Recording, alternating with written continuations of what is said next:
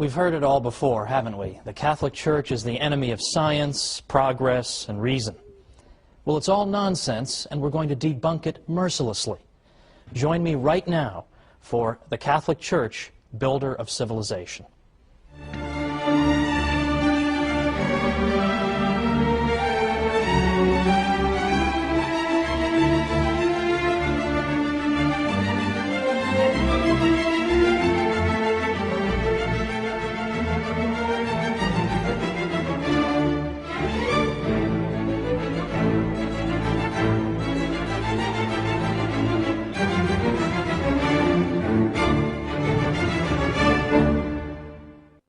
Welcome to the Catholic Church, Builder of Civilization. I'm your host, Thomas Woods. I'd like to begin this 13-program series with a fact that's fairly obvious to most of us. There's a bit of a double standard in the world when it comes to the Catholic Church. You can say anything you like about the Catholic Church, your career won't be over, no one will care, there'll be no candlelight vigils or hunger strikes. You say anything you like about it, and that's just fine. If anything, you'll be even more welcome in fashionable circles than before. So, what's the result of that? The result is that you can get away with saying the most absurd, ludicrous things about the Catholic Church. And people believe it. People are inclined to believe every ridiculous calumny against the Catholic Church. But worse still, some Catholics themselves, I think, have begun to interiorize some of these criticisms. And deep down, I think they themselves wonder, has the Church really been a positive influence in history, after all? Hasn't she been responsible only for repression and ignorance? And hasn't she been an opponent of the sciences? We've all been taught to believe this. It would be a miracle if people didn't believe it. But it's not true. And in this series, we're going to show why it's not true. And we're going to show the true glory of the Catholic Church. Now, the attacks on the Catholic Church and on religious belief in general have accelerated just over the past 5 years or so. We've already seen, in recent years, best-selling books by Richard Dawkins and Daniel Dennett and Sam Harris condemning religious belief in general as irrational and foolish, and in effect they're saying to children in this country, your parents are stupid for teaching you the faith. Worse than that is that after the July 7th, 2005 bombings in London, what we began to see is this trend, that Islamic terrorism is now giving intellectuals an excuse to oppose all religion. The argument being that all religion is irrational, all religion can give rise to violence, so it should all be condemned. So, for example, in Scotland's Sunday Herald, we read Muriel Gray saying, "The cause of all this misery, mayhem, violence, terror, and ignorance is, of course, religion itself." And she called religion Dark Ages nonsense. For the government of a secular country such as ours, she said, to treat religion as if it had real merit, instead of regarding it as a ridiculous anachronism, which education, wisdom, and experience can hopefully overcome in time, is one of the most depressing developments of the 21st century. Now, I'll leave aside the fact that she doesn't know how to use the word hopefully correctly. That's another matter. The point is, this is our critic. Another critic, Polly Toynbee in the London Guardian, said, "It is now time to get serious about all religion and draw a firm line between the real world and the world of dreams." In the London Spectator, Matthew Paris said, "What unites an extremist mullah with a Catholic priest or evangelical Protestant minister is actually much more significant and interesting than what divides him from them." Well, these criticisms have become routine. Day in and day out, we hear them. All religion is the enemy of progress. But the Catholic Church in particular is consistently viewed as the enemy of science and progress and knowledge. Consistently. Now, why is that? How did that happen? In part, it began 200 years ago or more in the so-called Enlightenment, which was a period in 18th century European history in which the intellectual classes became extraordinarily hostile to the Church. They disparaged the Middle Ages consistently. In fact, that's why they had the word Enlightenment. Because the idea was that before the Enlightenment, before the wonderful 18th century, all we had was misery and backwardness and ignorance fostered by the Catholic Church. But now, thankfully, we have secular intellectuals to bring us enlightenment. I sometimes think that the most depressing job on earth must be to be a history professor who teaches about the Middle Ages. It must be the most depressing job on earth. All day long, you lecture about the Middle Ages, and you say, Middle Ages weren't so bad. In fact, a lot of great things happened in the Middle Ages. Catholic Church made a lot of great things possible. You lecture on this all day long. You write books and articles on it. You even appear on television. You appear on radio, and you talk about it. And what happens? You get home at night, you turn on the TV, nothing you've done has made any effect. Everybody still believes the Middle Ages was a time of ignorance and repression, and it was all the fault of the Catholic Church. All of that stuff, in effect, cannot be dislodged. It must be extremely depressing. Now, why are these falsehoods so resistant to the truth? Why is it so hard to get people to change their minds on this? Well, ever since the Enlightenment, what has taken root in our culture and in our way of thinking is that the Catholic Church is assumed to be wrong, and that secularism, that is the idea of organizing society and all of life without reference to God, that is said to be the source of progress. So by definition, anything the Church is connected to involves retrogression, whereas anything that a secular intellectual brings us, well, that brings us progress. And that has been the lens through which history has been viewed over the past 200 years. That's why it's only over the past maybe 50 years that we've begun to see historians finally cracking through this nonsense and finally saying, wait a minute, not only did the Catholic Church not obstruct the sciences, she may have helped to foster them. Not only did secularists not invent the science of economics, for example, but in fact it turns out it was Catholic priests and professors who developed the ideas of economics centuries earlier, and on and on and on. But it's taken a long time to crack through this accepted idea that the Church is responsible for retrogression and ignorance. It's taken forever. Now let's think about some of these areas in which the Catholic Church has really built our civilization. I mean, I choose that word advisedly. Why is it that the Catholic Church can be said to be her builder? Well, for example, consider how we think about charity, charitable work.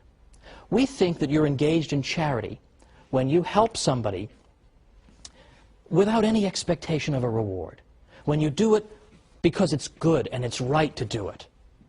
You do it because you know that in the grand scheme of things, that unfortunate person is in some sense your equal, having been made in the image and likeness of God. And so you help that person. You don't help that person because you expect 3 years down the road to revisit him and say, remember that $15 I gave you, why don't you cough it up? Or to revisit him and say, I need votes, I need some political support, why don't you come help me? We don't do it so we can tell the whole world, hey, look at what a great guy I am, I just gave that guy $10. We don't do it for those reasons. We do it for the reasons that I gave, purely disinterested motives. Well, where do we get that idea? That idea comes from the Catholic Church.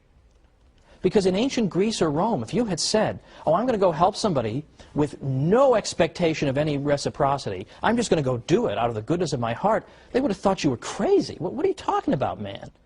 Much less the idea that I would pray for and even try to help my own enemies. What, are you insane? But yet today, we take this for granted as the ideal, that the good man tries to observe these principles. But again, where do they come from? They come from the Catholic Church. The Catholic Church teaches this about charity. The ancient world didn't. So here's an area in which things that we take for granted, this is the way we think, we take it for granted. Where does that come from? It comes from the Catholic Church. We'll have more to say about that in a future episode. How about the idea of rights, that I have a right to own property, or a right not to be killed, for example? Where does that idea of rights come from? Well, we've always been told that secularists in the Enlightenment, or just before the Enlightenment, came up with this idea in the 17th century. All of a sudden, boom, rights just developed. Well, that's not true either. And once again, modern research is coming to the rescue of Catholicism. I know that sounds odd. You think modern researchers, you want to run the other way. But in fact, honest professors, Catholic and non-Catholic alike, are now saying that the idea of rights goes all the way back to the 12th century and Catholic canon lawyers who gave the idea its birth.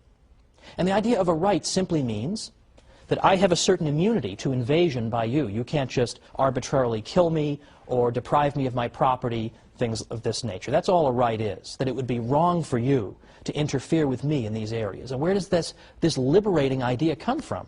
From the heart of the church. Or again, economic science.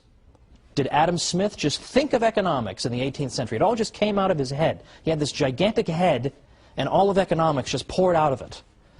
No. In fact, for the past 50 years, what have historians been saying?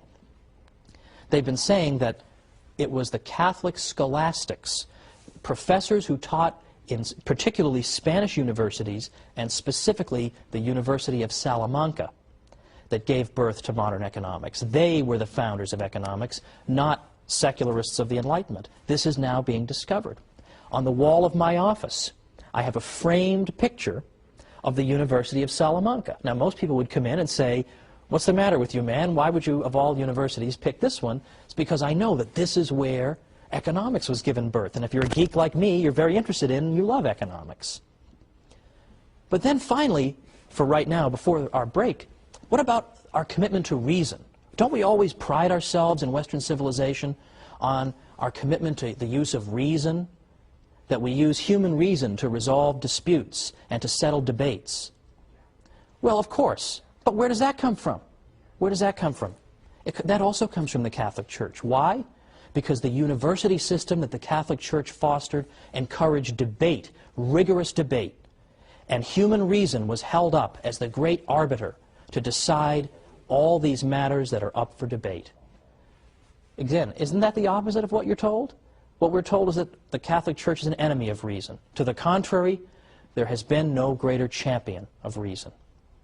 But it's not just reason. It's more specific applications of reason. For example, the sciences in particular. The sciences, more than we realize, owe themselves to the Catholic Church. Now, why is that? It's the opposite of what we're told, but believe it or not, historians of the past 50 years have begun to say the Catholic Church is more and more responsible for the sciences. Come on back and we'll talk about this after the break.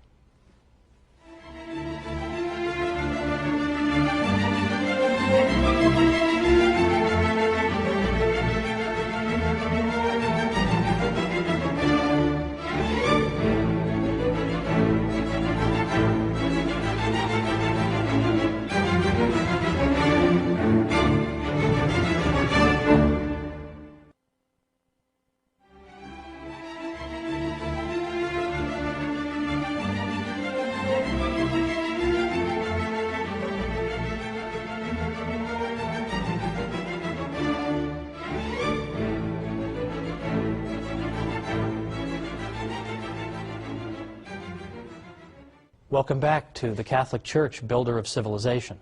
I'm Thomas Woods. Before the break, we were talking about all these areas in which the Catholic contribution to our civilization has been indispensable, but in which it's largely neglected. How many of the facts that we've uncovered even up to now are covered in schools on a regular basis? Do I even have to ask that question? But I teased you a little bit with the idea of the Catholic Church as having helped to give birth to science in Western civilization just before our break here. What did I mean by that? Well, I'm going to tease you a little bit again, because by next time we're going to get into the sciences in real depth, the next 3 episodes, in fact, because here I think we have the aspect of Catholic history that is most often mangled and distorted, and most often used, I think, as a bludgeon with which to beat the Church over the head. And I want to show that this is largely without merit. What I at least want to tell you for now is that it really is true that over the past 50 years, scientists who write the history of science have begun rethinking the old arguments against the Church and said, you know what, on second thought, the Church actually did very important things.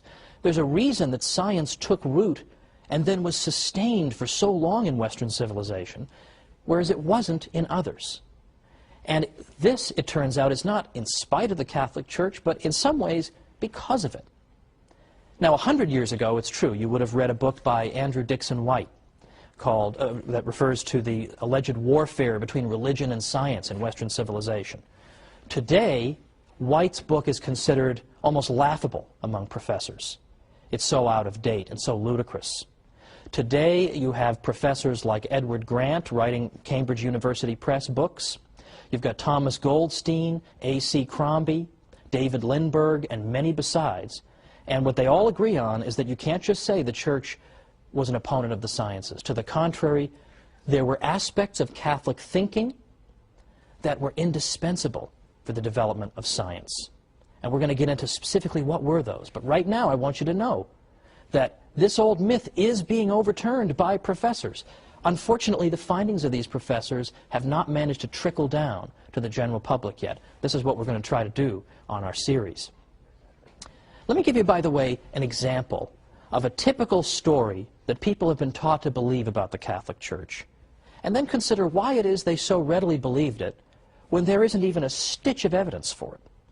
And here's an example that I think even many people in the viewing audience might have believed, that I myself believed. I have no reason to think otherwise. And that's the idea that Christopher Columbus, when he engaged in his famous voyages, was actually seeking in part to prove that the Earth was not flat, but rather spherical. Now, we've all heard the usual story that Columbus was warned.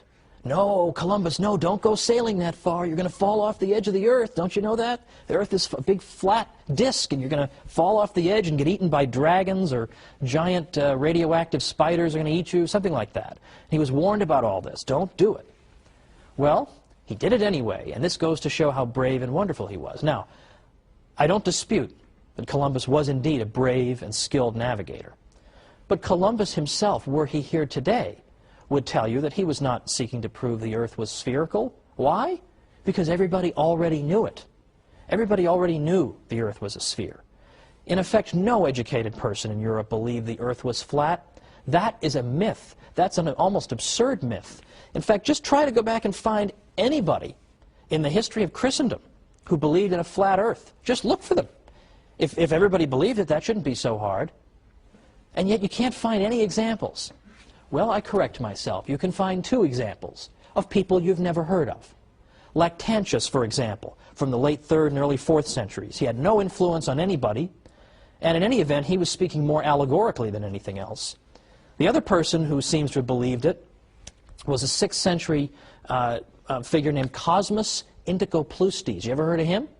Neither have I. And neither had anybody in Western Europe. Cosmas wrote in Greek. By the time you get to that period of time, hardly anybody in the West speaks Greek. Pope St. Gregory the Great, for instance, who was Pope from 590 to 604, already he doesn't even speak a word of Greek. So hardly anybody could have read Cosmas. He wasn't translated into Latin until 1706. So anybody who may have taught a flat Earth had an audience of about 1 or 2 people, had no influence on anybody. The fact is, everybody understood the Earth was a sphere. The reason people were reluctant to sponsor Columbus wasn't that they were afraid he was going to fall off the edge. The reason they were afraid to do it was that they thought he had very much underestimated the size of that sphere. Columbus was saying, oh, don't worry about it. It's not a very big Earth. I'll just sail right around. I'll be right back. It'll be fine.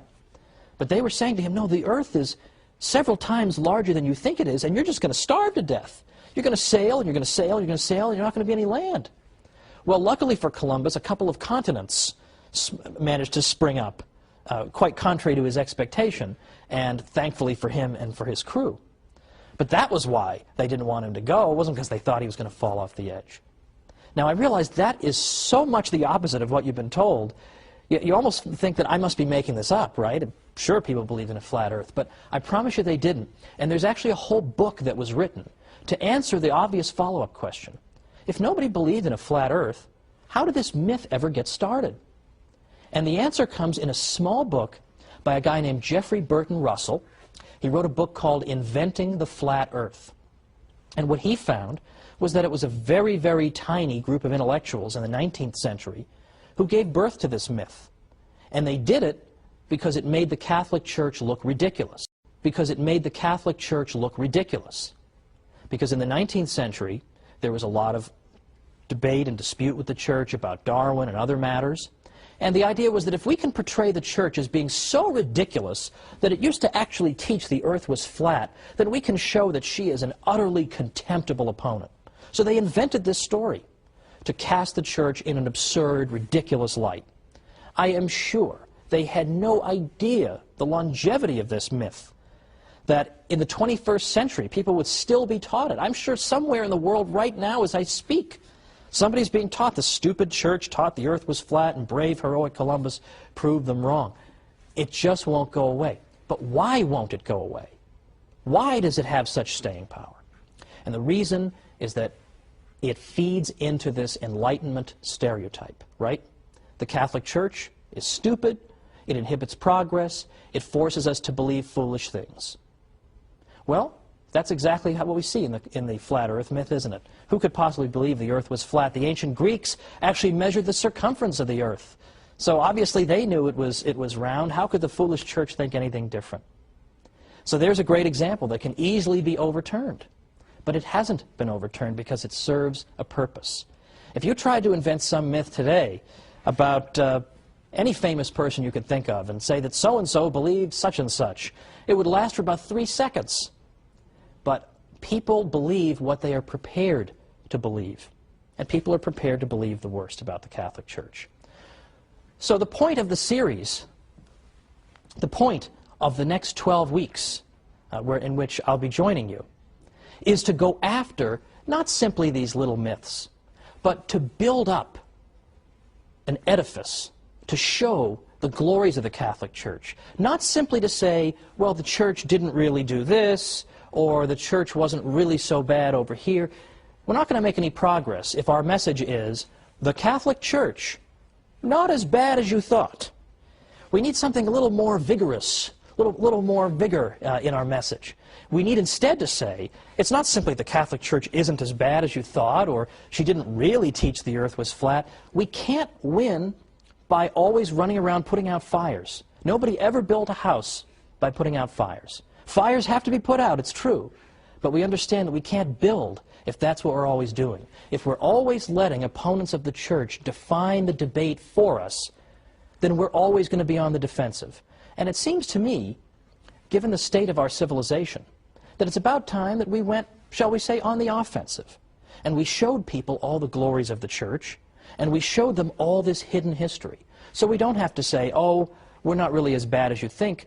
We're far more glorious than we ourselves even realize. And we are going to be up against, well, frankly, very, very influential people in this world. I'm sure many of you remember that the European Union's Constitution excludes all mention of the Christian influence on Western civilization. How willfully blind would you have to be, surrounded by cathedrals and religious artwork and the fruits of what the church has given us? How blind would you have to be not to mention that the church had a little something to do with building this civilization? No. Instead, the European Union Constitution begins and ends with the idea that Western civilization, that comes to us from ancient Greece and Rome, and then from the Renaissance and the Enlightenment. And that 1,000-year period in between, well, I don't know what was going on. Apparently nothing much. That's the standard view, and that was the standard view many people had up until, as I say, as recently as 50 or 100 years ago. But today, any medieval historian worth his salt knows this is a whole lot of nonsense and would reject it with a laugh. But yet, the architects of the European Union exclude mention of the church or of Christ from their founding document. It isn't that they're stupid. If it were just a matter of stupidity, that would be easily overcome. We just come back with the facts and that'll be the end of it. It's that they're hostile to the church. I mean, what could be more obvious than that? Look at what the European Union is up to half the time. Do they seem like pious Catholics, most of these people? They have no interest in spreading the truth about the church. And that's why we as Catholics are under a particular obligation. We have to learn what we can about our faith. And we have to go and spread it. And we have to go and tell people the real history of the Catholic Church, because if we don't defend ourselves, nobody's going to do it for us. I actually wrote a book called How the Catholic Church Built Western Civilization, because I thought it was about time that we told our story. And that's what I'm going to spend the next 12 episodes doing, is telling our story.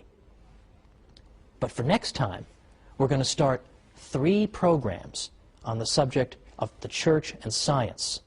And you're going to have more ammunition then you're going to know what to do with by the time we're done with the next 3 episodes.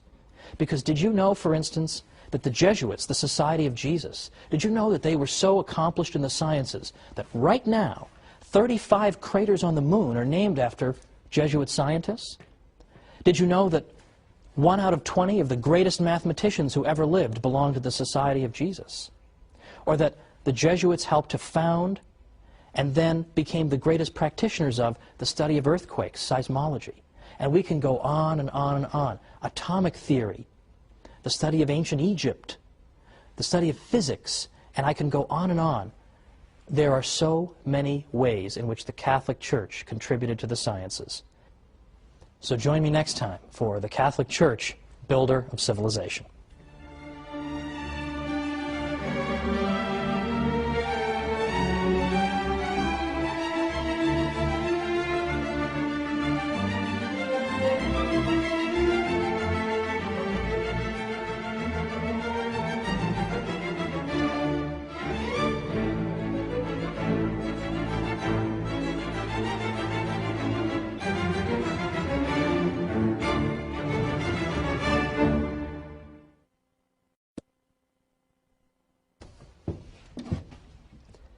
Everyone learns in school that the Catholic Church was the big enemy of science. Well, you know who doesn't believe that anymore? Professional historians of science. Join me today on the Catholic Church, Builder of Civilization, and we'll learn the truth.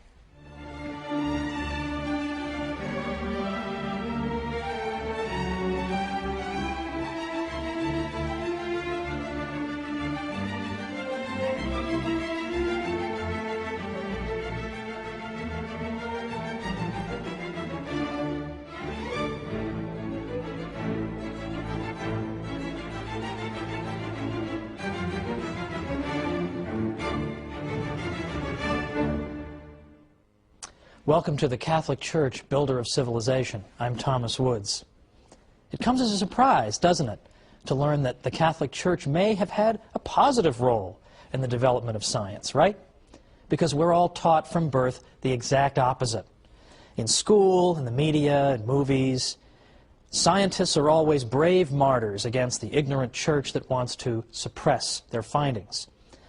Well, you might be excused for this view if you lived 100 years ago, because then the dominant book on the subject was written by a fellow named Andrew Dixon White. I mentioned him in our first program because he wrote a book called A History of the Warfare of Science with Theology in Christendom. This became the defining volume on this subject. But it is full of nonsense. In fact, it turns out that in White's book, you actually read that the Catholic Church taught that the earth was flat. Now, we saw last time there is not the tiniest stitch of evidence for that. But White, anxious to portray the church as silly and backward and ridiculous, simply repeated what other historians had said without bothering to investigate it. That was the quality of his book.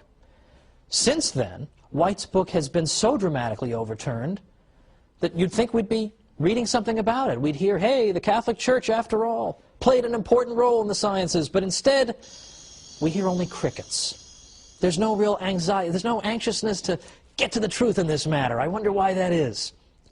Well, there are a lot of modern historians who, unlike Professor White, are still alive and who are doing work right now and who have concluded that, in fact, the Church has played at least some kind of positive role, and some scholars even go so far as to say that the Church had certain ideas that were indispensable to the development of science. Well, that's the opposite of what we hear, right?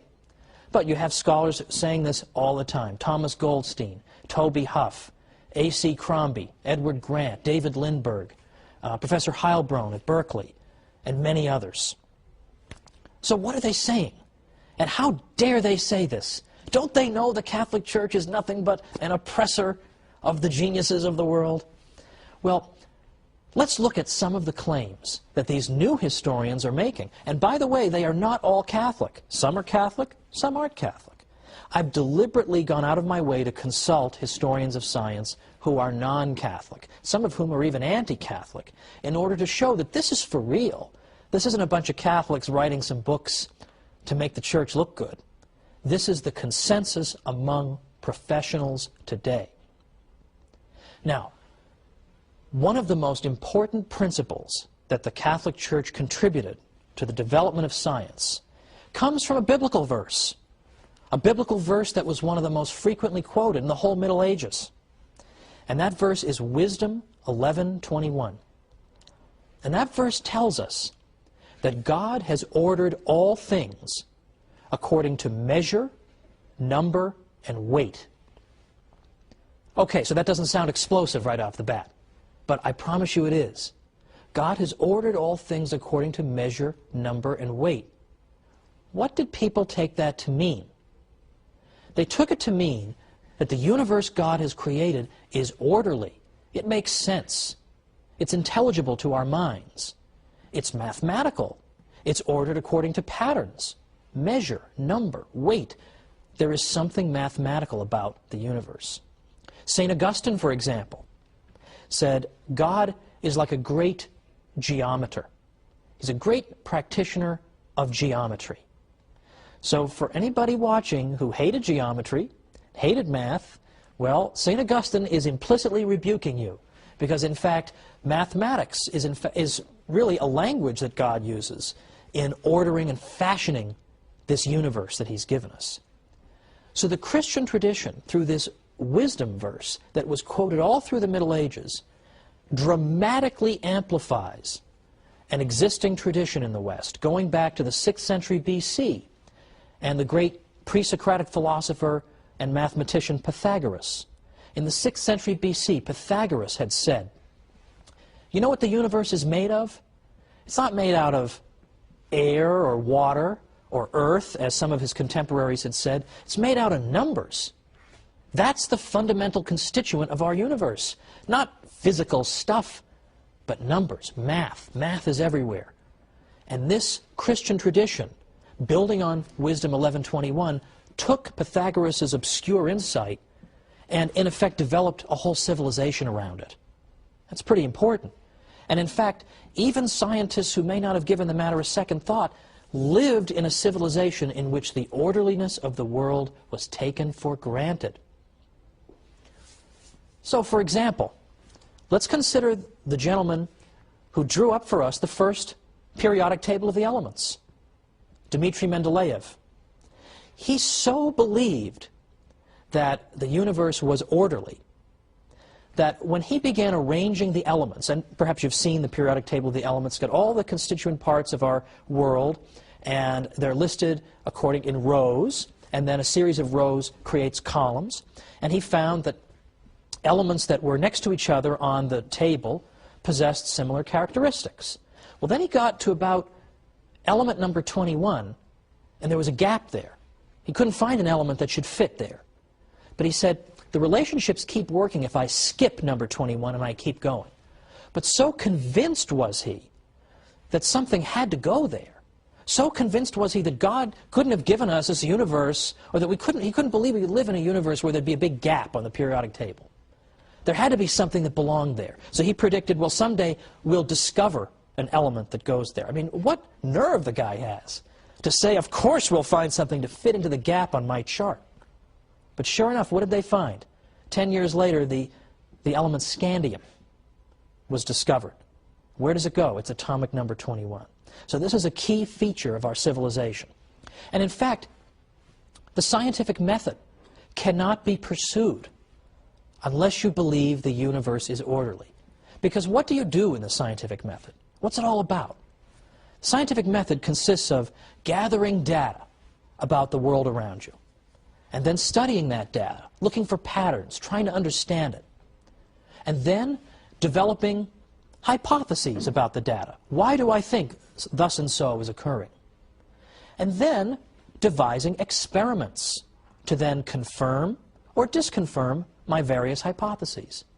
Now, you cannot follow those steps unless you believe the universe is orderly. Because I have to be sure, I have to have a confidence that if I run the same experiment multiple times under the same conditions, I will get the same results. Now, if I live in a disorderly universe, I have no right to expect that. Maybe, sure, maybe 6 times when I drop something, it will fall to the ground, but maybe the 7th time, the object will turn into Elvis. How do I know? If I don't live in an orderly universe, I have no right to expect that. And if I don't live in an orderly universe, I can't even begin to do science. I can't even begin to find patterns in the universe if I don't expect them to be there. This is essential for science. And in fact, Albert Einstein even said, it's a miracle that the universe is orderly. We have absolutely no right to assume that. And in fact, many civilizations did not assume it. They did not assume it. Ancient Babylon, for example, the Babylonians did not assume the universe was orderly. It was completely chaotic. Did science get started among the ancient Babylonians? The question answers itself, doesn't it? So these are essential points. These are essential points. That the universe is orderly and mathematical. Now, that does not mean that the universe is so orderly that God can't perform miracles, that that would somehow violate the order of the universe. Of course, as Catholics, we believe in miracles. God can perform miracles. Of course we believe that. But understand what that means. You can only recognize a miracle if it takes place against a backdrop of order. If we lived in a completely chaotic, you recognize a miracle if it takes place against a backdrop of order. If we lived in a completely chaotic universe, how could we recognize a miracle? Everything would be a miracle. Everything's crazy and chaotic and doesn't follow any laws. So we recognize God's miracles because He performs them within a universe of order. St. Anselm very helpfully clarified this point. He said that God has His absolute power, or potentia absoluta for you Latinists, and His ordered power, or potentia ordinata. That is to say, sure, God has the raw power to turn that object into Elvis, but He also has His ordered power by which He behaves according to the laws that He's built into the universe, that it would not befit the dignity of our God for Him to behave in such a whimsical way. He can't do that. He has to, in effect, behave in a way that is consistent with His promises to us. And in effect, the functioning of the universe is one of those promises. So we expect to find order in the universe, and that's why scientists go looking for it. But as I say, not all civilizations have been able to do this, have had this insight. We take this insight for granted. The universe makes sense, we can find mathematical relationships in it, but not every civilization could. And one civilization that could not is Islamic civilization. Now, there's much we can say about Islamic contributions to civilization and even the sciences. For example, in some of what we might call the applied sciences, like medicine and optics. Well, Muslims made great contributions in those areas. But in the more theoretical sciences, Islamic science, in effect, suffered what Father Stanley Yaki calls a stillbirth. It seemed like it was going somewhere, and then, boom, gone. And then today, of course, Islamic civilization is largely a backwater, scientifically. Now, why is that? Why did Islam suffer such devastation in terms of the sciences? One reason involves this matter of the ability to view the universe as being orderly. Islamic civilization could not do that. Because if you were to say that the universe is ordered according to certain laws that must be observed, that would be an insult to Allah, who may behave as arbitrarily as He wants. What looks like a law to you may just be one of His habits that He can discontinue at any time. Well, we got a break now, but come on back for some more myth-busting about the church and science.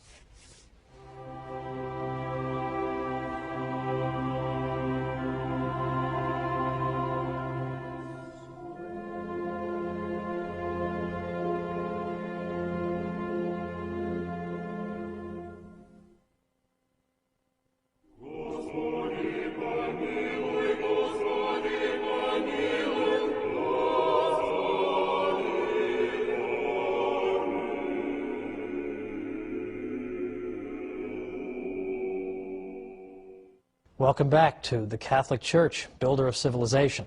I'm Thomas Woods. Before the break, we discussed some forbidden truths about the church and science. We know what we're supposed to say. We're supposed to say the church has been nothing but an obstacle to the sciences. But that's not what professional historians of science are saying. And if you recall from our first episode, I mentioned that the most depressing job on earth would be to be a professor of medieval studies, trying to tell people that the Middle Ages weren't really so bad. Well, I think a good runner-up for most depressing job on earth would be to be a historian of science, trying to argue that, in fact, the church had, by and large, a positive influence on the sciences. Even your fellow scientists aren't going to believe you, much less the general public. But yet you have an enormous amount of evidence that you can amass. And book after book after book is being written today, and yet you still can't crack through to the general public. One of the reasons I ended up writing a book called How the Catholic Church Built Western Civilization was that I was afraid that all these wonderful studies that professors are doing that are vindicating the church aren't getting to the general public. People are still being taught the nonsense about the church as an opponent of science. So now we've got to go and study this stuff so we can better defend ourselves. But let me tell you something. Today, if you were taking a course on the history of science, and some universities have that as a separate discipline, if you were taking a course in that and you said, oh, religion and science have been nothing but enemies over the years, you would be considered to have written, in effect, a fourth-grade term paper. Like, no one would take that seriously anymore. So let's return to our discussion from before the break, when I was saying that the key insight that allows a breakthrough in science in the West is the Catholic view of God as being orderly, a view that is derived principally, though by no means exclusively, through that wisdom verse, 11:21, that God has ordered all things according to measure, number, and weight. And we saw that St. Augustine took that to mean that God was a great geometer, and other Christian thinkers elaborated on it as well. At the cathedral school at Chartres, for example, in France, there was a lot of elaboration on that critical wisdom verse. Now, cathedral school, first of all, what's that? Charlemagne, who was emperor of the West from about 768 to 814, had established that the various cathedrals should have schools set up, attached to them. And these cathedral schools, in some cases, developed into our earliest universities, although we'll discuss that in a future episode. But at the cathedral school at Chartres, those scholars seized upon Wisdom 11:21 and took it to mean that if we want to understand the universe, we must understand it quantitatively. That's a fancy way of saying that if we want to understand the universe, we have to understand it through math. Well, that is actually an extraordinarily modern idea. The cathedral school at Chartres was really at its peak perhaps in the 12th century, and yet it's got this fantastically modern idea that at least at some level, the universe can and should be understood mathematically if we want to understand its workings and predict how it will behave in the future. We have to understand it through math. And they interpreted Wisdom 11:21 to mean just that the universe is mathematical and we understand it that way. Because the cathedral school at Chartres spread this idea far and wide, that the universe is mathematical and should be understood through math, they are increasingly given credit as having helped to launch the scientific revolution centuries before it really began to take place in the 17th century. In addition to that, the scholars at Chartres took for granted that God was orderly and had built natural laws into the world, and that if we want to understand how the world works, we first use our natural reason. And only when our natural reason breaks down do we then say we are faced with a miracle, we're faced with something supernatural, and we refer this to God. But the Chartres scholars were convinced that God has given us our reason for a reason. That we're not cows, we're not aardvarks, we're not ants. We have the ability to think and to draw cause and effect conclusions and relationships. Why would God give us this faculty unless we were meant to use it? And we become true human beings only when we use the unique gift that human beings alone possess, which is reason. So, for example, one scholar at Chartres said, "It is through reason that we are men. For if we turned our backs on the amazing rational beauty of the universe we live in, we should indeed deserve to be driven therefrom, like a guest unappreciative of the house into which he has been received." Another scholar at Chartres said, "I take nothing away from God. He's the author of all things, evil excepted. but the nature with which he endowed his creatures accomplishes a whole scheme of operations, and these too turn to his glory, because it is he who created this very nature. In other words, God created us with a rational nature. So we give him glory when we have recourse to that rational nature. Now that is very much the opposite of what people are told, isn't it, about the Catholic Church? I think most people are under the belief that the Church teaches you that you shouldn't use your human reason, that human reason is in some way phony or something to be despised even. But to the contrary, here we have one of the most accomplished and important schools of the whole Middle Ages telling us that we should use our reason if we want to understand the way the universe works. Now, from that, I return to the point that Chart emphasized the mathematical nature of the universe, and in doing so, they gave birth to a central modern idea, that if you want to understand physical relationships and how the physical universe operates, you have to explain it mathematically. You have mastered the universe only when you have unlocked its mysteries through the language of mathematics. When you have unlocked its mysteries through the language of mathematics. And that's why Sir Isaac Newton was so impressive to people in the 18th century, when with a single equation he was able to account for all the motion in the universe.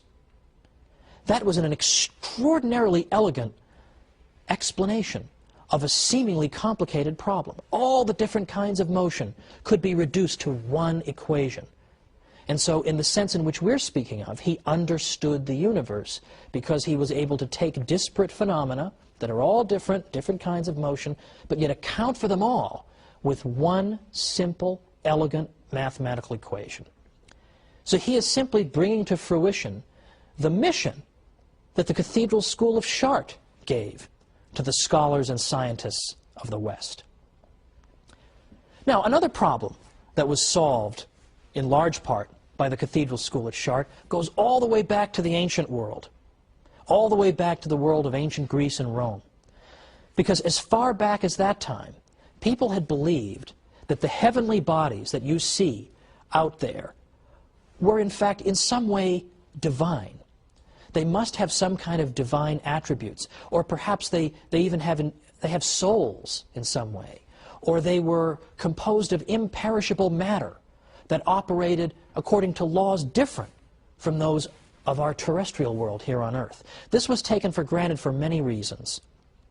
For instance, in the ancient world, it was taken for granted that a body at rest tends to stay at rest. But a body in motion can only be in motion if something is forcing it into motion. So in other words, the ancient world took for granted that the natural state of things is to be at rest. Motion needs to be accounted for. And yet they look out in the sky and they see the planets are moving, but there's no big hand pushing them. So what's making them move? They should be at rest. What's making them move? So they had to posit all kinds of theories that maybe they have souls and the souls impart motion to them, or they're divine and that accounts for their movement, or later it was proposed that angels might be pushing them. There were all kinds of theories to account for this. But it was taken for granted that there must be different rules governing motion in outer space and governing motion on Earth, because what's going on? Why do they keep on moving? They just couldn't figure it out. These things must be fundamentally different from the things on our Earth. Now, Isaac Newton later showed that, in fact, the same laws of motion were at work in the heavens and on Earth. That was a breakthrough. But it wasn't something that just came out of left field. Because who really began thinking this for the first time? It was Terry of Chart, another scholar at the Cathedral School of Chart, in the 12th century. What did Terry say? He said that, in effect, what you have in the universe and in outer space are things that are composed of the same kind of matter that we have here on Earth. Now, he couldn't quite account for why they orbited and why they seemed to move on their own. He hadn't anticipated Newton's laws of motion.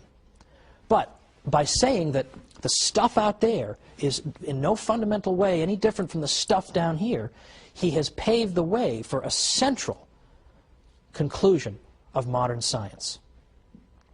Now, Thomas Goldstein is a recent historian of the history of science. What does he have to say about the cathedral school at Chartres? He says, in a period of 15 to 20 years, around the middle of the 12th century, a handful of men were consciously striving to launch the evolution of Western science and undertook every major step that was needed to achieve that end. Goldstein even went so far as to say that someday Terry of Chartres will be viewed as one of the great founders of modern science. Now, can you believe that? There's a historian writing just in this generation. And not only does he credit the church with lending an important impetus to the development of science, but he even goes all the way back to the 12th century to identify somebody nobody's ever heard of and say he may be one of the great architects of modern science. This is becoming absolutely common among historians of science. Yes, Richard Dawkins is writing his books. Daniel Dennett keeps writing his books as scientific atheists. But as historians of science, you consistently get more and more favor shown toward the Catholic Church. Now the question is, how do we get this information to the general public? And as I say, it's not going to get out there unless Catholics start telling it themselves. But that's only the tip of the iceberg, because what we've discussed today is very theoretical.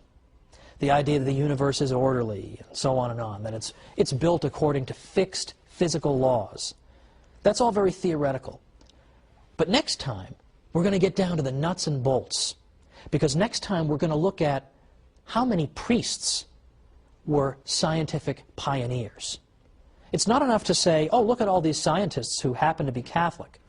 Well, that could be just a coincidence. They just happen to be Catholic. But when you're talking about priests who occupy such an elevated role in the life of the church, who have taken holy orders and have that sacred vocation, if they are great practitioners of the sciences and are congratulated by the popes for doing so, then surely the Catholic Church cannot be the enemy of science.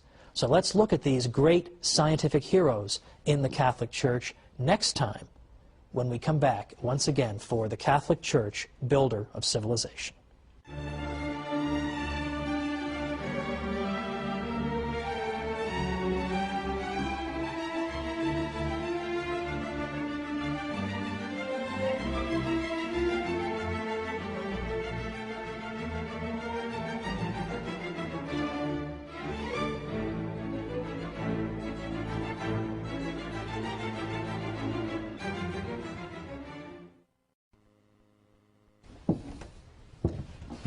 Last week, we started to overturn that firmly established myth that the church has been an enemy of science. Today, we're going to bury that myth once and for all. So join me for the Catholic Church, builder of civilization.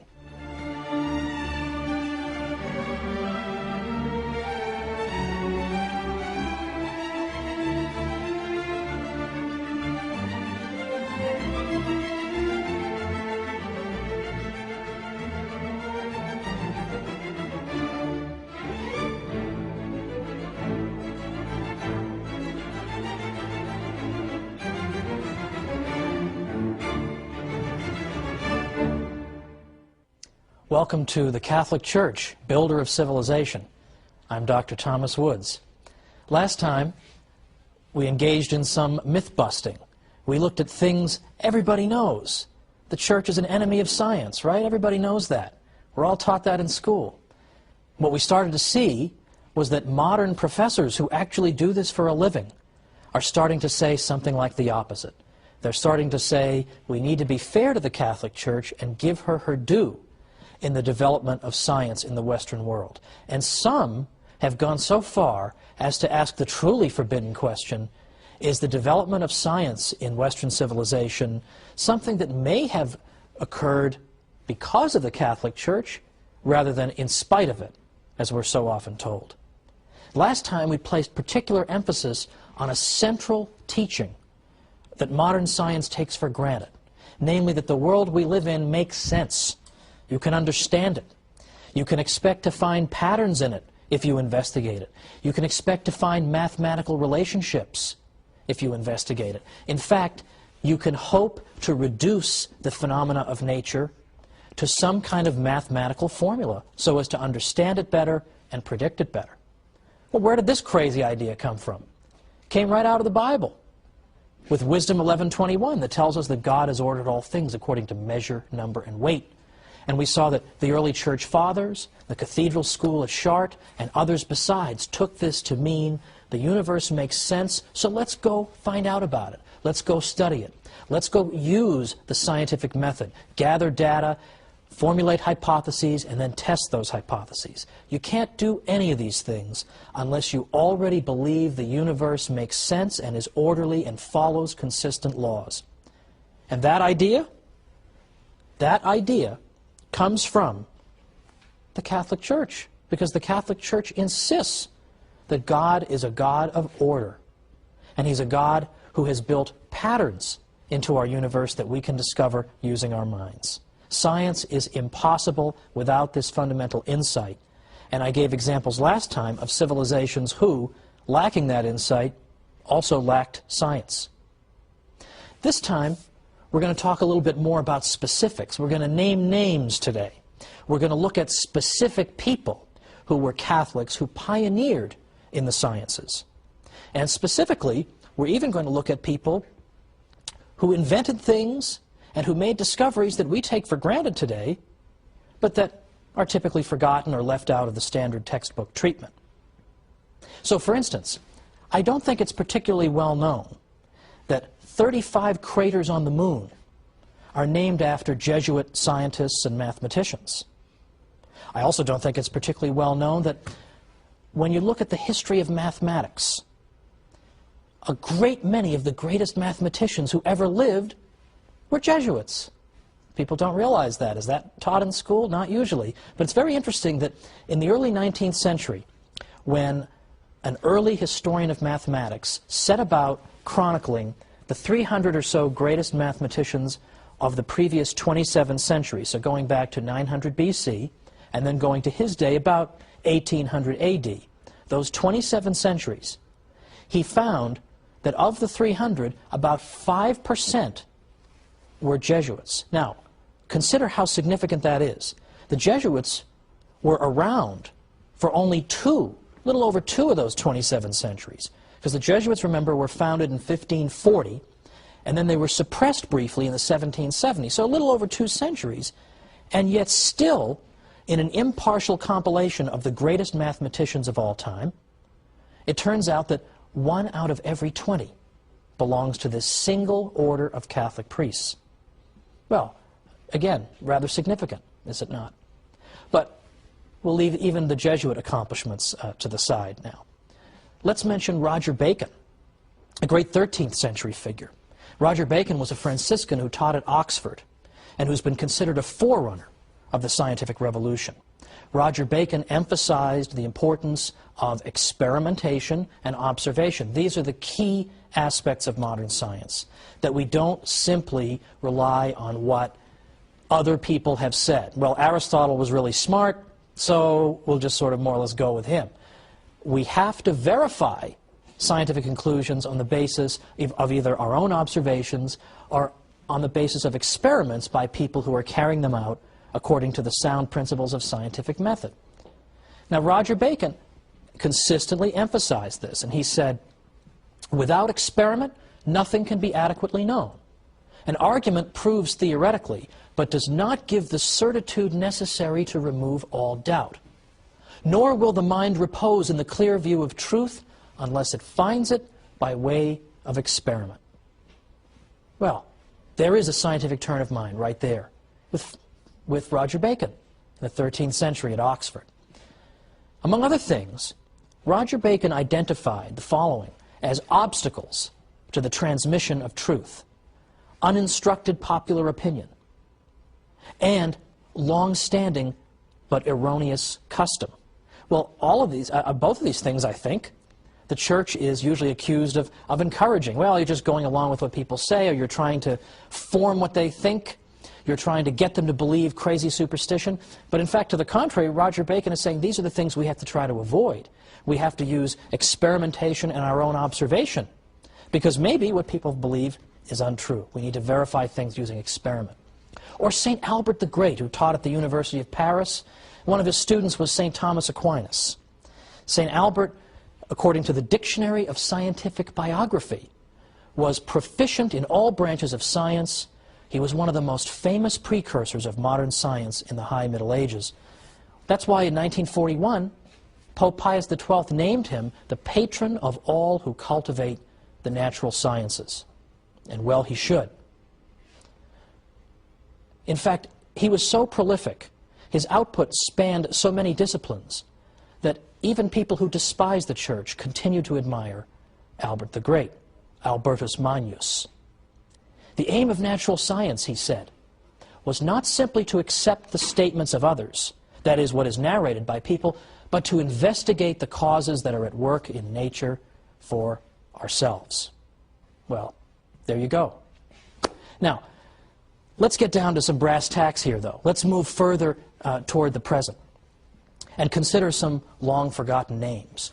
For example, Father Nicholas Steno was, in fact, considered to be the father of stratigraphy, which is, in fact, the study of the layers of the Earth's surface. And geologists need to know Steno's principles.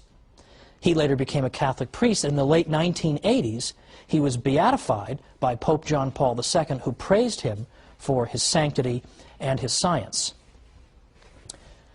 I'd like to focus specifically, though, on the Jesuits, because they, I think, have been criticized like no other religious group in the Catholic world over the centuries. They've been thrown out of countries, they've been banned, they've been suppressed, they've been imprisoned, they've been killed. It's unbelievable, the calumny against the Jesuits. And yet, and here I'm quoting an expert on the Jesuits who has no axe to grind in this one way or the other, the Jesuits by the 18th century had contributed to the development of pendulum clocks, pantographs, barometers, reflecting telescopes and microscopes, to scientific fields as various as magnetism, optics, and electricity. They observed, in some cases before anyone else, the colored bands on Jupiter's surface, the Andromeda Nebula, and Saturn's rings. They theorized about the circulation of the blood independently of Harvey, the theoretical possibility of flight, the way the moon affected the tides, and the wave-like nature of light. Star maps of the southern hemisphere, symbolic logic, flood control measures, introducing plus and minus signs into Italian mathematics, all were typical Jesuit achievements. Now, I'm sorry to sound like a broken record, but how often are students taught this in school? How often are students taught this in school? Never. It's not like they're taught it a little, or once in a while they hear about this. They never hear it. They never hear it. I've never seen a Western civilization textbook that takes note of this phenomenon. Not one. And believe me, over many an anguished night when I was a professor in New York, I would search through Western Civ textbooks, one after the other. Which one of these can I assign in good conscience? And it was hard to find any. So what I wound up having to do, in case you're wondering, is assign a not-so-good textbook, but then also assign my own How the Catholic Church Built Western Civilization. And I took some comfort in knowing that, okay, maybe the students won't read my book, but these are the same students who won't read the textbook either. And so one encouraging thing about the fact that we live in a world in which students don't read is that they won't be reading the propaganda either. And so it'll be easier for me to de-brainwash them, because they won't be reading anything. They won't be reading anything to contradict that. They'll actually finally get to hear the truth for a change, unmediated. But consider now some more specific examples of Jesuits and their achievements. We have only a minute before we have the break, but let's consider Father Giambattista Riccioli was the first person to calculate how fast a freely falling body accelerates to the ground. Surprising, isn't it? Father Francesco Grimaldi first discovered and named the phenomenon of the diffraction of light. Now, Father Francesco Grimaldi, you may be thinking about pasta sauce, but that's Francesco Rinaldi, and I'm sure Francesco Grimaldi would be appalled at that sauce. But what's interesting about the two of them is that they worked together to produce a selenograph, which is a detailed description, or pardon me, a detailed map, in effect, of the surface of the moon, depicting all the various aspects of it.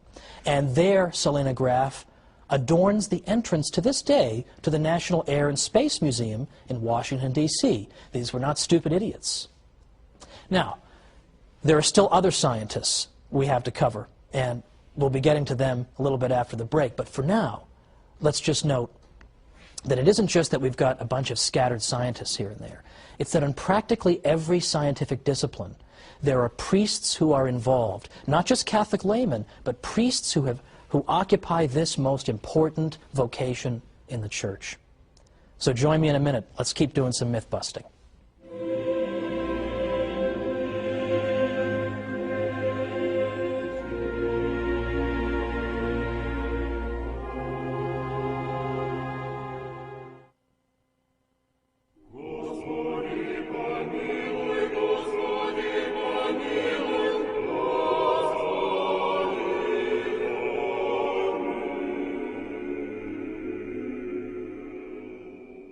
Welcome back to the Catholic Church, builder of civilization. I'm Thomas Woods. We've been looking today at unknown and forgotten Catholic scientists who were not simply Catholics, but who were Catholic priests. So I think this helps to overturn the idea that there is some necessary contradiction between being a Catholic and being a scientist, between the Catholic faith and scientific endeavor. Now, any one of the people that I've mentioned up to now, and whom I will mention in a moment, would make the subject of an excellent term paper or book. And yet, astonishingly little is written about these great Jesuit scientists. In fact, can you believe there is nothing in the English language, there is no systematic study in the English language of the Jesuit scientists? There's no book on the subject. So graduate students out there, here's your project. Okay, you get your job somewhere. We need you to start working on this, because this is a lost and forgotten chapter in the history of Western civilization, and it doesn't deserve to be. These men deserve better, and the Catholic Church deserves better, because we would go a long way toward overturning a lot of this mythology if people simply knew some of this information.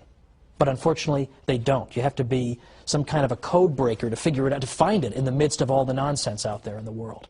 And there are books on every bizarre subject under the sun, hundreds of them on everything, nothing on the Jesuit scientists, and yet it would be a work of many volumes to write this stuff. But it needs to be done. Somebody should do it. I don't want to do it. It would take too long, and I don't have time, but I want somebody to do it. It's an important project. Let's consider another Jesuit in the modern period, Father Athanasius Kircher. My confirmation name is Athanasius, so I have a certain kinship to Father Kircher. Among other things, he's considered to be the father of Egyptology. Maybe a new word, but it simply means the study of ancient Egypt. And Father Kircher is known as the father of Egyptology because of his great scholarly work, and he did that work even before we discovered the so-called Rosetta Stone, which helped us to decode and decipher the various hieroglyphic symbols. In fact, it was because of Father Kircher's work that when we did find the Rosetta Stone, scholars knew what to look for, knew how to approach the subject. He's been called the master of 100 arts, and a historian writing as recently as 2003 said that Father Kircher is one of the few people of whom it can be justly said that all knowledge was his domain. Astonishing, we've never heard of this guy. His work in chemistry helped to debunk alchemy, which was this sort of phony science that alleged that you could take base metals and somehow transmute them into gold. There were serious scientists, even Isaac Newton and Boyle, who took this seriously. And it was Father Athanasius Kircher who helped to throw cold water on it. Again, forgotten, down the Orwellian memory hole. Roger Boscovich was a Catholic priest who is known to many as the father of atomic theory. In fact, Werner Heisenberg, in the 20th century, of Heisenberg uncertainty principle fame for all you scientists out there, gave a paper in which he praised and honored Father Boscovich. And a great many other scientists have also pointed to him in the 18th century as being the father of atomic theory. He's been called the greatest genius Yugoslavia ever produced, and yet forgotten. Let's consider the study of earthquakes, seismology. The Jesuits were particularly well placed to study seismology because they had universities all over the United States and, of course, indeed around the world. So they could build up seismographic equipment at these various universities and collect data about earthquakes and then bring it all together and systematize it and examine it from a central location. So they began in the early 20th century building seismological stations at their universities across the United States. Now, let's also consider, by the way, that it was a Jesuit who wrote the very first book on seismology in the United States. The first textbook on seismology in the United States was written in 1936 by Father J.B. McIlwain. Father McIlwain, by the way, has a medal named after him. Every year, the American Geophysical Union awards a medal to an aspiring young geophysicist. And that medal is named after Father McIlwain, the great Jesuit who wrote the first such textbook in America and who also served as the president of the American Geophysical Union. For these reasons, the study of earthquakes, or seismology, has become known as the Jesuit science. Now, do people know about this? No, but should they? The question answers itself. What else did the Jesuits do, though? Sure, they were studying about earthquakes and measuring freely falling bodies and studying ancient Egypt and studying chemistry. So what have you done for us lately? Well, it so happens that from the beginning, at least from the 18th century all the way up to the present, Jesuit scientists have traveled around the world, bringing knowledge of Western science everywhere they went, to places as far off as China and India. They built up, in effect, the scientific infrastructure of a great many countries around the world, ranging all the way from Ecuador to the Philippines and beyond. Throughout South America, for example, they set up meteorological and seismological stations all over the place, which were particularly helpful in, obviously, in predicting the weather and keeping an eye on various kinds of natural disasters. People have the Jesuits to thank for that. Now, here's a part of the history of science that's been totally forgotten. I realize the whole episode is stuff that's been totally forgotten, but this has been forgotten squared, which is the history of modern cathedrals and basilicas in Western Europe. It turns out that a good number of these cathedrals and basilicas were actually built to function not only as cathedrals and basilicas, but also to function as solar observatories. It turns out that from the 17th and 18th centuries onward, there was no better mechanism anywhere in the world, nothing more precise, better mechanism anywhere in the world, nothing more precise than these cathedrals and basilicas for measuring the perceived motion of the sun. And they were constructed so that you could observe the sun's apparent movement on the floor using various shadows and the like.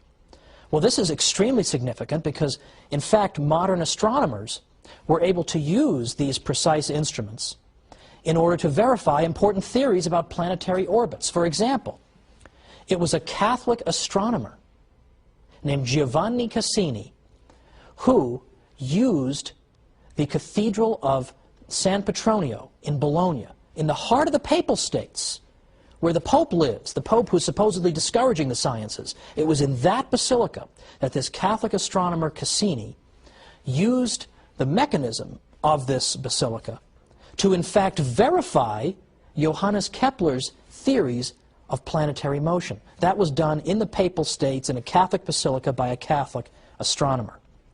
And Kepler himself, by the way, who was not a Catholic, nevertheless consistently observed that his favorite scientific correspondents were Jesuits, were Catholic priests, because they were so knowledgeable. They understood what he was talking about, unlike most of the world.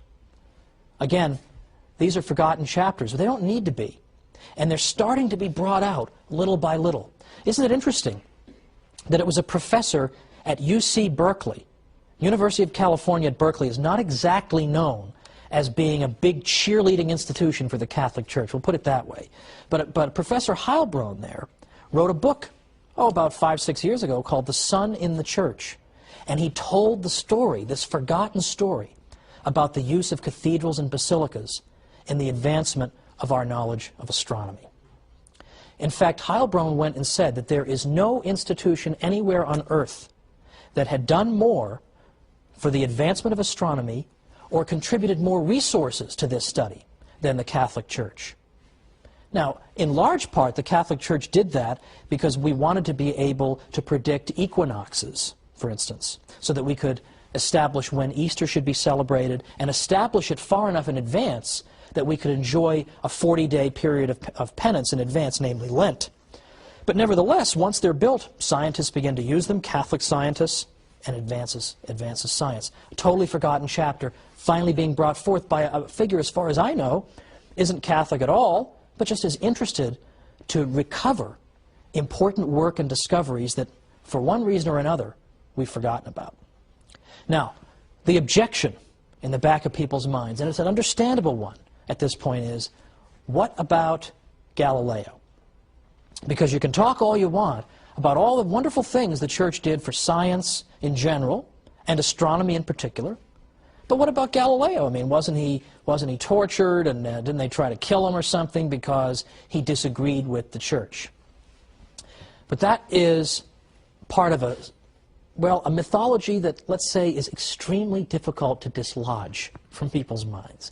Now, I think it is safe to say that the Galileo episode is not exactly the Church's shining moment, and it should be acknowledged that there is reason for regret about it, to say the least. In fact, in my 7 years as a university professor in New York, I would say that the one episode that did more than everything else put together to discredit the Catholic Church in the minds of my students was the perceived history of the Galileo episode. There's no question about it. So the consequences of it were just disastrous. At the same time, I think it is important to revisit this episode for two reasons. First, because so that it won't seem as if we're just trying to duck it, or that I'm just trying to find the good news and not dwell on the not so good. But secondly, because I think the standard telling of the Galileo story is incomplete, or is unfair, or is one-sided.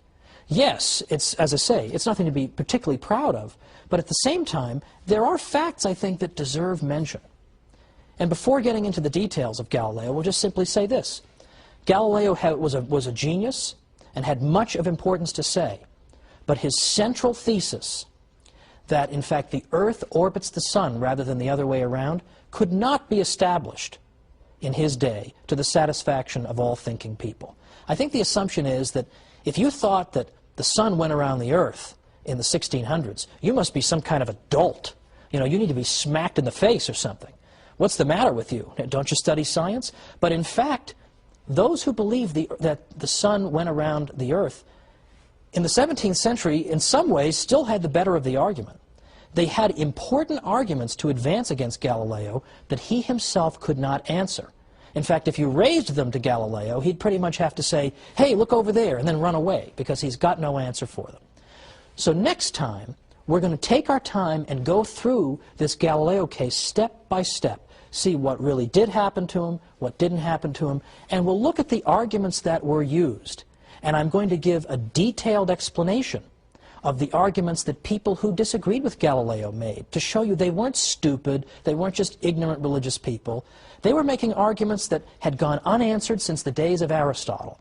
And they were explaining that if you're going to say that our interpretation of the Bible up to now, which some people said that the Sun was going around the Earth, you're going to tell us that's wrong, the science better be absolutely ironclad, true, and proved for sure.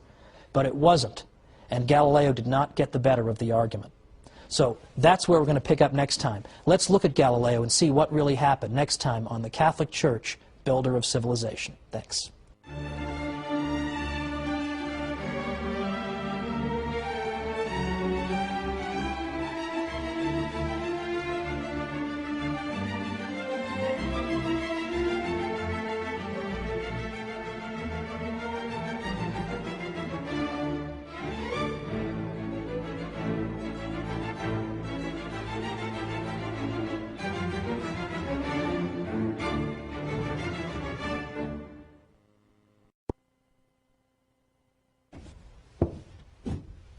The Galileo case.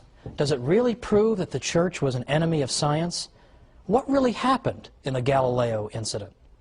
Let's look at it today on the Catholic Church, Builder of Civilization.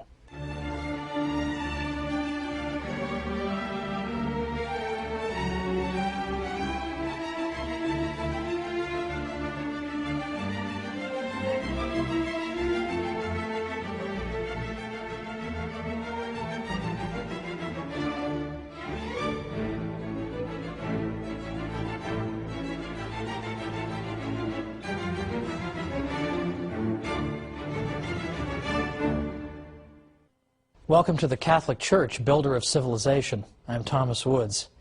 Today we're taking on the difficult question of Galileo, because for the past couple of episodes I've been trying to explain that modern scholars reject the old idea that the Catholic Church was nothing but an opponent of the sciences. In fact, you would be considered almost beyond help if you continued to argue that to a professional historian of science. Nobody takes that seriously anymore, believe it or not. They really don't. However, the Galileo case still occupies such a prominent place in the popular mind that it's, I think, perhaps the greatest obstacle in our paths to trying to persuade people that, in fact, the Church has not consistently been an opponent of the sciences or any such thing. So I think it's important to go into this Galileo case in a little more detail than we usually get. And I will say up front, as I said last time, that I'm not here to suggest that every course of action pursued by important churchmen, and even in this case a pope, was wise or prudent. In fact, I think it has damaged the Church's reputation tremendously.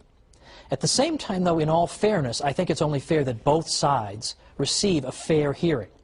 And typically that's not what happens. What happens is Galileo is portrayed as the great hero who is irrationally put upon by ignoramuses from the Catholic Church. Well, it's time to at least hear both sides. Now, John Henry Cardinal Newman was the great 19th century convert from Anglicanism. A great many of you, I'm sure, have heard of Cardinal Newman. And he was a great historian in his own right. And he used to say that the Galileo case was, quote, the one stock argument against the Church with regard to the Church's relationship to science. Because he said, in effect, that this is the only argument people typically have. And that if you say to them, what if for the sake of argument I granted you the Galileo case, do you have anything else? What else have you got? Again, most of the time people will just kind of stand there, stare at you blankly, or run away, because that is all they have. So even if you were to grant the Galileo case, Cardinal Newman says this is the one stock argument that's always brought out. But people unjustly extrapolate from this one incident and then draw general conclusions about the Church and science. It's unjust. Well, what we're going to start with is a gentleman who lived before Galileo, who was a 16th century figure.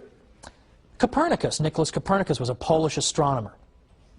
Copernicus believed, in general, in what we would call the Ptolemaic system, or system of the universe or of our solar system. He had one change that he wanted to make, but let's first look at what did Ptolemy believe. Ptolemy was an ancient astronomer. He was a Greek, and Ptolemy proposed that the way the planets were arranged was as follows, that you had the Earth at the center, and you had the Sun and the other planets orbiting the Earth. And according to the Ptolemaic system, or sometimes called the Ptolemaic Aristotelian system, the planets orbited the Earth in perfect circles, and they orbited the Earth at a perfectly constant speed. It was also suggested in this model that the various heavenly bodies, including the other planets and the moon, were perfect spheres. Now, Copernicus took all this, just about all this, as we'll see, for granted. What he suggested, however, was that what we should do is switch a couple of these things. We should put the Sun at the center and have the Earth simply be one of the planets orbiting the Sun. But he kept everything else. He kept the perfect spheres. He kept the perfectly circular orbits and the constant speed. He kept all that. He simply said, let's put the Sun at the center. This became known as the so-called heliocentric system. The system that put the Earth at the center is known as the geocentric system. Now, this is not a ridiculous system, by the way, the pre-Copernican one. The idea that the Earth is at the center and everything's orbiting it, let's just say, first of all, that that's not a ridiculous conclusion. It does seem to comport with common sense. We don't feel like we're moving, right? People standing on Earth, we don't feel like we're moving. And in fact, we speak of the sun rising and the sun setting. We speak in this way. So it's not a ridiculous position.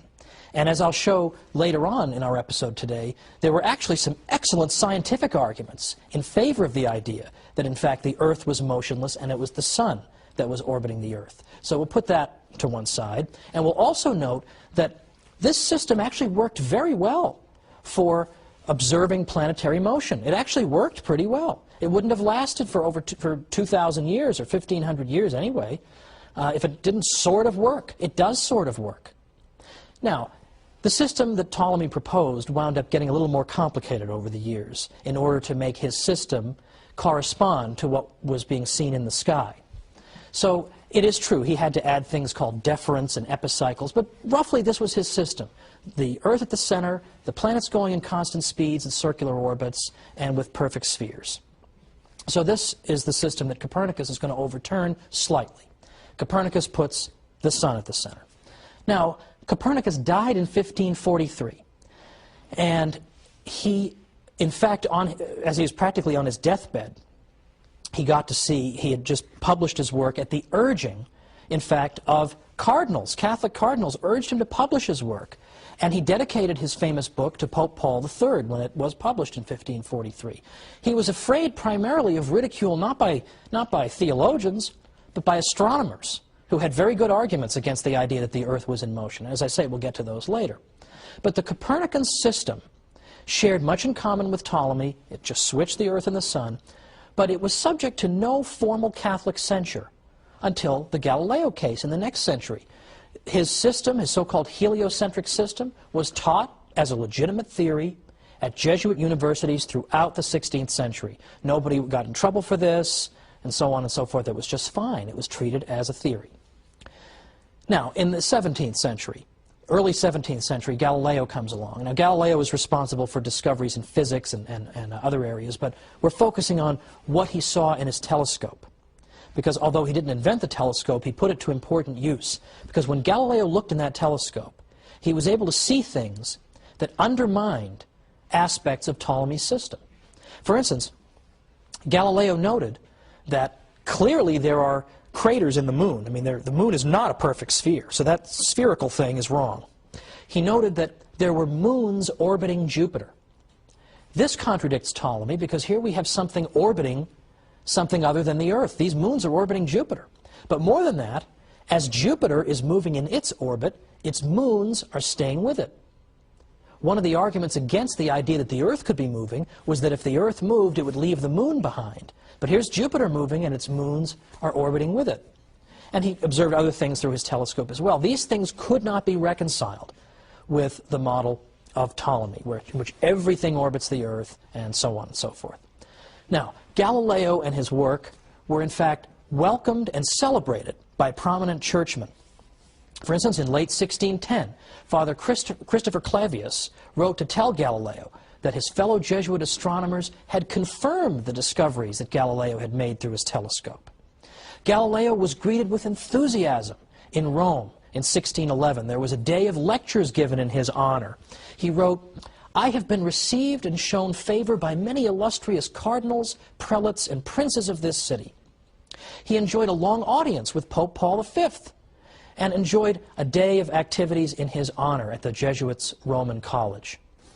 In 1612, for the first time in print, Galileo said that he favored the Copernican system, at least the part about the sun being in the center. He believed in the heliocentric system. Well, this did not get him in trouble. In fact, in this particular writing, one of the many enthusiastic letters of congratulation he got came from the future Pope Urban VIII, who in fact was the Pope who, as we'll see, later got Galileo in some trouble. But in 1612, there was no trouble at all with what Galileo said, and yet it's the same thing. So what's going on here? Well, again, the Church is arguing that the Copernican model is okay as a theoretical model, but it hasn't yet been proven to be the literal truth. The literal truth.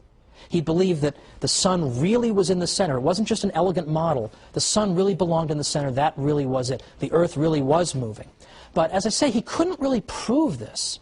The evidence that Galileo had that the Earth was in motion consisted, for example, of arguing from the evidence from the tides. Of course, we know the waves at the ocean. He argued that the reason that we see waves at the ocean is that the Earth is both rotating and it's revolving. So it rotates and it goes around the sun, and the result of all this is it's shaking up the water and creating the waves in the ocean. Well, if that sounds like a silly explanation, that's because it is. So people didn't necessarily buy that. But meanwhile, Galileo is walking around claiming that all biblical verses that make it sound as if the earth is motionless need to be reinterpreted. This was the problem. Can a layman just run around demanding the reinterpretation of biblical verses on the basis of a scientific theory that he can't even prove? And this was at a time, remember, when the Protestant Reformation was not exactly yet a distant memory. And Protestants were always hounding the Catholic Church for not giving the Bible its due and not listening to the Bible enough. So here's Galileo going around saying the Bible's got to be reinterpreted. So let's come back and try and make sense of what ended up happening to Galileo and who was right and who was wrong.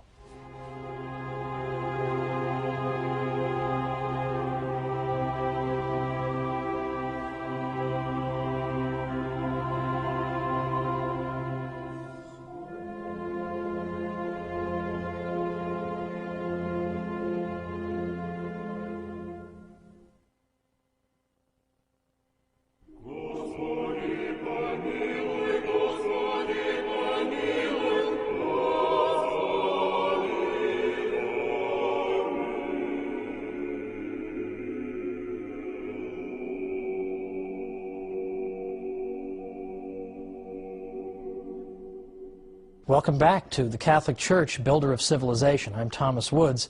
We're talking about Galileo, and before the break we noted that Galileo believed very passionately in the Copernican model, by which he meant that the sun was at the center of our solar system, so to speak, and that the Earth was one of the planets that orbited it. But as I also suggest, that he did not have ironclad proof of that by any means. And if you talk to any historian of science who knows anything about the 17th century, he will tell you that the geocentrists, those who disagreed with Galileo and put the Earth at the center, still had a very good and reasonable scientific argument. And I want to amplify that point and just show that it wasn't a question of complete morons irrationally opposing Galileo, and Galileo being a wonderful genius who has to tolerate all these stupid ignoramuses. To the contrary, they had extremely good arguments that he could not answer. The main argument involved something called stellar parallax. Now that sounds very complicated, but you'll be amazed at how simple it is. Let's first just look at that word parallax. This is a phenomenon that we're all familiar with. We see it every day. Parallax shift works as follows. Let's suppose, for lack of a better prop, that this candle is my mother, and I'm on a merry-go-round as a child, and I'm looking at my mother watch me go around the merry-go-round. And let's suppose that over in the distance there's a tree over here. But let's say that over here there's a hot dog stand. So here I am, I'm going on the merry-go-round, and I'm looking at Mom, and I'm waving, and when I get to this part of the merry-go-round and I look at her, I see her against the tree. But when I get to this part, and I look at her from this angle, I see her against the merry-go-round. Well, I don't say to my mother, hey, how come you're shifting around while I'm on the merry-go-round? I just know that in each case, it's because I'm looking at her from a different angle. When I look at her from this angle, I see her against the tree. When I look at her from this angle, I see her against the hot dog stand. This is called a parallax shift. It's why, if you look at a close-up object against a background, and you look at it with one eye, and then you look at it with the other eye, it seems to shift against the background. It's not because the object is actually moving, it's that you're looking at that object from a slightly different angle when you look at it from either of your eyes. Now, stellar parallax simply means a parallax shift that involves stars. And here, I'm going to refer you now to this diagram. What we see here in the diagram, you'll see on the left-hand side there are two human eyes. A little disturbing, but just work with me here. Look at the top eye in the upper left-hand corner. When that eye is looking at the object in the middle is that yellow star. From that angle, it sees the yellow star against the blue background at the lower right of the diagram. Now let's look at the bottom eye. In the lower left corner, we see the bottom human eye. When it looks up at the object, it sees it against the red background. So the apparent shifting of that object is the parallax shift. Now let's look at our second diagram. This one is portraying outer space. And here, instead of two human eyes, we have two solid circles. The top solid circle is the Earth on, let's say, January 1st. The bottom one is 6 months later, when the Earth has gone halfway around the sun. Now, what's going on here? Well, notice that, again, we have a closer up object and some farther away objects. In the case of my merry-go-round example, my mother was the close-up object, and the tree and the hot dog stand were farther away. Here, we have a closer-up star, and then we have stars that are farther away. Now, on January 1st, when we look at that close-up star, we see it against the background of other stars more in the distance. Now, 6 months later, when we look back at that star, we're looking at it from another angle, so we're going to see it against a different background of stars. In other words, in the same way that my mother seems to shift, depending on where I am on the merry-go-round, close-up stars are going to seem to shift depending on where we are on the Earth's orbit around the Sun. So we should see a parallax shift. We should see the closer-up stars appearing to move against the background of the farther-away stars. Okay, that's the end of the diagram segment today. Well, what does this all boil down to? It boils down to this, that in fact, at that time in the 17th century, geocentrists were making that argument. They were saying, okay, Galileo, if you're so sure the Earth is going around the Sun, how come we don't see parallax shifts? Now, that's not a stupid argument, is it? Does that sound like a dumb guy argument? That's a very sophisticated argument, isn't it? But Galileo had no answer for that. And again, the Church's attitude was, if you can't prove to us that this is absolutely true, then the best we can do for you is say you can use it as a theory, but you certainly can't go around saying, well, the whole Bible needs to be revisited and reinterpreted. You can't do that till you prove it. And as I say, it had not been proven. The stellar parallax question had not been dealt with. And in fact, it wasn't until a very long time afterward that we got sensitive enough equipment to be able to detect the parallax shift. It is there, but the distances involved, with the stars being so far away from us, were so much greater than anyone thought. No one had any idea they'd be so far away. No one realized that the parallax shift would be so tiny because of the distances involved. It looked as if there were no parallax shift, and so therefore the Earth is motionless. So I think that's important, just as a matter of justice, to point out that these were not just stupid heads. That's a serious objection to Galileo. Now, Galileo refuses the compromise that's offered to him, whereby you can teach this as a theory, but at this point, it has not been proven. And again, the Church, as I said, is sensitive to Protestant charges that Catholics aren't paying proper regard to the Bible. So you have all these factors at work. Cardinal Robert Bellarmine said, look, if there were a real proof that the sun is in the center of the universe, that the earth is in the third heaven, and that the sun does not go around the earth, but the earth around the sun, then we should have to proceed with great circumspection in explaining passages of Scripture which appear to teach the contrary, and rather admit that we did not understand them than declare an opinion to be false, which is proved to be true. But he said, as for myself, I shall not believe that there are such proofs until they are shown to me. Well, that's not a crazy position to hold, it seems to me. In 1624, Galileo was again received with great enthusiasm in Rome. The Pope told him that the Church had never declared Copernicanism to be a heresy and would never do so. And the Pope decided to hang on to this idea that Galileo could continue to teach what he wanted to teach as long as it was in the realm of theory, until such time, if ever, it should become established firmly as fact. Well, Galileo broke the rules. In 1632, he wrote his Dialogue on the Great World Systems. And in this work, he does not, in fact, stick to the idea that the sun being at the center is a mere theory. He suggests that it's a fact. But worse than that was that Galileo wrote this dialogue as a dialogue. And one of the characters in this dialogue was a dunce, a dummy. And into the dummy's mouth, he put the Pope's opinions. Well, you're not exactly going to ingratiate yourself into the Pope's favor by taking his view and putting it in the mouth of the idiot.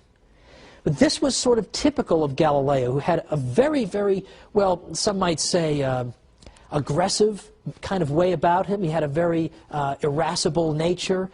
He had a personality that left a bit to be desired sometimes. So, for instance, if you disagreed with Galileo on something like the nature of sunspots, he would come out and publicly call you a blockhead. And this was not a subtle person. And there's no subtlety at work when you take the Pope's opinion and you put it in the words of the fool in your dialogue. Well, Father Greenberger, who was a Jesuit, was a big fan of Galileo, had said that if he had just kept to the idea that this is a theory and had not tried to make it stick as absolute fact before it could be proven, there would never have been an issue. But what seems to have happened here, the way I read it, is that you've got several factors coming together simultaneously to bring about this unfortunate outcome in the Galileo case. You have the fact that Galileo can't actually prove this, and that there is a very good argument against it, the parallax shift argument. He can't answer that.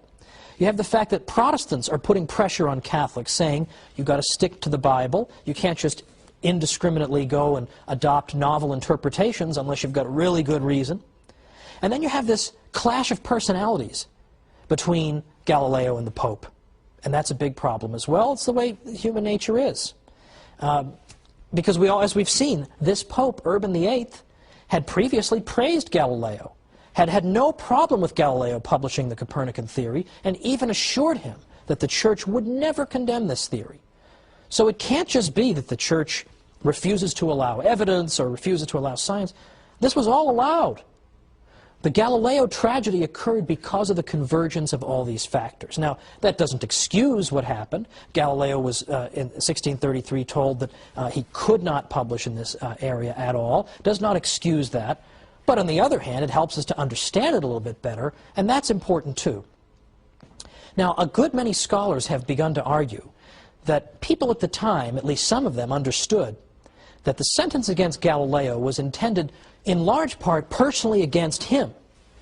Because, for example, Father Boscovich, whom we talked about last time, the father of atomic theory, openly used the idea of a moving earth in his work. And he never got in trouble, was never hauled before any church tribunal.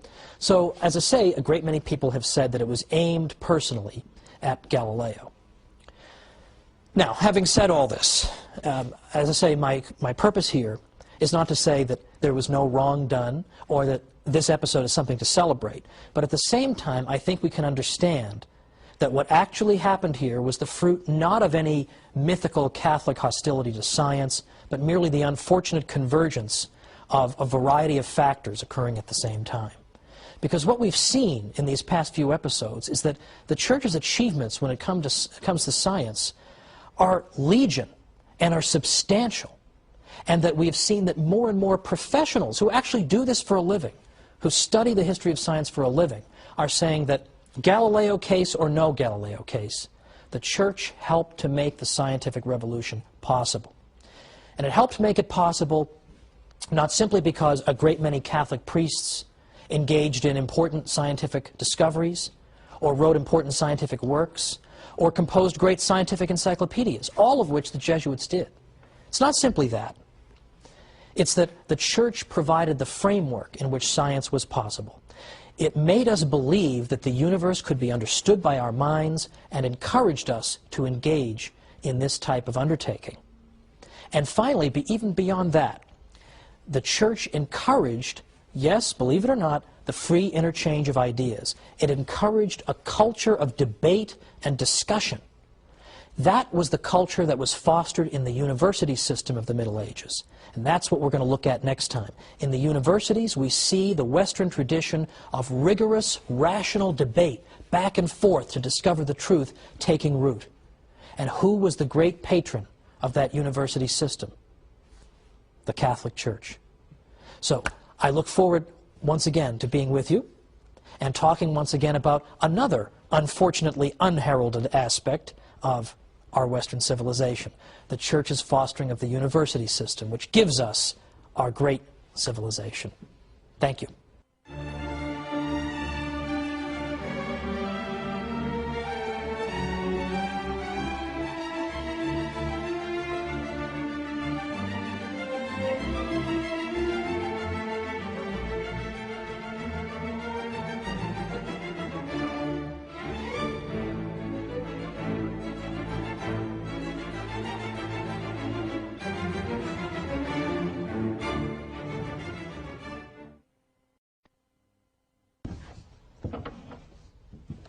The Church is the enemy of knowledge and learning, her opponents say. Well, then why did she give birth to the university system?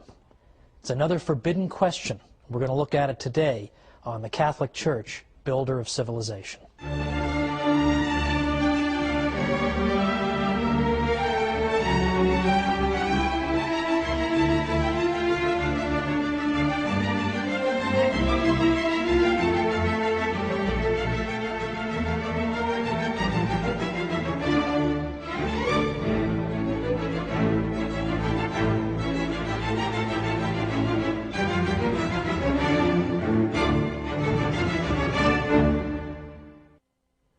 Welcome to the Catholic Church, builder of civilization.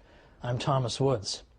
This week we're going to be talking about the development of the university system and the spread of learning throughout Western Europe, which are developments that are typically thought to have taken place rather in spite of the Catholic Church instead of because of it. But as usual, we're here to overturn the conventional wisdom. Now, for a long time, it was said that a dark age descended upon Europe with the rise of the Catholic Church to prominence following the decline of the Roman Empire. That for 1,000 years there was nothing but backwardness and darkness in the West. We've perhaps all heard this. But today, more and more we see historians are scaling back the time period that they would designate as dark. No one in his right mind refers to the 1,000 years from the late 400s to the 1400s as dark. Only a lunatic would call, for example, the 13th century dark. In fact, there's a great book written once called The 13th Greatest of Centuries.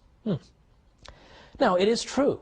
There was a dark period after the fall of Rome. There was a time where education declined, culture declined, civilization declined. But was that the fault of the Catholic Church, with barbarian groups in control politically of various parts of Europe? Was that the Church's fault? Now, it's interesting to note what historian Will Durant said. Now, who is Will Durant? Why do we care what he said? The interesting thing about Will Durant is not only that he wrote a zillion books, he was the Stephen King of history. He seemed to be writing, sitting at his typewriter 24 hours a day. What's significant about Durant is that he was an agnostic. He had no dog in this particular hunt. He was not out to defend the Catholic Church, and sometimes he could be kind of vicious toward the Church. But even Will Durant understands that it's not fair to blame everything that goes wrong in Western Europe on the Catholic Church. Durant said, the basic cause of cultural retrogression was not Christianity, but barbarism. Not religion, but war. The human inundations ruined or impoverished cities, monasteries, libraries, schools, and made impossible the life of the scholar or the scientist. And then he says, perhaps the destruction would have been worse had not the Church maintained some measure of order in a crumbling civilization. Well, even in the midst of the crumbling, the Church did everything she could.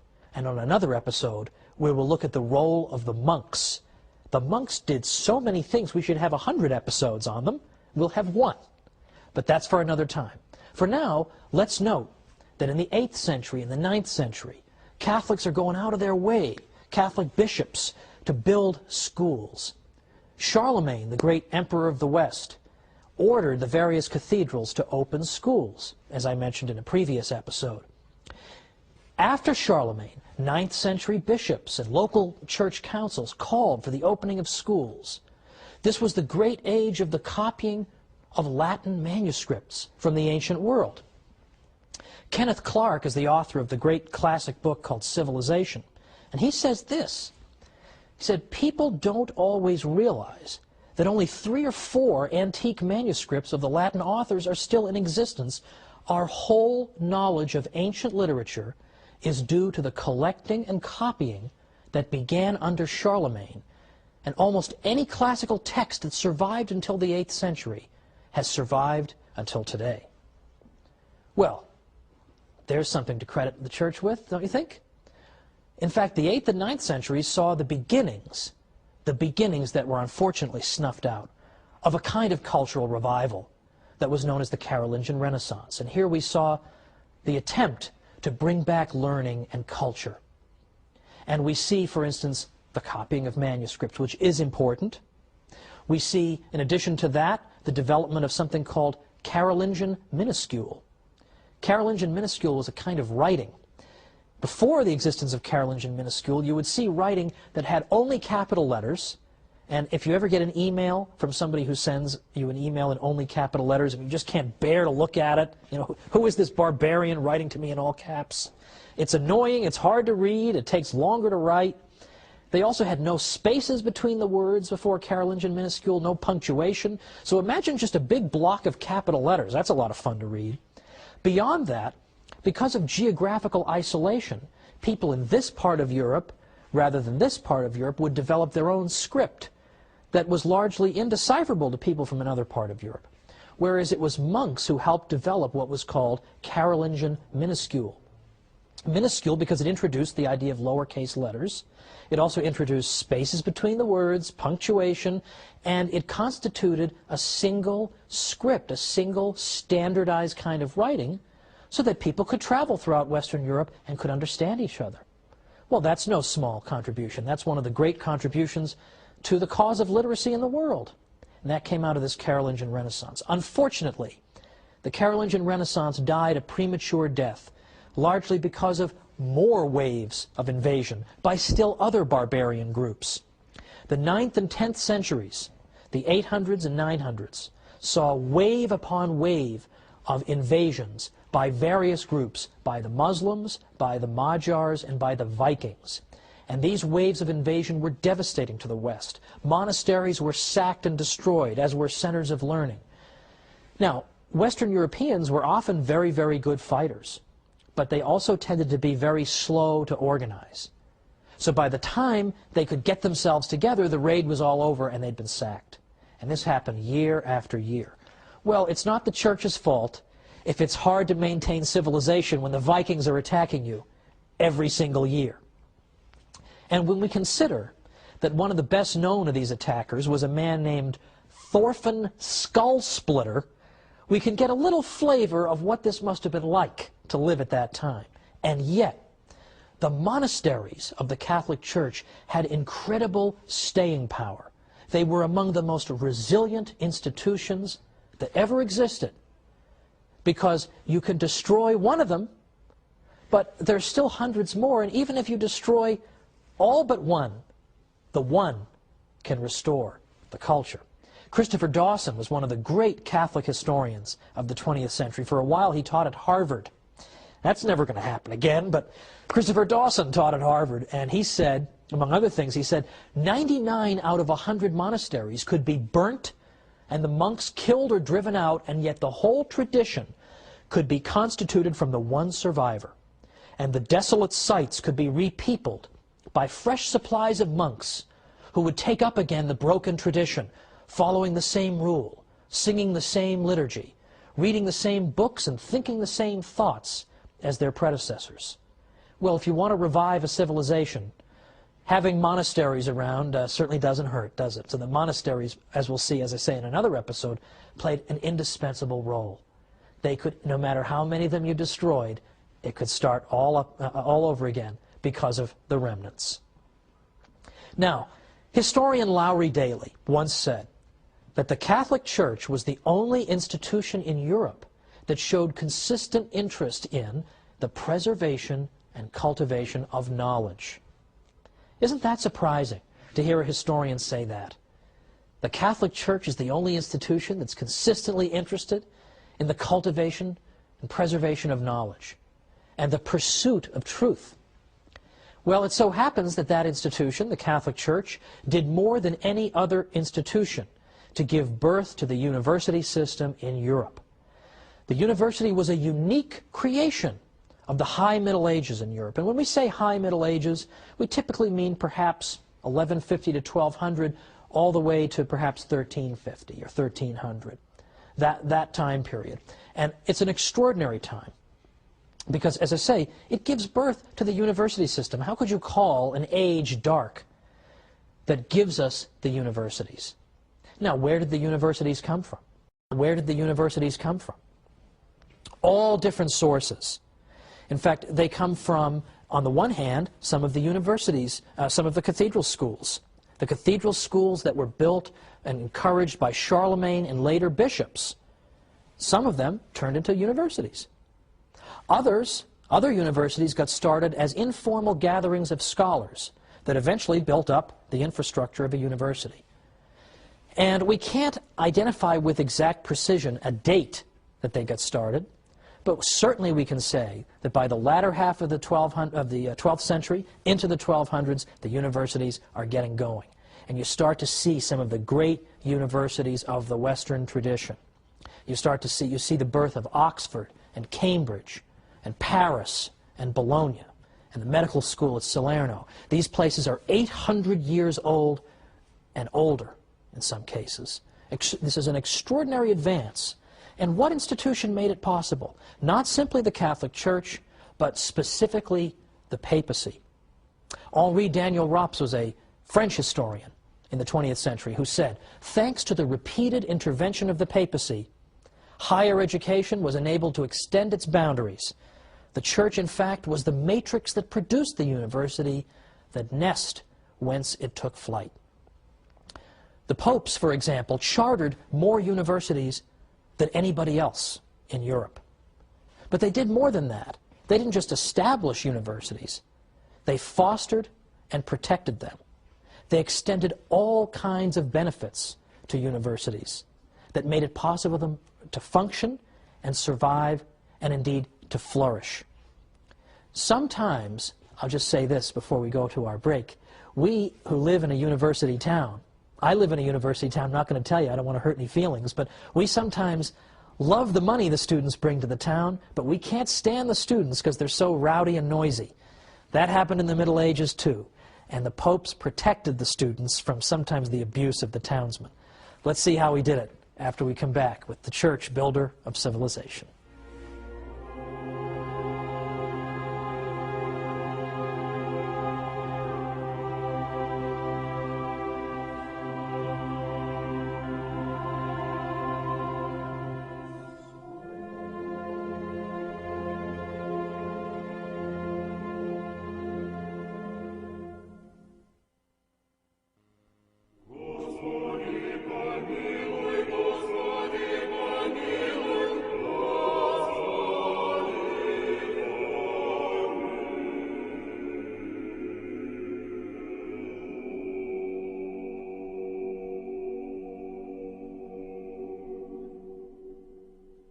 Welcome back to the Catholic Church, builder of civilization. I'm Thomas Woods.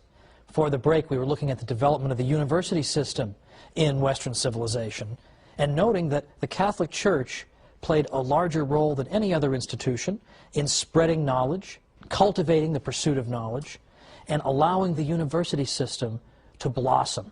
There was no institution that did more, and the papacy in particular consistently intervened. Now, right away, as early as the 1200s, as the universities are forming, we already see the characteristics of modern universities.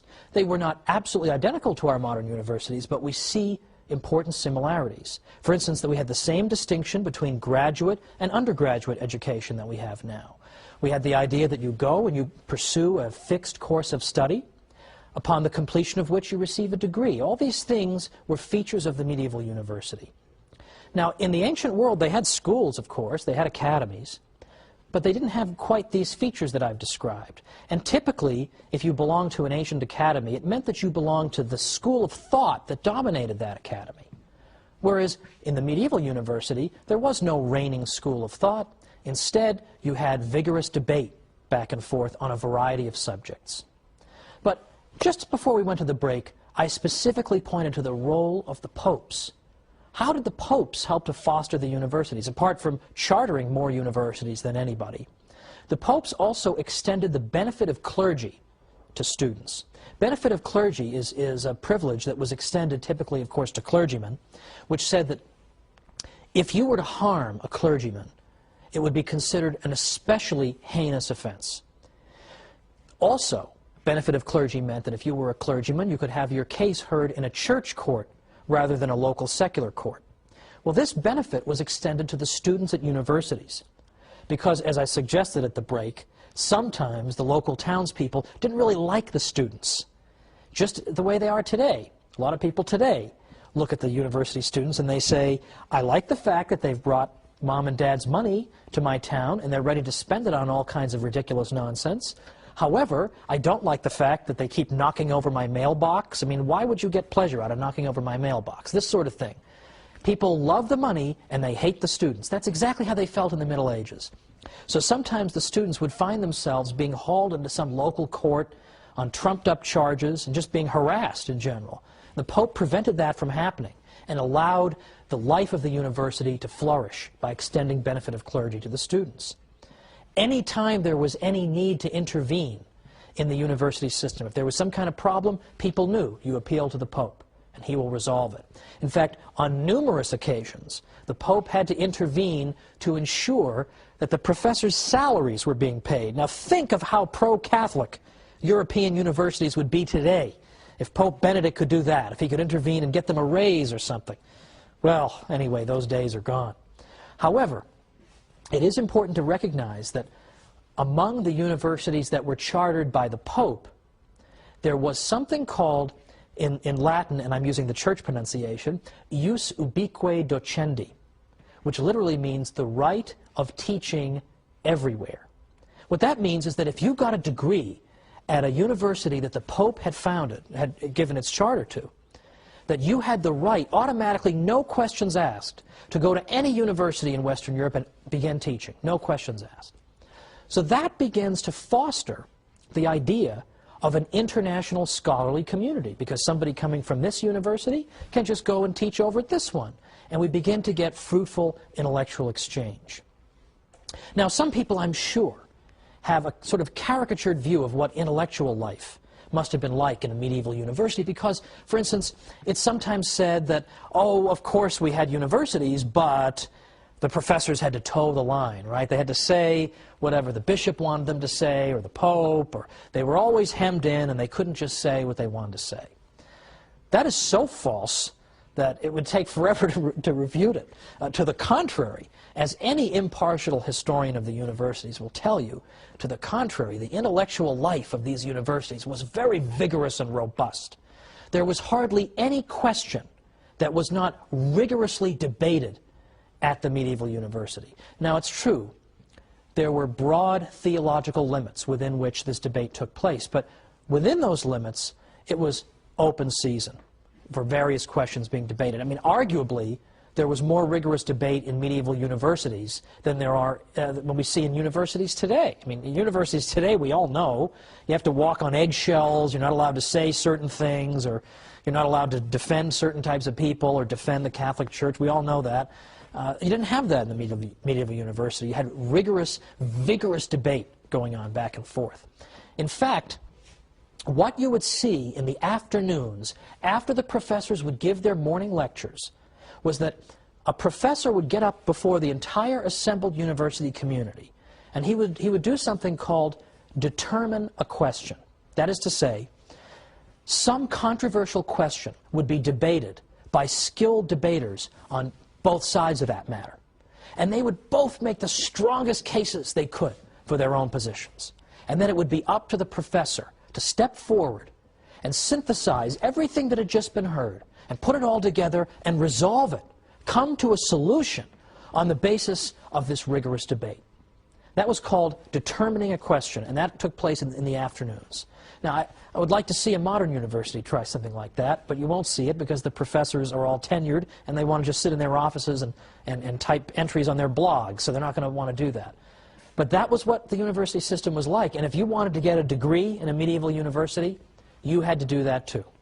You as a student had to stand up there in front of the whole university community and determine a question. That's hard. That's difficult. Now consider also that we can see the debating nature of our Western civilization. We can see it evident in the writings of this time, the writings of the early centuries of the university. Take, for example, the great St. Thomas Aquinas, who is admired by all civilized people everywhere, in effect. Who is admired by all civilized people everywhere, in effect. Look at St. Thomas. Look at the way he debated with people. First of all, if you look at his Summa Theologiae, or Summa Theologica, you see that it's arranged according to questions and answers. Thousands of questions he raises. Incidentally, I used to put on my quizzes. I used to, yes, I'm admitting on camera that I gave multiple choice quizzes at the college level. I did that just to make sure they read their books, which they didn't, but I gave them the quizzes all the same. And one of the wrong answers I gave was, the church told people not to ask questions. Now, if you were even slightly listening to anything I was saying, there's no way you'd circle that answer. You wouldn't believe how many of them would circle it. I could have spent the whole semester standing up there saying the church fostered a culture in which questions were routinely asked. Wouldn't have made any difference. They've already been told the church hates knowledge. And so they all circled the wrong answer. Well, in any event, St. Thomas Aquinas asked question after question after question. And if you notice the style of his writing, you notice the organization of it, he and other scholastics debated things in this way. They would take some question, and then they would consider all the possible objections to their own position and list them out. And then they would explain their own position. And then they'd go back and they'd answer the objections. And he did this for question after question after question. It's an extraordinary achievement. It's fascinating reading. And what's great about it is that St. Thomas was generous toward his opponents. St. Thomas wouldn't just make up some ridiculous argument, attribute it to his opponents, and then say, aha, I triumphantly answer this person. No, he would present his opponent's arguments as persuasively as he could. At least try to make it a little interesting, right? He would portray it as accurately as possible and as persuasively as possible. In fact, in some cases, St. Thomas would even think up arguments that his own opponents hadn't even thought of. And he would say, well, wait a minute, you guys also have this argument and this one. I'll give you those, and then he'd answer those. I mean, that is an honest debater. That's what Western intellectual life was like, and you see it in St. Thomas. It's organized in effect, the format of a debate, an ongoing debate with antagonists. That is an extraordinary achievement. That is what our Western civilization is about. It's not just uniformity, it's debate and discussion. Now, one of the great historians of science in our day is a man named Edward Grant. And he looked back at these medieval universities not long ago, and he found something very, very important there. And he said this, he said, what made it possible for Western civilization to develop science and the social sciences in a way that no other civilization had ever done before? The answer, I am convinced, lies in a pervasive and deep-seated spirit of inquiry that was a natural consequence of the emphasis on reason that began in the Middle Ages. With the exception of revealed truths, reason was enthroned in medieval universities as the ultimate arbiter for most intellectual arguments and controversies. It was quite natural for scholars immersed in a university environment to employ reason, to probe into subject areas that had not been explored before, as well as to discuss possibilities that had not previously been seriously entertained. And Professor Grant went on to say that the commitment to reason and rational discussion that we see in the Middle Ages and that we see in our modern world, this is one of the great gifts of the Latin Middle Ages to our world. But nobody knows about it.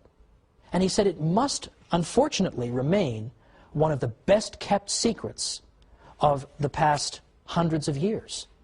Isn't that astonishing? We shouldn't keep it a secret, however. We should go around telling people about this, because it's an extraordinary aspect of our civilization. Let's just end with St. Anselm, for example, is another example of what I'm talking about. St. Anselm, although he lived just before the universities were getting started, but he had the same spirit of rational inquiry. St. Anselm, for instance, had a book in Latin, Cur Deus Homo, which has been usually rendered in English as Why the God-Man, or Why Did God Become Man? Because St. Anselm used purely rational argument to try to consider, why did God do the extraordinary? Why did he become man and dwell among us? If he wished to reconcile the human race to himself, why did he not simply make a declaration from heaven? Why did he become man? And St. Anselm explained this by using his own reason, thinking about it. But what St. Anselm is known for the most, perhaps, among philosophers, is that he asked another rational question: does God exist? And he began to use reason to try to uncover the answer to that question. Does God exist? St. Thomas picked up this question, of course, and he had 5 ways that he used to demonstrate that God existed. And this is where we're going to pick up next time, because this intellectual tradition of debate and discussion and reason turns itself on the faith itself and asks questions like, does God exist? And if so, can we demonstrate it? And I'm going to suggest that they did it. How did they do it? We'll see next time on The Catholic Church, Builder of Civilization. See you then.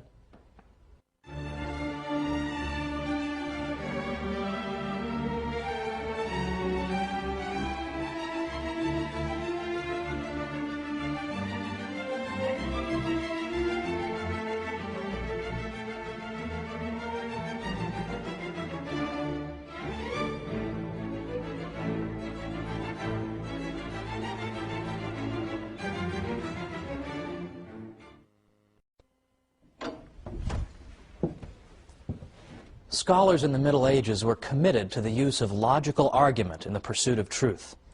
Today, we're going to explore how they used logical argument in pursuit of the ultimate question, whether God exists. How did they use reason to demonstrate that? Join me today for The Catholic Church, Builder of Civilization.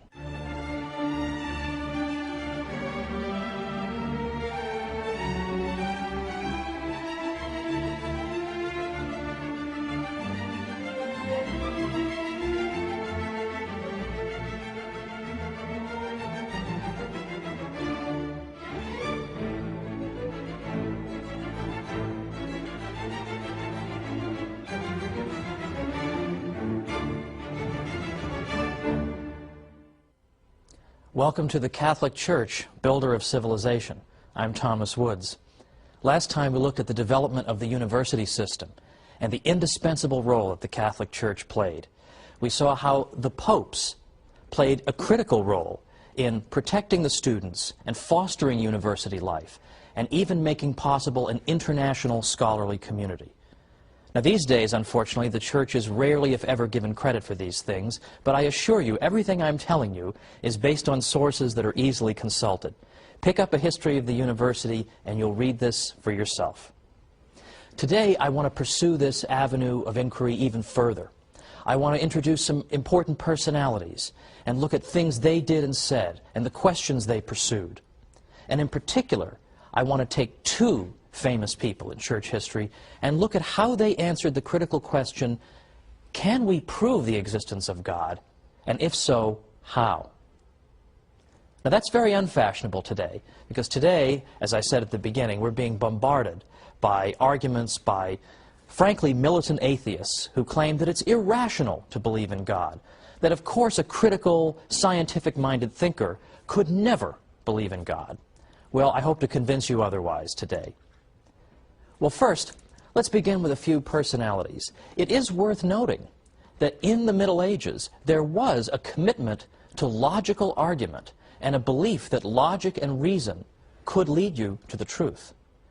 In fact, Pope John the 21st wrote a book on logic, and his textbook was used for centuries afterward and went through 166 printings. Very, very few books go through that many printings. And here is a pope, a future pope, writing a book of that nature. Now, more specifically, a fellow named Peter Abelard was a scholar who died around 1142. He was controversial in his day, but he paved the way for scholars who came after him. Abelard was known particularly for a book he wrote, in Latin is known as Sic et Non. Literally means yes and no. Because what Abelard did was he took apparent contradictions, for example, apparently contradictory biblical verses, or apparently contradictory statements from church fathers, and he deliberately juxtaposed them so that they were right next to each other on the page. And there you were, face to face with an apparent contradiction. How would that contradiction be resolved? Well, the reason that Abelard's book was a bit scandalous for his time was that he didn't answer that question. He left the apparent contradictions just hanging there.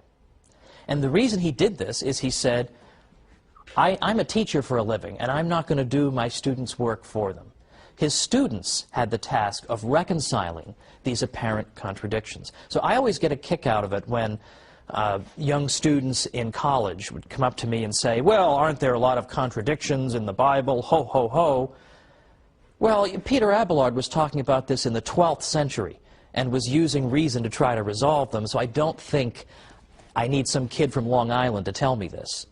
But Peter Abelard's point was that when you have two sources, both of which are authoritative, biblical verses, for example, church fathers, but they seem to be saying different things, how can you resolve this matter? You can't resolve it by an appeal to authority, because here you have two authorities that are saying different things. So how do we resolve it? Through the use of reason. Because Peter Abelard was convinced that truth could not contradict itself, that these contradictions must be only apparent contradictions, and that once we get beneath the surface, we'll find that in fact the statements can be perfectly well reconciled. For instance, perhaps the two speakers, or the two verses, are speaking about the same issue under different aspects. Or perhaps one of the quotations is taken out of context. Whatever the explanation, Peter Abelard was certain that there was one. So here was a scholar who was absolutely prepared to take apparent intellectual difficulties in the faith and arbitrate them at the bar of human reason. Now that is pretty much exactly the opposite impression that I think people have about the Catholic Church, is it not? Then we have a fellow named Peter Lombard. He lived from about 1100 to 1160, who wrote a work of theology called the Sentences that became the most studied theological text, apart from the Bible, for the next several centuries. Now, Lombard, in his book, used authority to explain various aspects of the faith, but he did not hesitate also to appeal to human reason in order better to understand and explore the mysteries of our faith. Again, more or less the opposite of what we're told, isn't it? This, in a nutshell, is what we call scholasticism. In some ways, it's hard to define scholasticism in a way that every single scholastic would qualify as one. But I think it's safe to say that scholasticism initially began as a term simply to refer to professors who taught in universities. Now, right away, that would exclude St. Anselm, because he didn't teach in a university, but he was a scholastic, so it doesn't always work. But beyond that, the scholastics typically were interested in the use of reason in order to understand better and to defend the Catholic faith. They believed that there was no contradiction between reason and faith, and that if there appeared to be one, then we had simply misused our reason, we had not correctly argued the matter, or we simply understood some aspect of the faith. But the two could not contradict each other. They were two wings, in effect, that would soar toward the truth. I believe that's how Pope John Paul II put it in his encyclical Fides et Ratio in the late 1990s. That's exactly what St. Thomas Aquinas believed. So the scholastics are committed to this project of the use of reason in the pursuit of truth and in entertaining opposing views. Typically, particularly after the 13th century, a scholastic didn't just get up there, give his position, and sit down. He always anticipated what the other side would say. And as I said, St. Thomas Aquinas was so generous to his opponents that he would not only explain their position very persuasively, but he would sometimes think of arguments that his own opponents hadn't even thought of, and he would come up with those arguments and say, here, you can have these arguments, but I'm going to answer those too. That's typical of scholasticism. Well, let's look at a well-known early scholastic, a figure we've looked at briefly already, St. Anselm. He's a very early scholastic. He dies around 1109. St. Anselm was interested in this question. Does God exist, and can we prove that God exists? Now, it's true, over the course of his career, St. Anselm asked and answered a great many questions. But this one, perhaps more than any other, established him as a philosopher, because even if people didn't accept his argument, from then on, people at least had to reckon with it, one way or the other. You had to at least show why you didn't agree with him. St. Anselm, in effect, argued as follows. It's just a very few steps that he took to try to prove through reason alone that God exists. And his first claim is as follows, that Regardless of whether you agree with me that God exists, we can certainly agree on a definition of God. God is the greatest conceivable being. God is that than which nothing greater can be conceived. That was how he put it. So there's our first statement. God's the greatest conceivable being. Our second statement is the greatest conceivable being has to be absolutely perfect, has to be perfect in every way, has to possess every possible perfection. I don't think that's particularly controversial. That follows from the first statement. Now, the third statement goes like this. It's more perfect if you exist both in reality and in the mind than if you exist only in the mind. Now, that might sound a little tricky, so I'll give you a good example. Suppose you're thinking in your mind about a hot fudge sundae, but it doesn't exist in reality. There is no hot fudge sundae in the room. It's only in your mind. I think we would all agree that that hot fudge sundae is not as perfect as a hot fudge sundae that is both in your mind and right on the table in front of you. It has a perfection by existing in the world that the imaginary sundae does not have. Well, what does this have to do with God? Well, what St. Anselm is saying is, suppose God exists only in our minds. He's just a figment of our imagination, like the non-existent hot fudge sundae. Well, then that being is not as perfect as a being who existed both in our minds and also in reality. Now, his next step, in effect, is, therefore God exists. Now, it might seem like he's maybe skipping a few steps here. How does he get there? Well, his point is, if we've said that God's the greatest conceivable being, he has every possible perfection, and one perfection is to exist in reality, the greatest conceivable being would have to have that perfection. He would have to exist in reality, or he wouldn't be the greatest conceivable being if he were only in your mind. But we already agreed that he is. Therefore, God exists. Now, in effect, what St. Anselm is saying is that the existence of God is implied in the very definition of God. Once we unpack that definition, what do we find? We find that his existence is immediately implied. In the same way that if we really understand what the number 9 is, then what follows from the definition of 9 is that its square root has to be 3. Once we've fully understood the concept of 9, we understand its square root is 3. Well, likewise, once we fully understand the definition of God, we then see that part of his nature is to exist. He has to exist. Now, if you're thinking to yourself, well, I'm not so sure that one works, that seems a little bit slippery, I will point out that most philosophers have in fact rejected St. Anselm's proof. In fact, St. Thomas Aquinas rejected St. Anselm's proof, as a matter of fact. But there's always been, in the Western philosophical tradition, a minority tradition that has accepted Anselm's proof. And, in fact, very recently, a dear friend of mine, Bill Mara, who died in 1998, he taught philosophy at Fordham for decades. And he absolutely believed that Anselm's proof works. But whether you believe it or not, for our purposes, is not so important. What I simply want to show you is that Anselm and other Catholics were committed to the pursuit of truth through human reason. There is nothing scriptural in that argument from St. Anselm. He wanted to show that the human mind could solve this problem. Well, after the break, we're going to see how St. Thomas Aquinas solved this problem, and I think much more persuasively. So join me after the break.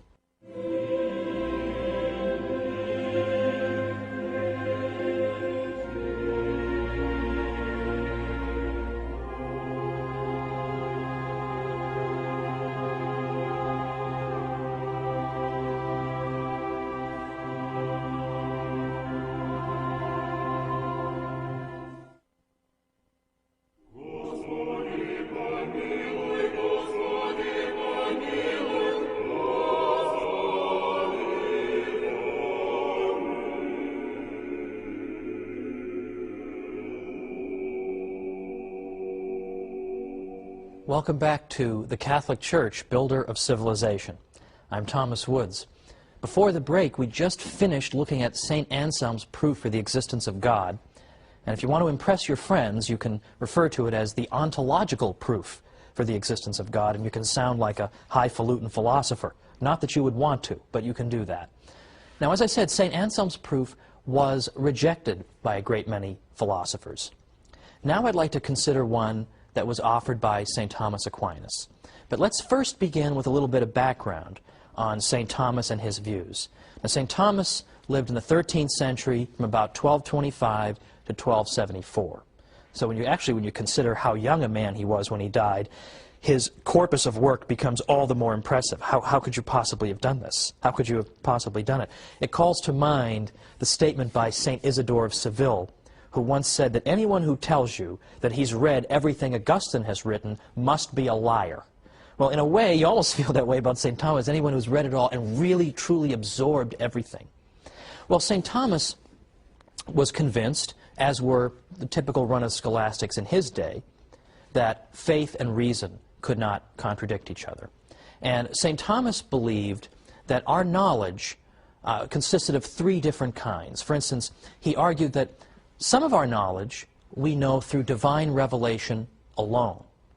Some knowledge we know both through divine revelation and through human reason, and still other kinds of knowledge are known through reason alone. So, for example, one piece of information that we have that we know through divine revelation alone would be that God is a Trinity, that He's one God in three divine persons. Now, St. Thomas Aquinas said that this is something we have to know through divine revelation because human reason could never arrive at this conclusion. This is an astonishing mystery. We could never arrive at this conclusion. Now, if I may digress for a moment, I'll point out that some thinkers have tried to claim that human reason can also prove the Trinity. The argument is that if we know that God is love, and we're going to make that something other than just a bumper sticker slogan, God is love, we're really going to take it seriously, then God has to have a threefold nature. Because if He is love, that means we have to have within God the two who love, because love exists between two parties, and then love is fruitful. So there has to be a third party, in effect. There has to be the fruits of that love. That's why some theologians have sometimes pointed to the family, the human family of husband, wife, and child, as in fact imaging the Trinity, as a mirror into the divine economy. Economy, of course, in its Greek root, meaning household. Because, in effect, the husband and wife love each other, and the fruit of that love is their child. Well, that's neither here nor there, because the consensus is that the Trinity is not something that we can arrive at through strict proof. So that would fall under St. Thomas's first category. The second category, things we can know through divine revelation and through reason, would include, for example, some aspects of the moral law. I suppose reflecting on the subject of murder, just simply reflecting on it honestly, using your mind, you can probably arrive at the conclusion that murder is something people ought not to do. That even if God had never said anything about murder, you could probably draw that as a safe conclusion. Now, God has, of course, told us that we may not commit murder. And St. Thomas answered the question that you might ask, why would God tell us something that we could just figure out on our own using human reason? And one of St. Thomas's, I think, pretty good arguments in response to that is, the reason he does it is to make our lives a little easier. Because not everybody is a philosopher or has time to sit around 24 hours a day trying to deduce everything in the world through human reason. So God helps us. He tells us things that, yes, we could figure out on our own, but, well, some of us are too busy or blockheaded to do so, basically. The third area of knowledge is knowledge that is known through reason alone. And an example of that would be what causes rainbows. There's nothing in sacred scripture that explains to us what causes rainbows, and there's nothing in sacred tradition that explains it either. That we understand through the rigorous pursuit of reason. Well, now, getting back to St. Thomas, he poses the question whether God exists. Now, as I said, St. Thomas always anticipates his opponent's arguments, and he anticipates all of them. He even comes up with arguments they haven't thought of. So it's very revealing that when St. Thomas is trying to think of all the arguments against the existence of God, how many does he come up with? Only two. One of them is the existence of evil, and the other one is that the universe seems to run itself. It's like we don't need a God. It would be superfluous to posit the existence of a God. And in some ways, these are very much the same arguments that are still with us today. Well, here's one of St. Thomas's proofs, and I'm sort of adapting it for modern use. But let's begin as follows. Let's suppose you're in the deli, in the supermarket. You want to go up to the deli counter and get some turkey. You go up there, though, and you find that you have to take a number before you can get to the counter and get your turkey. So just as you're about to take your number, you see another device. And this other device says, well, before you can take a number, you have to take a number to get in line to take a number. Well, this is a very disturbing, Kafka-esque deli, to be sure. So you're about to take that number, and it turns out there's another number machine. It says, whoa, whoa, whoa, not so fast. Before you take that number, you have to take a number. Before you take that number, you have to take a number. So you have to take a number to get in line to take a number, to get in line to take a number, to get to the deli counter. Well, suppose you turn your head and you see that going on infinitely down this supermarket is an infinite series of numbers you have to take. Well, are you ever going to get to the deli counter? Of course not. You'll spend the rest of your miserable, rotten life standing there trying to take numbers, but being unable to do so because there's always a preceding one you have to take. You can never even take a number because there's always one before it that you are supposed to take first. You'll never get to the deli counter, that's for sure. But suppose you're wandering around all frustrated in the supermarket, you're wandering around, and you see somebody with turkey in the shopping cart. Then you know the numbers must not go on forever, because then how did this person get the turkey? There must have been a stopping point somewhere. Or consider this. You want to sign up for a course at a college, a special course, and you're told, well, if you want to sign up for that course, you have to go see Mr. Jones. You go see Mr. Jones, and he says, oh, sorry, before you can see me, you've got to see Mr. Brown. Mr. Brown says, before you can see me, you've got to see Mr. Johnson. You say to yourself, what in the world? Obviously, I don't need to take this course. It's going to drive me insane. You'll obviously never get in there because there's always somebody earlier you have to get permission from before you can do it. But suppose you see somebody enrolled in that course. Then you know there must not be an infinite sequence of people you need to get permission from, because then how did this person get in there? Now, what does this have to do with the existence of God? We have a basic insight as human beings that every effect has a cause. Nothing just exists on its own. Nobody goes down to the beach and says, oh, this sandcastle must have just been randomly created by the movement of the waves, or it existed from all time, or my watch here. Nobody would look at this watch and say, oh, I bet this has just always been there before the beginning of time. No one would say that. Okay, we know that would be nonsense. Or, and I apologize to whoever it is I'm borrowing this from. I can't remember what your name is, but I like this example. Suppose I walk into my office and there's a bowling ball on my chair. Now, there are many possible ways it could have gotten there, but the one explanation I will not accept is, well, it just appeared. It had no cause. No one would accept that, right? I would be willing to consider the most ridiculous explanations before I would accept that. In fact, I'd be willing to consider the possibility that the CIA is trying to spy on me, and they've put a little chip in this bowling ball to make that possible. I would consider that before I would consider the ball just appeared. Well, now here's St. Thomas's proof. Every effect requires a cause. So consider anything existing. It requires a cause. Consider a thing Z. It requires a cause. We'll call the cause of Z Y. But the problem is, Y requires a cause too, right? Y doesn't just exist out of nowhere. Y also has to be caused. Well, what caused Y? Well, we'll say X caused Y. But then we're back to the same problem. What caused X? X isn't just self-existing. Every effect requires a cause. So what caused X? Let's see. W. Okay, I guess you can probably see where I'm going with this. W caused X. And then we keep on going because that doesn't solve the problem either. Because then what caused W? So what St. Thomas is saying is, suppose you have an infinite series of causes in which Z is caused by Y, but Y is caused by X. X is caused by W. W is caused by V. And this just goes on and on forever. If that were true, then nothing would exist. Nothing would exist because before anything could exist, it would be awaiting a cause for its existence. But that cause doesn't yet exist because it requires a cause. And that cause doesn't yet exist because it's awaiting a cause. If everything is always awaiting a previously existing cause, the sequence of causes could never get started. It would be like waiting to try to get turkey at that hideous deli. it just goes on forever. You can never get it started. You can never get that number to get started. It just goes on forever. You'd never get any turkey. And in this case, nothing would exist in the world. But look around you. Things do exist. Okay? Things do exist. The TV you're watching this on exists. All these things do exist. So the series of causes cannot logically go on forever. There must be a stopping point. There must be something that exists entirely outside the causal sequence that gets this relationship going, that begins to cause the next thing, which causes the next thing, which brings all the things we see into existence. And St. Thomas says, this cause must be God. Now, some people will say, well, then what caused God?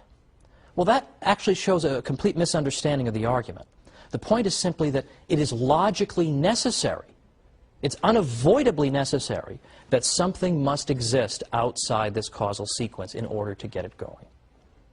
Now, I don't think that's a dumb guy argument, right? I find that an overwhelmingly persuasive argument. And I used to explain it to my students when I taught history in New York and I taught Western Civ. I used to do this. It's a legitimate historical point. And it makes you think.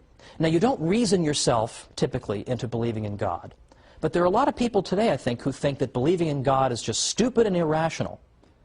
Proofs like this can help to break down those barriers for people like that. This is what the universities made possible, this type of rigorous intellectual environment. Pope Innocent IV, the 13th century pope, described the universities as rivers of science which water and make fertile the soil of the universal church. Pope Alexander IV called them lanterns shining in the house of God. But it's not all scholars who built Western civilization. It was people who prayed and did scholarly work, but also did physical labor. And I'm talking now about the monks, who will be the subject of our next program. The monks are probably the most versatile people who ever lived.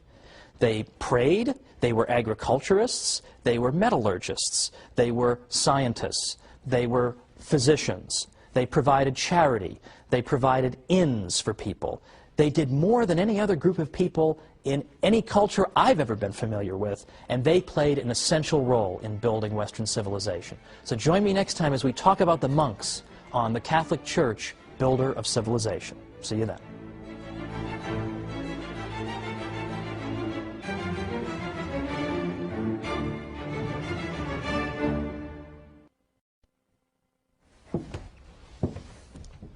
Perhaps nowhere on earth has there ever been a group of people more versatile than the monks of Europe.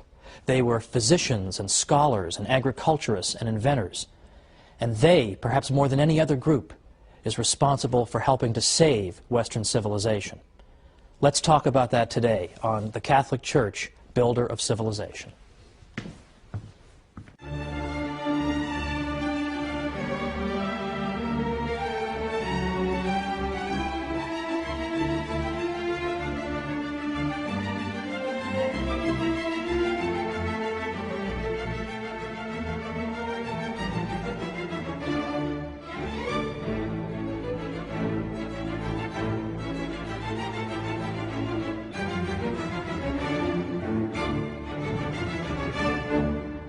Welcome once again to the Catholic Church, Builder of Civilization. I'm Thomas Woods. Today it's the monks who helped to save Western civilization. Now there's a small publishing industry out there of books called How So-and-so Saved Civilization. This group saved it, and that group saved it. The monks deserve this title, ladies and gentlemen, the monks. Even the Irish, who are sometimes credited with saving civilization, did so in large part because of their monks. Who were these people, after all? They were monks. Well, I don't want to assume any prior knowledge. Who are the monks? What are they doing? And how did they save Western civilization? We already see in the 3rd century a tradition whereby women religious, we would call them, began to live together and share the same spiritual and prayer life and dedicated themselves to the care of the poor and the sick. So it's very easy to see in that the tradition of convents and the life of the nun. Also in the 3rd century we see a tradition among men to be hermits. The hermits were people who forsook everything, who pursued absolute solitude in order better to commune with God and to hear Him and to pray to him. St. Anthony of the Desert in the mid-3rd century was a classic example of this. He lived to be over 100 years old, and he went out into the deserts of Egypt. The hermits typically lived completely alone. They would gather on Sundays to worship God, but otherwise they kept to themselves. And they tended small vegetable gardens to support themselves, or they made baskets, but otherwise theirs was a life of extreme solitude. Now, in a certain sense, this is all well and good, and the Church has never altogether repudiated the tradition of hermit life. In fact, she's had a pope who was a hermit in the 1290s, Pope Celestine V. But right away, there were critics of the hermit's life, because the hermit, who lived apart from anyone who could provide him spiritual guidance, sometimes engaged in spiritual practices that were, well, rather questionable. Some of them engaged in, shall we say, penances that were exaggerated, or some of them would go out of their way to wait until food rotted before they would eat it. And this type of thing would go on, and a good many Catholics began to argue that this is not a healthy thing. This is not what God intends. This is not what Christ is calling you to. For example, in the Christian East, St. Basil the Great repeatedly said that the life of the hermit is not the Christian one, ideally, because what we should be doing is living among our fellow human beings, ideally. That would be the best solution. The monks should live in solitude, but in a sense a kind of communal solitude, with other monks, with other people who have in effect retreated from the world. Now, it's important to understand the monks are not saying that the world is evil, therefore we retreat from it, or that spaghetti and meatballs and an ice cream sundae are all evil, so therefore I want to deprive myself of them and eat more simply. To the contrary, because Catholics believe in the goodness of the created world, what the monks are saying is that the world is wonderful, it's a great thing, it's filled with a great many delights, and that's why it's such a sacrifice for us to give them up to show how much we love God. One of my friends has sometimes explained it this way: it's one thing to bring flowers for your wife. It's quite another to bring her flowers on a rainy, miserable day when she knows it was just an unbelievable ordeal for you to get those flowers and get back in the car and keep the vase from spilling over in the car. I've had plenty of experience with this, folks. This is exactly why the monks made sacrifices, to show how much they loved God. In the West, it was a man named St. Benedict who argued that we need to have monks who live in a single place, and they live together, and they have the same spiritual regimen, and they live under the authority of an abbot. St. Benedict composed something called the Rule of St. Benedict, which was in effect an outline for how a monastery should be run. He wrote this around 529, and with the passage of time, this became the model for organizing monasteries. A monastery, of course, is where the monks live. And St. Benedict argued that the monks should live penitential lives, it's true, but not lives that are so penitential that it would disrupt their spiritual lives. We don't want that. We want them to live at the material level of about the average Italian peasant. That would be acceptable. They should get adequate sleep. They shouldn't do too much physical labor. They should be moderate in all things. Physical labor and prayer and study, and nothing out of moderation. The monasteries in Ireland were quite another story. There, the model, in effect, was working 14 hours a day, doing back-breaking labor, and then coming in and praying all the psalms. And this, it seemed to St. Benedict, was just too much, that you couldn't live a healthy spiritual life if you were being that rigorous with your physical body. Now, it should be mentioned, by the way, that the Irish monasteries attracted people from all over. They couldn't house them all, so they must have been doing something right. But this was St. Benedict's model. It was flexible, and it seemed to understand human nature very well. And it turns out that St. Benedict and his monks played an essential role in saving Western civilization at a critical moment and building up important parts of it. And yet, I will never forget, in my days as a professor in New York, after telling my class all about the monks and all the things they had done, I actually had a student say to me, "That's very interesting. Are there any monks today?" Well, that's just depressing, right? That she didn't even know there were still monks today. And so of course I told her, not only are there monks, I've got 1,000,000 friends who are monks. I realize that's perhaps somewhat unusual, but I have a great many friends who are monks. And let me tell you something, living in Manhattan as I did while I was getting my doctorate, you find that just about anything can go on in Manhattan, nobody cares. Nobody's looking at you, you can have a weird haircut, nobody cares. You could be on fire, nobody cares. But I had a friend of mine who was on his way to becoming a monk. He hadn't taken his vows yet, and he came and visited me in his habit. And we went out for nachos at a local place. And I'll tell you, people will look away at anything, but if you're having nachos with a monk, they cannot take their eyes off it, apparently. This is just a bizarre sight, even for Manhattan. So unfortunately, the monks don't have the high profile they once did, but they deserve our respect. Because after all, what did the monks accomplish? Well, for one thing, apart from just copying texts, which we all know they did that laboriously, but they also did a lot of physical labor. For example, they cleared and reclaimed all kinds of land in Western Europe. Because what often happened is that people wanted to donate land to the monks as a good work. That's wonderful. Look at what I'm doing for the monks. But people would typically give the monks really crummy land. They want to help them, but they don't want to help them that much. So the monks often found themselves having to deal with land nobody really wanted. And a lot of times it was swampland. In those days, I mean, obviously a swamp has no value. It's just a source of pestilence. The monks would dike and drain the swamp and make it into fertile land. And a great many experts on the history of agriculture in Western Europe have said, for example, we owe the agricultural restoration of a great part of Europe to the monks. Another one said, wherever they came, they converted the wilderness into a cultivated country. They pursued the breeding of cattle and agriculture, labored with their own hands, drained morasses and cleared away forests. By them, Germany was rendered a fruitful country. And finally, every Benedictine monastery was an agricultural college for the whole region in which it was located. The monks introduced crops and industries and production methods that people hadn't known before. And they weren't afraid to work with their hands at a time when manual labor was looked down upon and despised. The monks were inspired to engage in physical labor because they knew, for one thing, that when you engage in hard physical labor, this can be a great form of penance and an opportunity for the mortification of the flesh. So sure, they were thrilled to work with the swamp that nobody else wanted to do. So at a time when you were despised for doing physical labor, the monks, in effect, made it something honorable. At a time when agriculture was collapsing, the monks' labor helped to bring it back.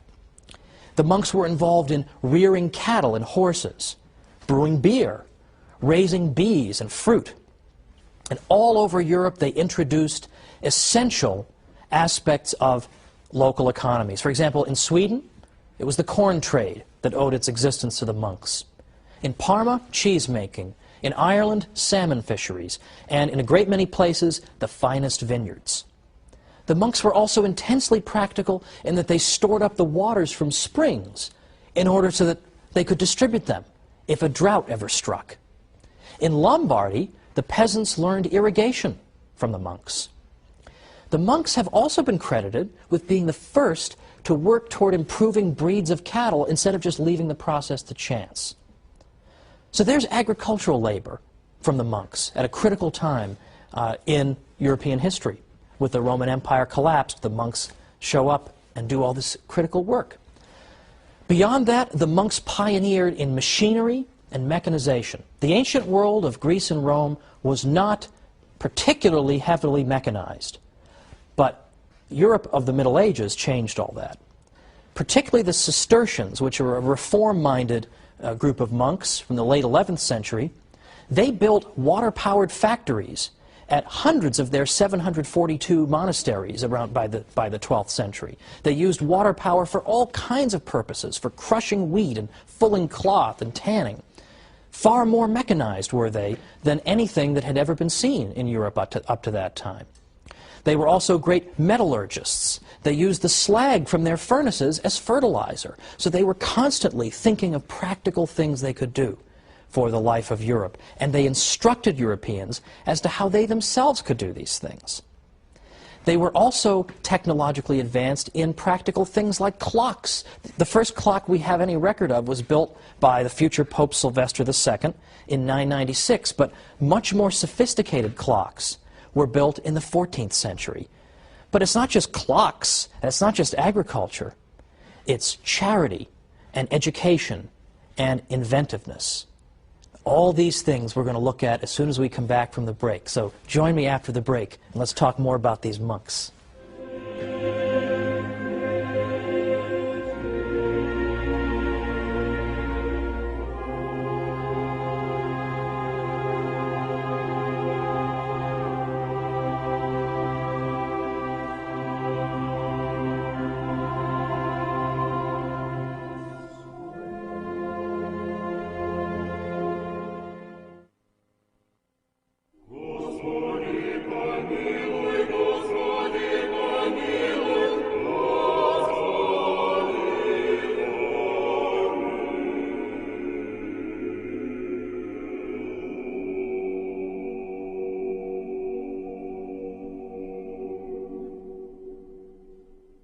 Welcome back to the Catholic Church, builder of civilization. I'm Thomas Woods, and we're talking about the monks today and their unsung heroism in helping to build and even save Western civilization at critical moments. Let me give you a little quotation from a French scholar writing about the achievements of the monks, because this sums it up in terms of their practical contributions. He writes, in effect, whether it be the mining of salt, lead, iron, alum, or gypsum, or metallurgy, or quarrying marble, running cutler's shops and glassworks, or forging metal plates, also known as firebacks, there was no activity at all in which the monks did not display creativity and a fertile spirit of research. Utilizing their labor force, they instructed and trained it to perfection. Monastic know-how would spread throughout Europe. In fact, even today, we're still only beginning to appreciate fully the extent of monastic technological cleverness. In the late 1990s, an archaeometallurgist at the University of Bradford named Jerry MacDonald found evidence in North Yorkshire, England, of a degree of technological sophistication that pointed ahead to the great machines of the 18th century Industrial Revolution. He found that the monks had built a furnace to extract iron from ore. Now, in the 16th century, which is when the period that MacDonald was looking at, 16th century England, the typical one of these furnaces in the 16th century had not advanced very far over its ancient counterpart. It was very inefficient. The slag, or another word for the byproduct of these primitive furnaces, had a very substantial concentration of iron in it, because they couldn't get to high enough temperatures to get all the iron out of the ore. So the leftover still had a lot of iron in it. But MacDonald found that when he was investigating, that in fact the monks in England had in fact built a furnace where the slag was low in iron content. They were somehow able to get to high enough temperatures to get more and more of the iron out of it, very similar to a modern blast furnace today. So MacDonald says the monks were on the verge of building dedicated furnaces for the large-scale production of cast iron. This is the key ingredient, perhaps, that ushered in the industrial age. And he says that the furnace that he investigated in England was a prototype of such a furnace. Now, what ended up happening to that? Why didn't they develop all these big furnaces? Why do we just see this one prototype? Well, remember, this is the 16th century in England. What's King Henry VIII up to? Well, he's closing down monasteries and confiscating their property so as to reward his well-connected friends. And so Henry VIII helped to destroy this outstanding example of creativity on the part of the monks. Thank you very much, Henry VIII. We'll have time to talk about you in a future episode. But we also now have charitable work. Now, charitable work we're going to spend a whole episode on, but I want to at least pause and say something about the monks' specific contributions to charity. The rule of St. Benedict called for the monastery to dispense alms and hospitality to whatever extent its means permitted. Specifically, it instructed monasteries that all guests who come shall be received as though they were Christ. Now, the monasteries served as free inns where foreign travelers and pilgrims and the poor could find a safe resting place. I love this quotation from an old historian of the Norman Abbey of Bec. He said, "Let them ask Spaniards or Burgundians or any foreigners whatever how they have been received at Bec. They will answer that the door of the monastery is always open to all and that its bread is free to the whole world." In some cases, the monks were even known to make efforts to track down poor souls who, being lost or alone after dark, found themselves in need of emergency shelter. They established contrivances for warning sailors of perilous obstacles. Or, in fact, nearby monasteries often made provision for shipwrecked men in need of lodging. All these were typical contributions of the monks. They also built up the medieval infrastructure and built and repaired roads and bridges. But as part of their charitable work, they were also great physicians for their day. In fact, it was the church that helped to create the hospital in the first place. But the monks went even further, because there weren't hospitals everywhere. But there were a lot of monasteries. And initially, the monks provided medical care to their fellow monks. But as time went on, they realized that they possessed a critical skill that local townspeople also needed. So oftentimes they would go out into the local towns and seek out sick people who were in need of their medical care. Again, I would say that's a fairly unsung aspect of the monastic contribution. But in addition to being great physicians and agriculturists and inventors, they were also great educators. St. John Chrysostom tells us that it was already in his day, around the 4th century, it was already customary for people in Antioch to send their sons to be educated by the monks. St. Boniface established a school in every monastery he founded in Germany. In England, St. Augustine, and here we're talking not about St. Augustine of Hippo, but St. Augustine of Canterbury, St. Augustine and his monks set up schools wherever they went. St. Patrick is given credit for encouraging Irish scholarship. And of course, the Irish monasteries developed into very important centers of learning, and they dispensed instruction to monks and laymen alike. Now, sometimes it's been said that the monks did engage in some education, but they were really only educating their fellow monks. Well, that's, as we've seen, not entirely true. There are plenty of cases we have on record of the monks. There are plenty of cases we have on record of the monks providing education to people in the local area. But let us say that that accusation is true. Let's even grant it for the sake of argument. Let's say that the monastery's contribution had simply been to teach other monks how to read and write. That's all it was. Well, even if that had been their only contribution, that would have been no small accomplishment. Because consider what happened in the Greek Dark Ages. Now, people have typically forgotten about this, but it's very important. From about 1100 to 800 BC, we had something called the Greek Dark Ages. And what happened here was that the Mycenaean Greeks had some kind of terrible disaster befall them. The nature of that disaster is still debated. But something terrible happened to these people. And when the smoke had cleared, for the next 300 years, we find that, in effect, the ancient Greeks, the Mycenaean Greeks, had lost literacy. They had lost the ability to read and write. Now you wonder, how could you lose the ability to read and write? How could you forget that?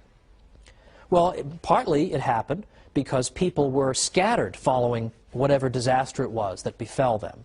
And they had to think solely of their own survival. And learning how to read and write was not exactly critical when you just needed food and sustenance. Secondly, it's been speculated that maybe whatever disaster struck the Mycenaean Greeks struck in particular the educated classes, so that those who would have remembered literacy were in fact wiped out.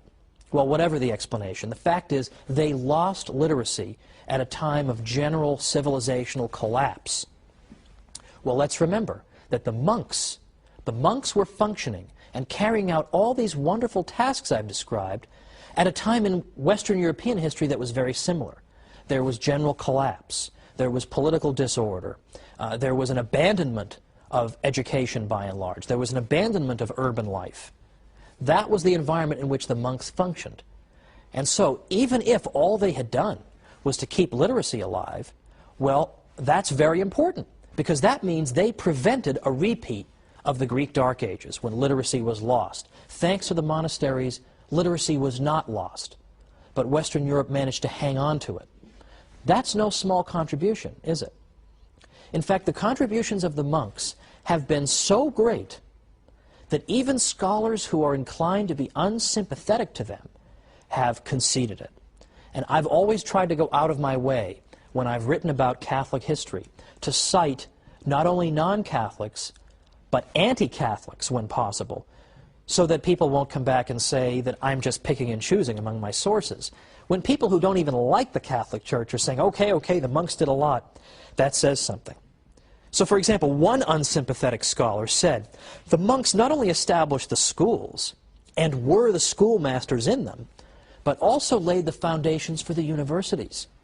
They were the thinkers and philosophers of the day, and shaped the political and religious thought. To them, both collectively and individually, was due the continuity of thought and civilization of the ancient world with the later Middle Ages and with the modern period. That's no small compliment. A century ago, another historian said, it was the monks, and they alone, who carried to a successful issue the tremendous undertaking of mollifying the rampant invader, softening the rudeness of his manners and the harshness of his spirit, familiarizing him with the restraints of Christian morality, and bringing home to him with convincing power the necessity of observing the fundamental principles of law and order, instructing him in the use of arts and instruments of industry and social progress, in a word, of assimilating, civilizing, and Christianizing 20-odd barbarian tribes, many of which, by the way, were very impressed with the morality and the conviction of the monks. They were very moved by their witness. A Protestant historian says, had it not been for the monks and monasteries, the barbarian deluge might have swept away utterly the traces of Roman civilization. The monk was the pioneer of civilization and Christianity in England, Germany, Poland, Bohemia, Sweden, Denmark. With the incessant din of arms around him, it was the monk in his cloister, for instance on Mount Athos, who by preserving and transcribing ancient manuscripts, both Christian and pagan, as well as by recording his observations of contemporaneous events, was handing down the torch of knowledge unquenched to future generations, and hoarding up stores of erudition for the researches of a more enlightened age.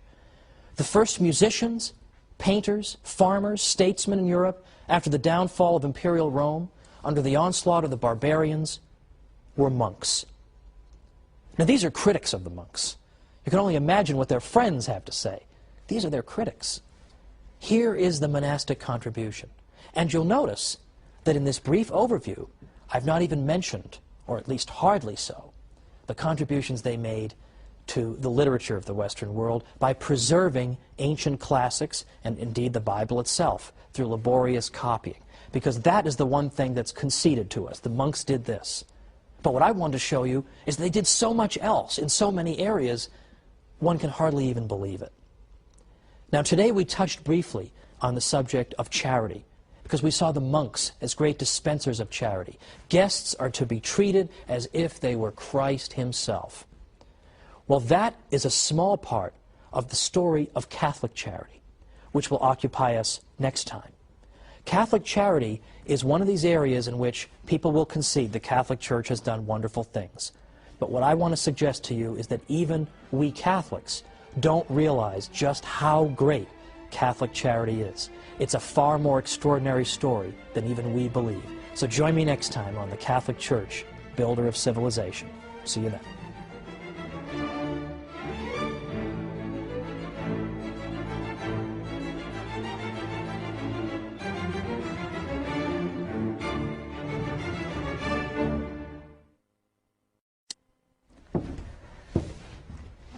Even her detractors admit that the charitable work of the Catholic Church has been extraordinary.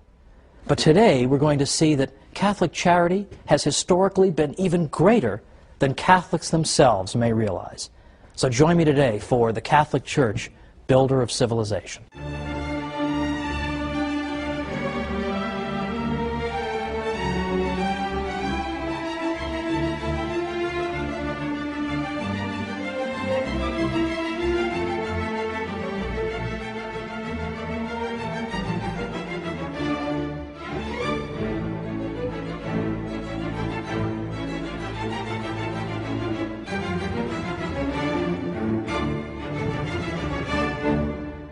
Welcome to the Catholic Church, builder of civilization.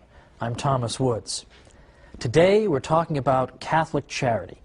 Now we all think we know all about Catholic charity, and indeed we do know a great deal about it. Even her opponents admit that the Catholic Church has done more charitable work than you can possibly believe. But Catholic charity is in fact even greater than people realize. And today we're going to explore why. For instance, it's the quality of the charity as well as the quantity. It's not simply that the Catholic Church did a lot of good work for people. That we'll look at in a moment. But it's the spirit that animated that charity as well. So, for instance, the Catholic Church taught that you should help somebody not because you expect a reward or you're going to keep hectoring this person forever that you owe me something, remember I helped you 3.5 years ago, or you don't do it so that you can show the world what a great person you are. You do it because it pleases God, because you respect a fellow human being as being made in the image and likeness of God, and that you know that charitable work pleases Him. This is why you do it. You do it out of a love for God and your fellow man, not because you expect any kind of reciprocity. Beyond that, we have even the counsel from the Church that you should even help your own enemies. What are you, crazy? In the ancient world, they would have thought that was crazy. In ancient Greece and Rome, that would have been considered absurd. And indeed, in the ancient world, a lot of the giving was self-interested. It was not given out of the pure desire simply to help a fellow human being. So the quality, the kind of charitable work, the spirit that animated it, was very different in the Catholic world than it had been in the world that preceded the Church. But we should not at the same time disparage the question of quantity, because here too the Church excelled.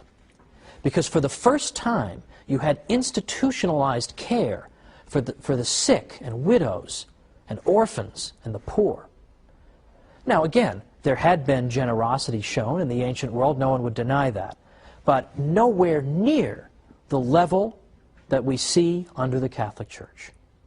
Now remember my rule, I want to cite anti-Catholics whenever I can to show that what I'm saying really is true, because even an opponent of the Church admits it. Well, I'm fond of citing a historian from the 19th century named W.E.H. Lecky, because he was known to be an opponent of the Catholic Church, and yet when he wrote about this subject and he spanned the historical record, he concluded that there is no question that neither in practice nor in theory, neither in the institutions that were founded, nor in the place that was assigned to it in the scale of duties, did charity in antiquity occupy a position at all comparable to that which it has obtained by Christianity. So it's both the quality and the quantity of the Catholic charitable work that distinguishes it and makes it so historically interesting and compelling. Now, one objection can be raised to what I've said so far. There was an ancient school of philosophical thought called Stoicism. And the Stoics did indeed seem to be people who called for doing good deeds out of a sense of duty and without any expectation of reciprocity. The Stoics, in effect, believed that the wise man was a man who had no emotional connection to the world, who was such a master of his own person that he was utterly unperturbed by outside events, no matter how tragic. Well, it was in that spirit, that very, in a sense, empty kind of spirit of merely discharging your duty, that the Stoics engaged in charitable work. Yes, they taught that the wise man knows that he is a citizen of the world and all men are, in effect, to be cared for, but they are to be cared for without lending any emotional attachment to the relationship. So, for example, Seneca, who was a Stoic, said, "The sage will console those who weep, but without weeping with them. He will succor the shipwrecked, give hospitality to the proscribed, and alms to the poor, restore the son to the mother's tears, save the captive from the arena, and even bury the criminal. But in all, his mind and his countenance will be alike untroubled. He will feel no pity.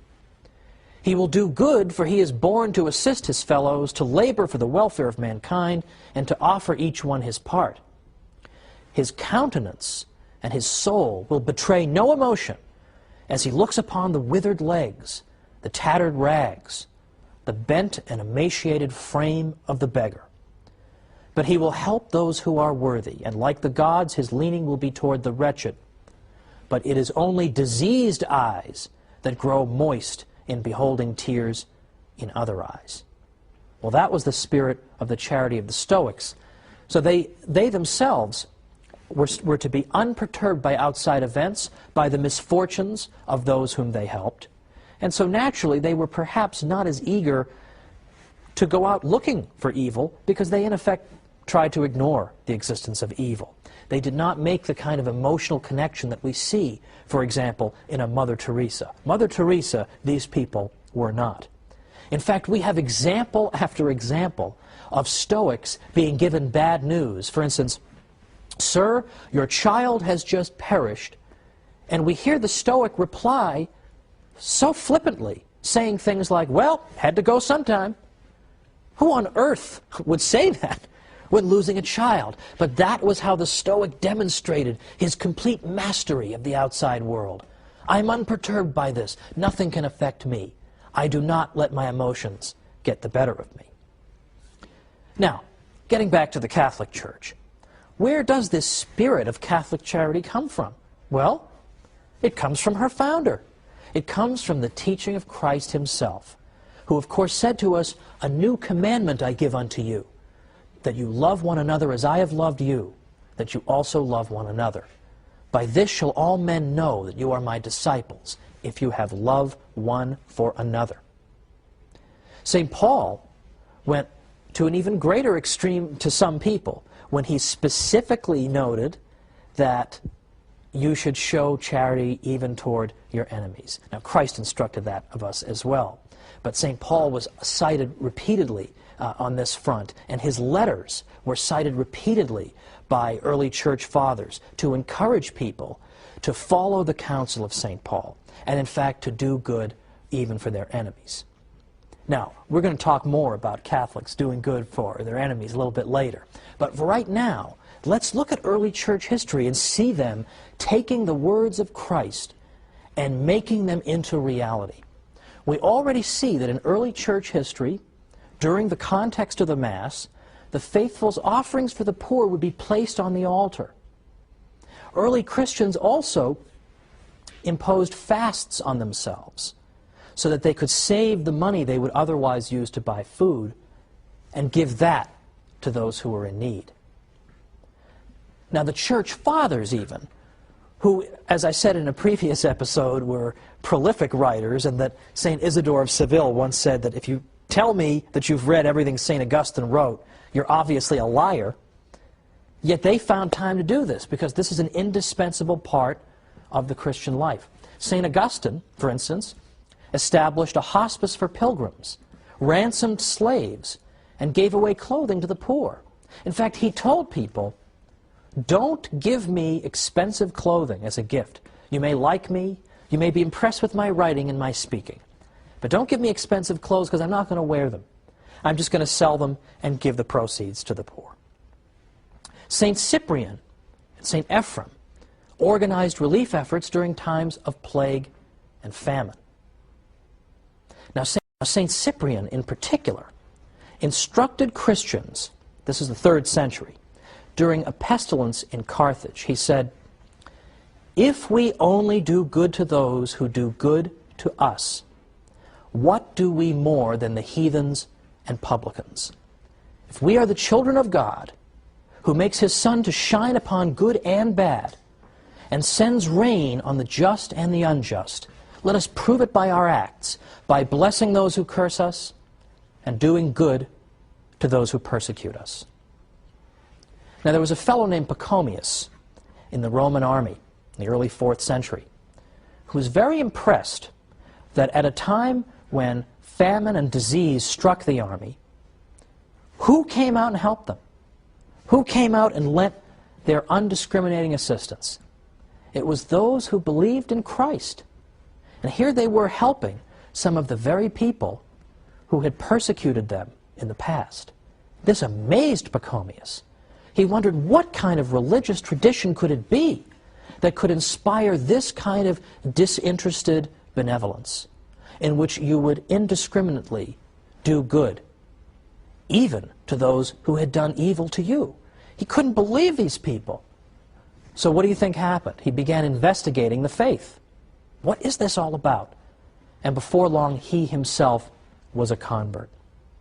This is, in large part, how a great many Catholics have converted non-Catholics. It's not always by debating them into the church or bashing them over the head into the church, although, by the way, that's how I came in. People bashed me over the head over and over and said, it's the one true church, what's the matter with you, you Lutheran? And it made me think, and I came in. But other people have been brought into the church because Catholics have just niced them to death. They're just so nice to them all the time, they just can't take it anymore. Okay, I will look into this. How can you people be so good to me? And that's what brings them in. That's what brought in Pachomius. This is the great witness of Catholic charity.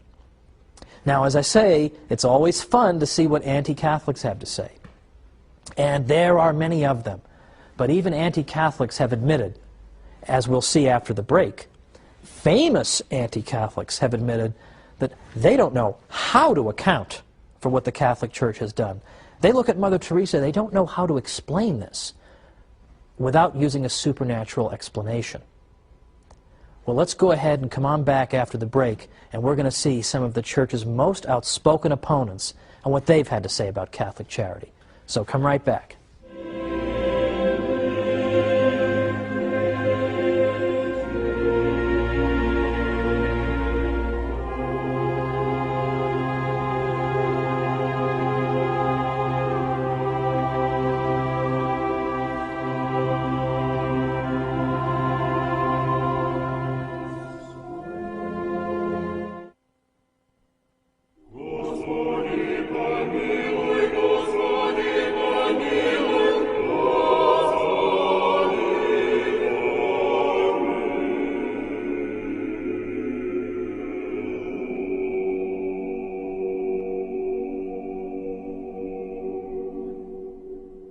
Welcome back to the Catholic Church, builder of civilization. I'm Thomas Woods.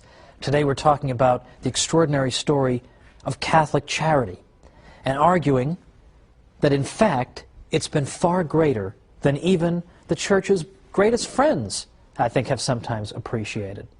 So we've gone through and seen, for example, what the early Church Fathers did in terms of charity. I gave a few examples of that. Or we've seen in the Scriptures where Catholics are urged to display an exemplary degree of charity.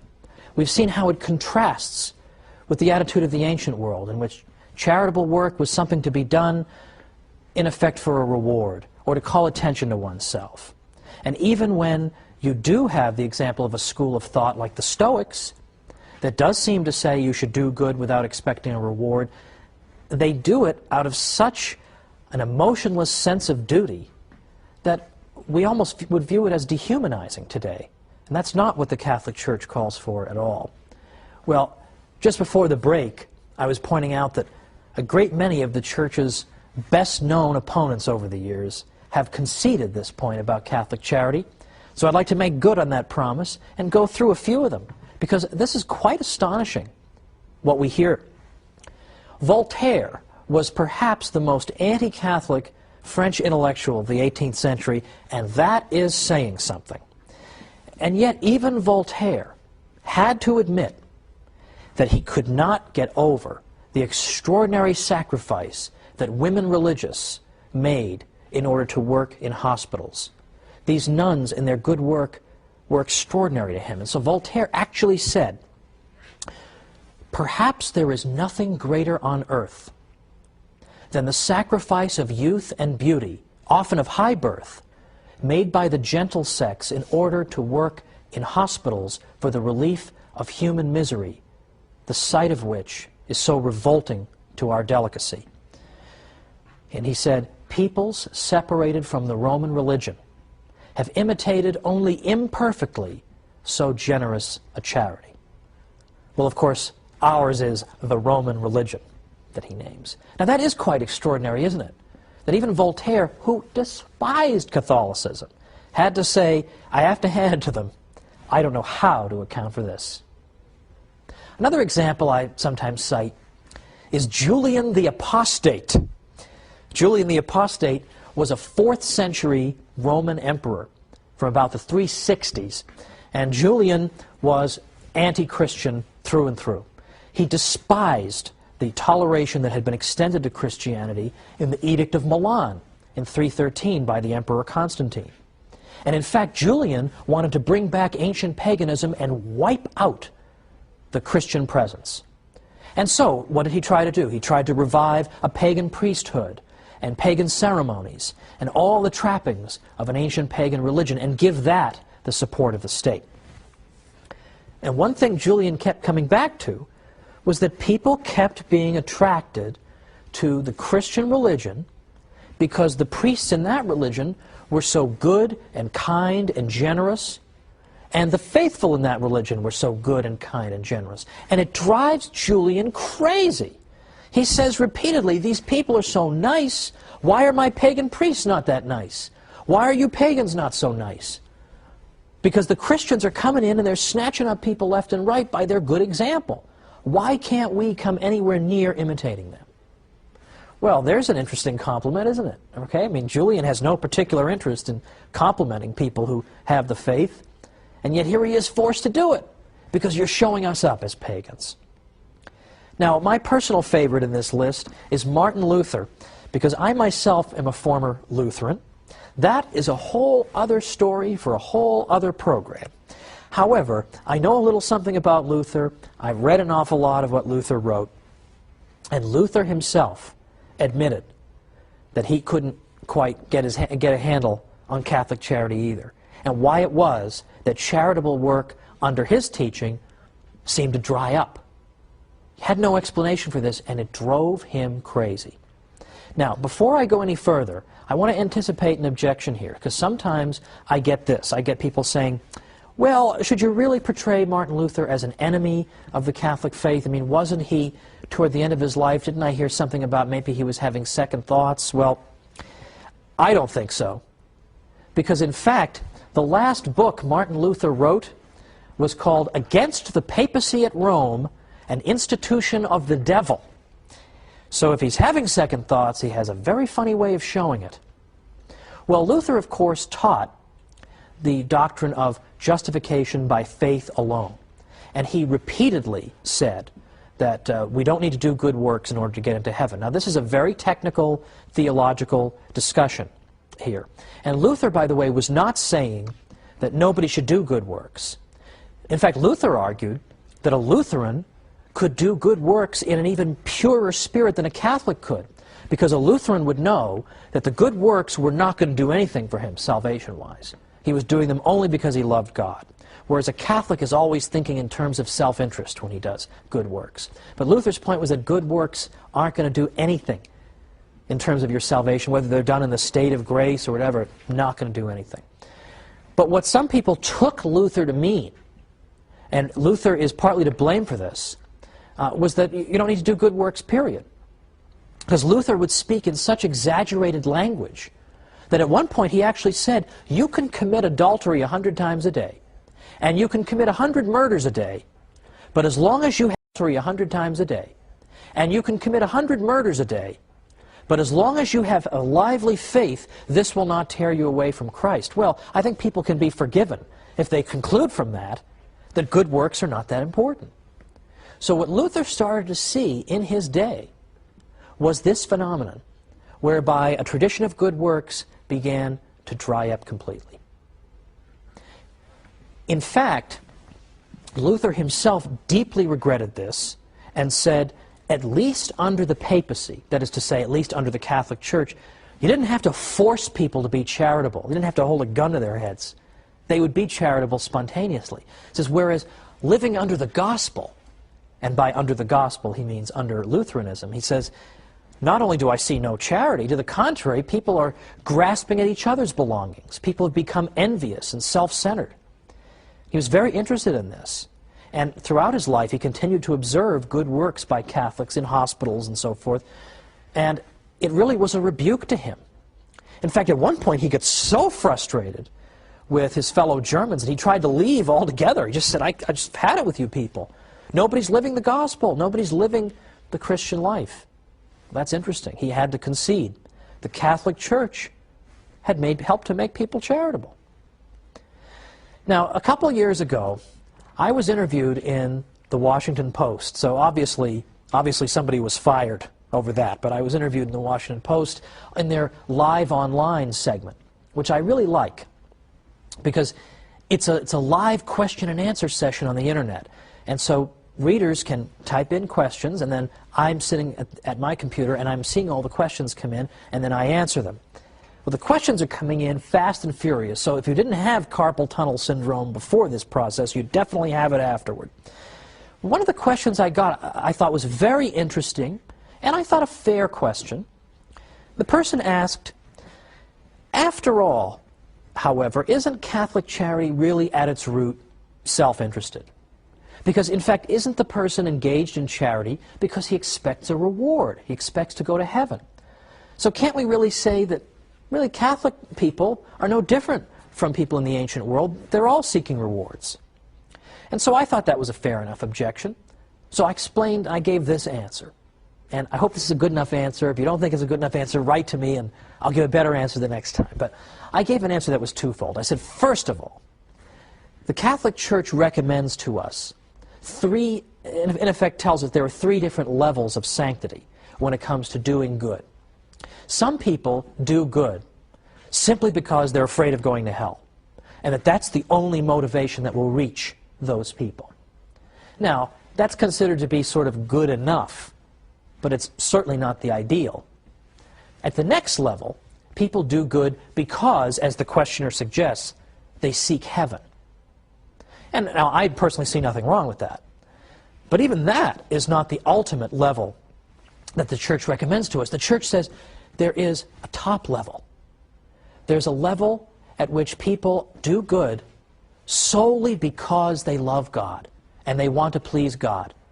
And that's why they're doing their good works. Not for any expectation or hope of reward, but because they want to please the God they love.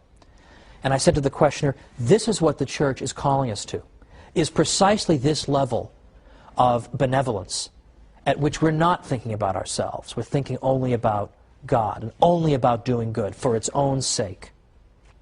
But then secondly, I said, consider Mother Teresa's missionaries of charity, because they're such an excellent example. I said, consider them.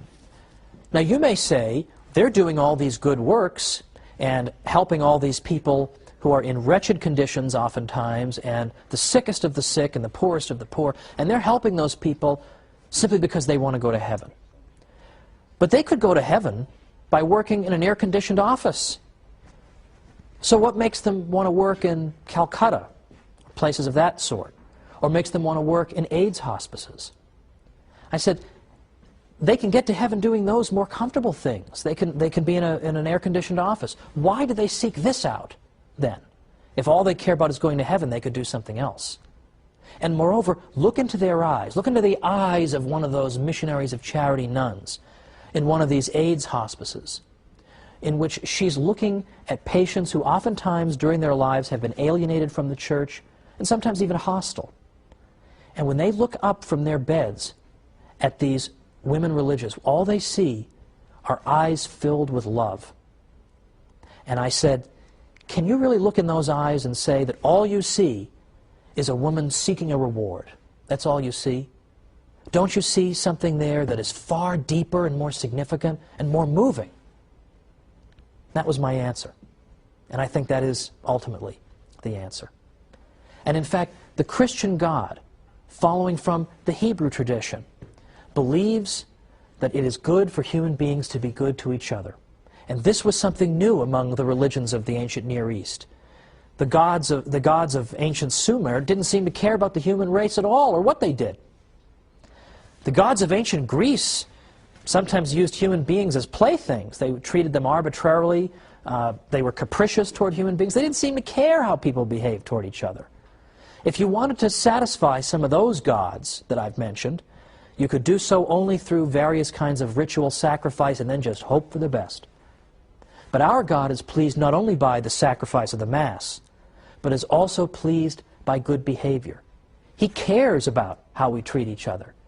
This was something new under the sun. He doesn't want only ceremony, as important as that is, but He cares that we should be good. We should be good to each other, and that's one of the things that pleases Him. And it should not come as a surprise that a God who teaches this is going to give a brand new morality to His people. So next time we're going to see how Western standards of morality have been shaped by the Church. So join me for the Catholic Church, builder of civilization, and I'll see you then.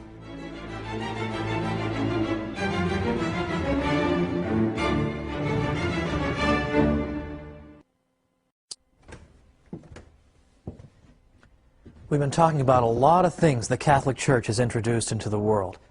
But how about the sanctity of life, the dignity of marriage? Let's talk about these things and a whole lot more today on the Catholic Church, builder of civilization.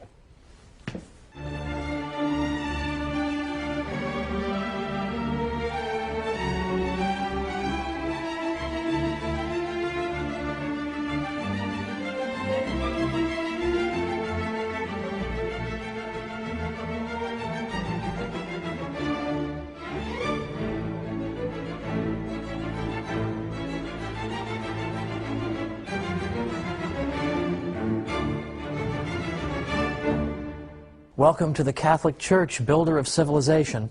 I'm Thomas Woods. Last time we talked about Catholic charity and how important and impressive it is. Today we're going to talk about moral principles more generally. And we're going to find there's much in common in the two episodes. Because it's not as if we have some views on charity and then some views on morality and some views on this and some views on that. It all comes down to the same message. The idea that human life is sacred, and that each individual has a uniqueness and worth because he possesses an immortal soul, he possesses a rational nature, because he is made in the image and likeness of God.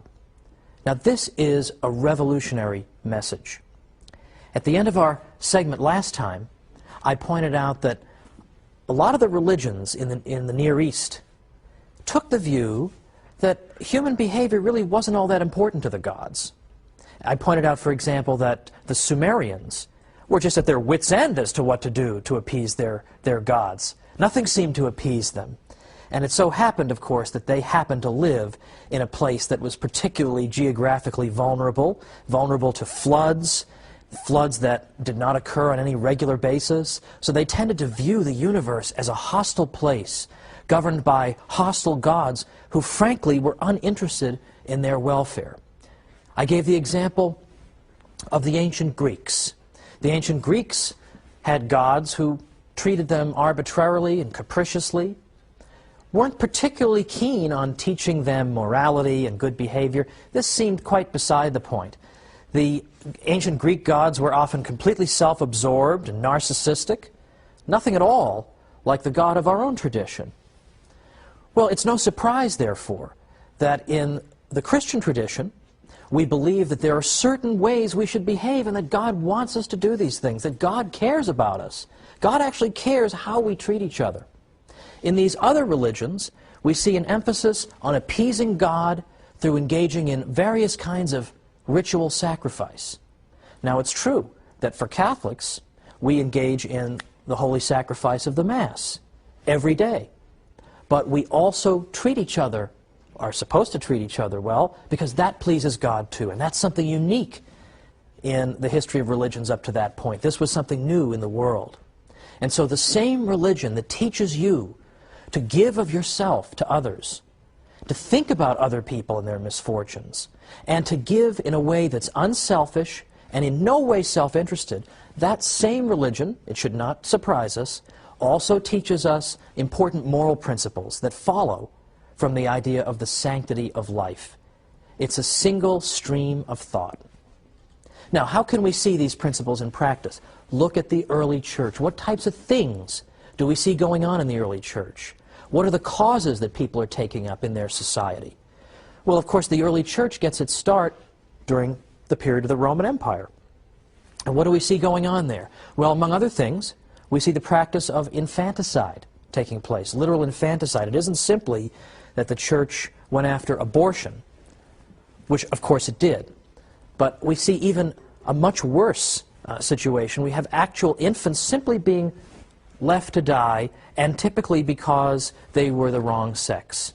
So you had many healthy female children simply exposed and abandoned. And we see the effects of this, by the way, because in the Roman Empire, men outnumbered women by 30%. There's that doctrine in play. But the Catholic Church moved to abolish that practice. But what we also note is that in the ancient world, there is no comparable teaching to what we see in the Catholic Church about the uniqueness of human life and its absolute sanctity. Now, it's true that the ancients did say that man had a dignity that surpassed that of other creatures, but they came nowhere near the Catholic belief in the sanctity of human life. We do not see that in the ancient world, even though we admire and respect the ancient world. Many of the early Christians looked with profound respect at the ancient world. They pointed to people like Plato and Aristotle as having anticipated some of the most sublime teachings of Christ himself, but at the same time they understood that there was much that was in fact to be deplored in the ancient world. For example, Plato, one of the most noble philosophers you can imagine in the ancient world, deeply admired by St. Augustine and others. On one occasion, Plato said that a man who is too sick to work should be left to die. It's impossible to imagine that in the Catholic Church. Now, what else is going on in ancient Rome, particularly? We see gladiatorial contests. That is to say, people are going and watching their fellow human beings try to kill each other, and this is a form of entertainment. Well, obviously, this is an unspeakable offense against the dignity of human life. And it trivializes human life, that someone's death would be something that we would want to be entertained by. So in fact, it was the Christian emperors who helped to abolish these gladiatorial contests, and that has been called one of the greatest moral victories in history. But it's not just that. It isn't just that we see examples of barbarism in the ancient world. Barbarism, by the way, that we're seeing, of course, coming up once again in our own time. We're also finding that there's a difference between the way the ancient Romans and Greeks treated the interaction of men and women and the way the ideal that we have for that. The ancient Greeks were utterly contemptuous of women, whereas in the Catholic faith, we see, in fact, a profound respect for women. And I realize this is the opposite of what people say. Supposedly, the Catholic Church is anti-woman, and it's pro-man, and it's patriarchal, and all the rest of it. But for heaven's sake, let's think about it. Where else in the ancient world, or even going up into the Middle Ages, where in the world could you see women who were able to run their own institutions? They ran their own convents and schools and orphanages, and so on and on. Where do you see that other than in the Catholic Church? We have a legion of female saints. We have tremendous devotion to the Blessed Mother. We have all these aspects of the faith that are pro-woman, and there are still others as well. And this is why, in the early church, it so happens that the Catholic religion was accused of being a woman's religion, because so many women belonged to it. So much for the idea that the church is an opponent of women. It was called a women's religion.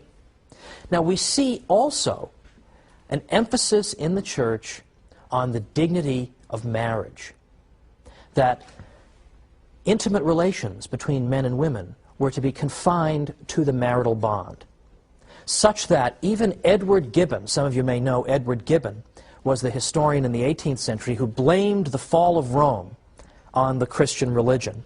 So he was not inclined to be sympathetic, but even he had to admit that in fact the Christians have helped to restore dignity to the marital bond. Likewise, the church taught what we might call the equalization of adultery.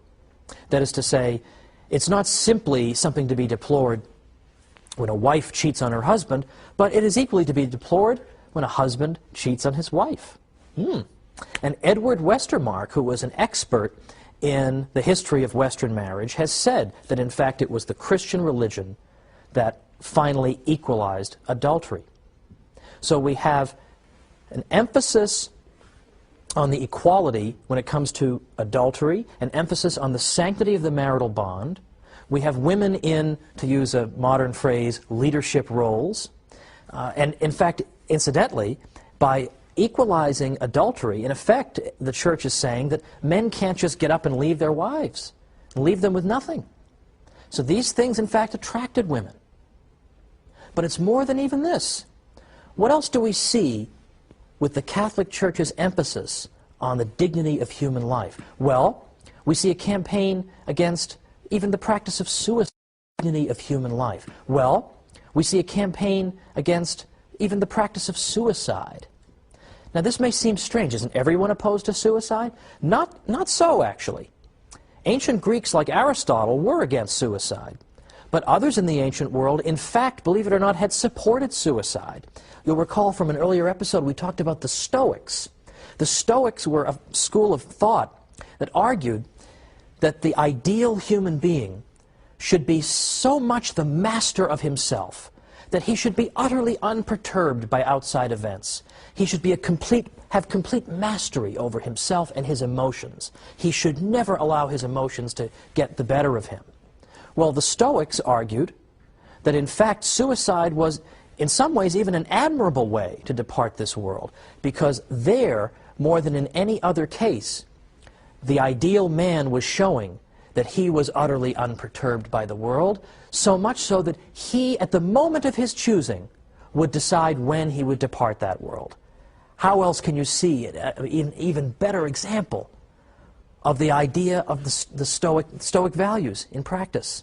I am so above other events in the world that I can even depart this world when I choose. That is my mastery over the world. That type of narcissism, in fact, informed the Stoics' views on suicide. And of course, the church had to say, this is not only nonsense, but dangerous nonsense. That life is something valuable, and we aren't simply to cast it aside on a whim when we think it's a good idea. In fact, a number of Catholics pointed out that Christ obviously disapproved of suicide. At no point did he say to his followers, listen, if the persecution ever gets too bad, you can just commit suicide. We can't even imagine those words being uttered. But there is the Catholic Church's emphasis on the sanctity of life. It is not to be disposed of even by ourselves, much less by some distant government or by some gladiator in a contest in the arena. Now, even beyond this, we have yet another topic that touches on the sanctity of life, and that's the subject of the waging of war. Because it was the Church who, before any other institution, introduced the idea that there actually could be limits on what is permitted in war, on the reasons you can go to war, and the spirit in which war can be waged. There was nothing that corresponded to that in the ancient world because they did not have the same spirit of respect for the sanctity and dignity of life. So this moral issue pressed specifically on Catholics. When we come back from the break, we'll talk more about the just war tradition.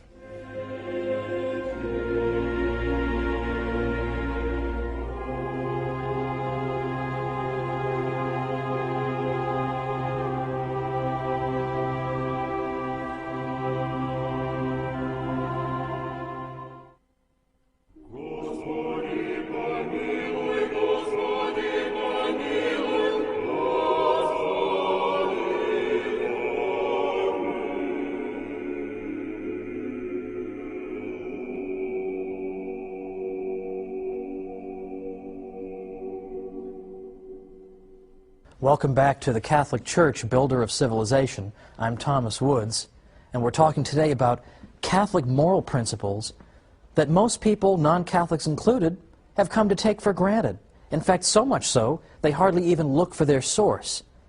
But their source, as in the case of so many wonderful fruits of our Western civilization, is in fact the Catholic Church. And so we've looked at infanticide and gladiatorial contests, and suicide, and now we're beginning to look at the subject of war. The just war tradition develops in the Catholic world, perhaps beginning with Ambrose, but definitely beginning with St. Augustine. St. Augustine had a great deal to say about the justice of war. What's interesting to note, as I said before the break, is that there really wasn't anything like a just war tradition prior to Catholic reflection on the subject. And this is very much different from the views that we see in the 16th century with a famous political philosopher named Machiavelli. Machiavelli was in effect of the opinion that governments could not be held up to moral standards the way individuals were. Governments, in effect, had to do what they had to do. But the Church condemned that view and was condemning it as early as St. Augustine. So, for example, some of the principles that were laid out by Catholic thinkers, according to which war could be justly waged, were as follows. For example, St. Thomas Aquinas, in his famous segment on war, said that it's important that the war be declared by the pertinent authority. An individual on his own cannot simply go and declare war. It has to be somebody who holds legitimate, duly constituted authority. Secondly, there has to be a just cause involved. Any old reason for waging war is not acceptable. And there has to be a right intention. You can't go to war solely out of desire for vengeance or just for a desire for conquest. So in other words, war cannot always be justified. Just because a war is going on does not make it just. So St. Thomas set down these important principles. And then with the passage of time, we begin to get the development of the just war tradition in the Catholic Church even further. In the 16th century, for example, a great man at the University of Salamanca named Francisco de Vitoria had much to say on the subject of the just war. And a couple of Catholic historians have recently summed up his view, I think very nicely and eloquently. Vitoria, in effect, said as follows, that assuming that a prince has authority to make war, he should first of all not go seeking occasions and causes of war, but should, if possible, live in peace with all men, as St. Paul enjoins on us. When war for a just cause has broken out, it must not be waged so as to ruin the people to whom it is directed, but only so as to obtain one's rights and the defense of one's country, and in order that from that war peace and security may in time result. When victory has been won, victory should be utilized with moderation and Christian humility. Francisco Suarez likewise said, a just war must be waged by a legitimate power. Second, its cause must be just and right. Third, just methods should be used, that is, equity in the beginning of the war and the prosecution of it, and in victory. The reason of the general conclusion is that although war in itself is not an evil, yet on account of the many ills which it brings in its train, it is to be numbered among those undertakings which are often wrongly done, and thus it needs many circumstances to make it honest. Now, that is at least a brief taste of the just war tradition, and there are, of course, modern just war theologians who are trying to adapt this tradition to modern circumstances and continue to develop it. But the critical idea here is that states are subject to moral rules and cannot simply do whatever they wish. They are not allowed, for example, simply, for no other reason, simply to go out and slaughter civilians. There are rules on how war should be conducted, and that is because of the Church's emphasis on the sanctity and dignity of life. Now, I recall years ago, back before my Catholic days, I was a student at Harvard, and that is a whole other show in itself, what it was like keeping your sanity being at Harvard. But I remember one of my dear friends at Harvard. His name was Fred DeCaro, lives in Connecticut. He's actually designed my website for me for free, so I figured he gives me a free website, I mention him on television. Well, Fred DeCaro once said to me when I was still a Protestant, he said, he asked me why I wasn't a Catholic, and I gave some hemming and hawing answer. I didn't have any good answer. I don't know. I haven't thought about it. I haven't spent the time to think about it. But I asked him why he was one. Why are you a Catholic? And there are a lot of different reasons people could give for this, right? I mean, well, you know, I was swept up by the Bible, I was swept up by the story of some saint, a lot of people prayed me into the church, or some argument convinced me, or whatever. But his answer was very simple, and I never forgot it. And it stayed with me all the way to my conversion. He said, because the Catholic Church tells us how to lead the good life. That's simple. The Catholic Church tells us how to lead the good life. Couldn't ever get that out of my head, because I thought to myself that what the Church teaches in so many areas is in fact challenging to us. And in some ways it's a real challenge to the baser part of our nature to live up to the great ideal that the Church holds out to us.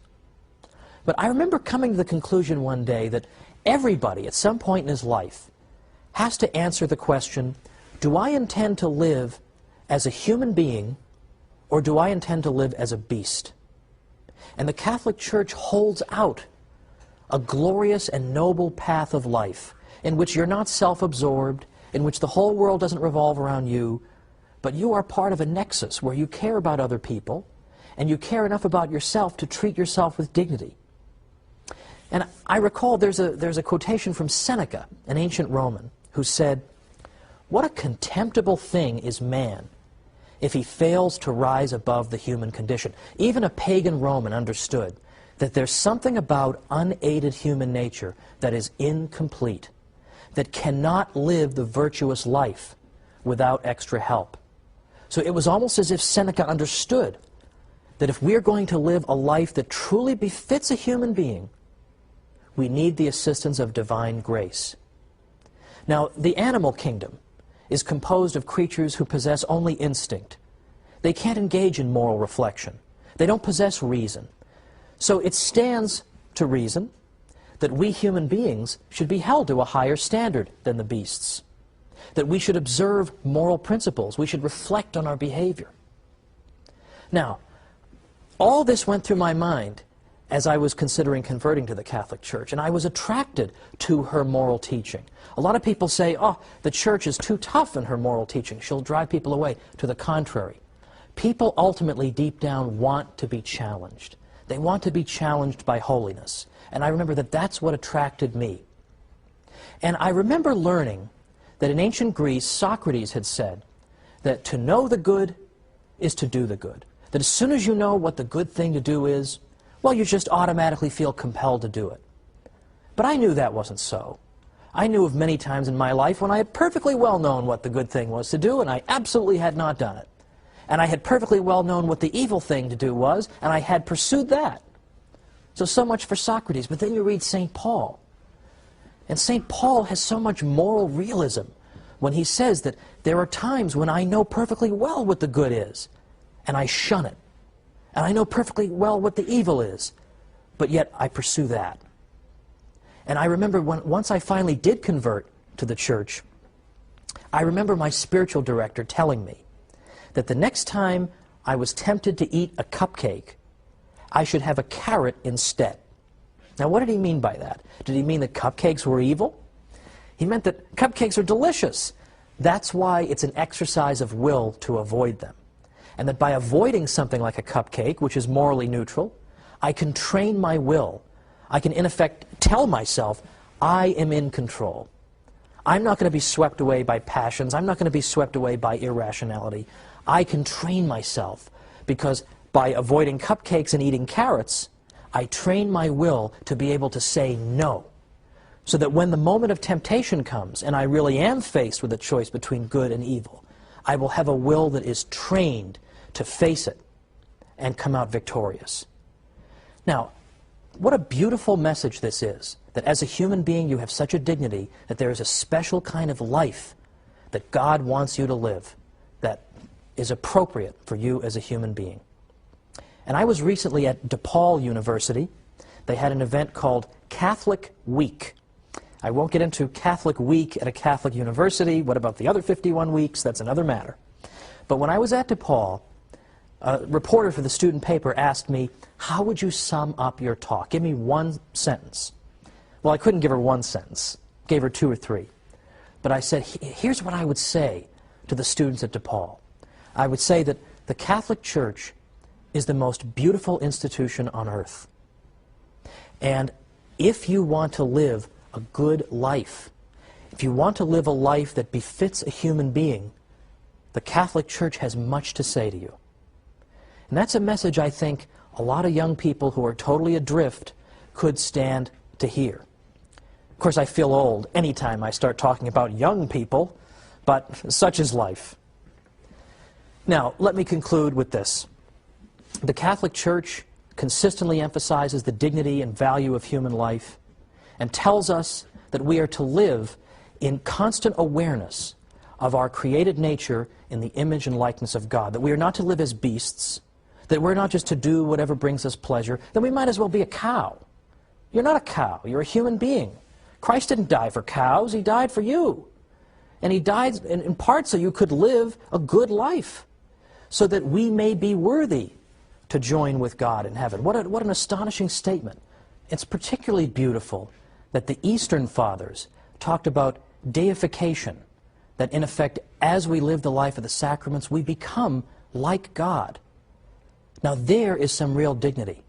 There is the idea that human beings aren't just random assemblages of cells, but they are worth something. They matter. And here's something you can finally tell to teenagers, that you don't have to live this crummy life that MTV is holding out for you. What in the world is there to compare between MTV and the Catholic Church? 2,000 years of heroism and holiness. And they think so little of young people they're going to hold out the MTV alternative? Forget it. Ditch it. Don't live as beasts. Live as human beings. That's what the Church has to tell us all. Now, there's another way that the Church has emphasized the dignity and rights of the individual, and that is with the very idea of rights. And that's what we're going to pick up next time. Where does this idea that I have a right to life and a right not to be robbed or expropriated, that comes also from the Catholic Church. So join me next time for the Catholic Church, Builder of Civilization. See you then.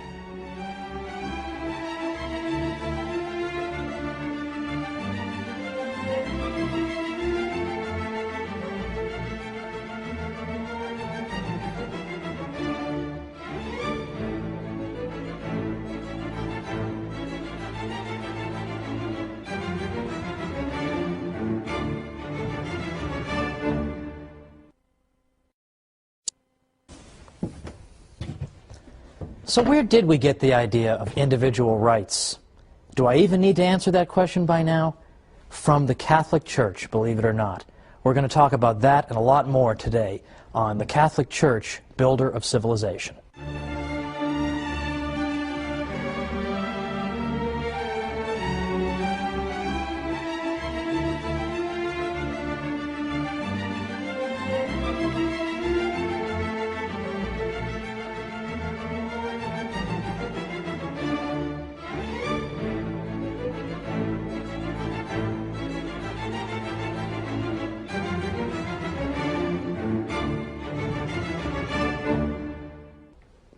Welcome to the Catholic Church, Builder of Civilization. I'm Thomas Woods.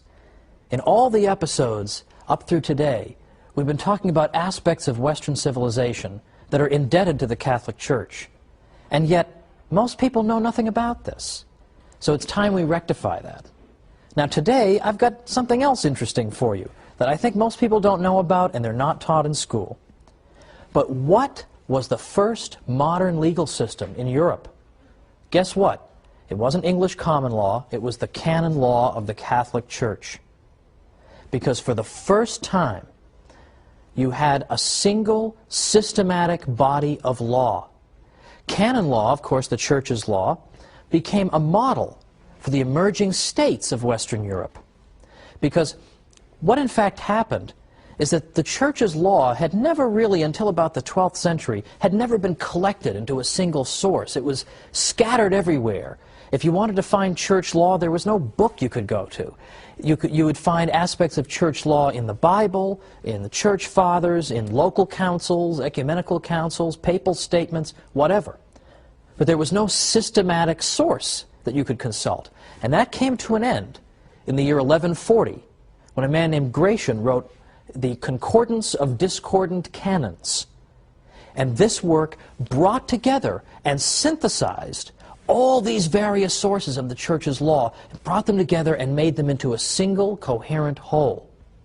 And in effect, by doing that, Gratian showed the Western world how you put together a legal system, how you take disparate elements that are scattered and you bring them together into a single whole that makes sense. Now, this is not always so easy, because when you have so many sources of law, it's not surprising that sometimes you find contradictions. One source says you should do A, another source says you should do B. When you're bringing the law all together, how do you resolve that? Should you do A or B? And what Gratian and other canon lawyers showed is that you use the idea of natural law to arbitrate between these two alternatives.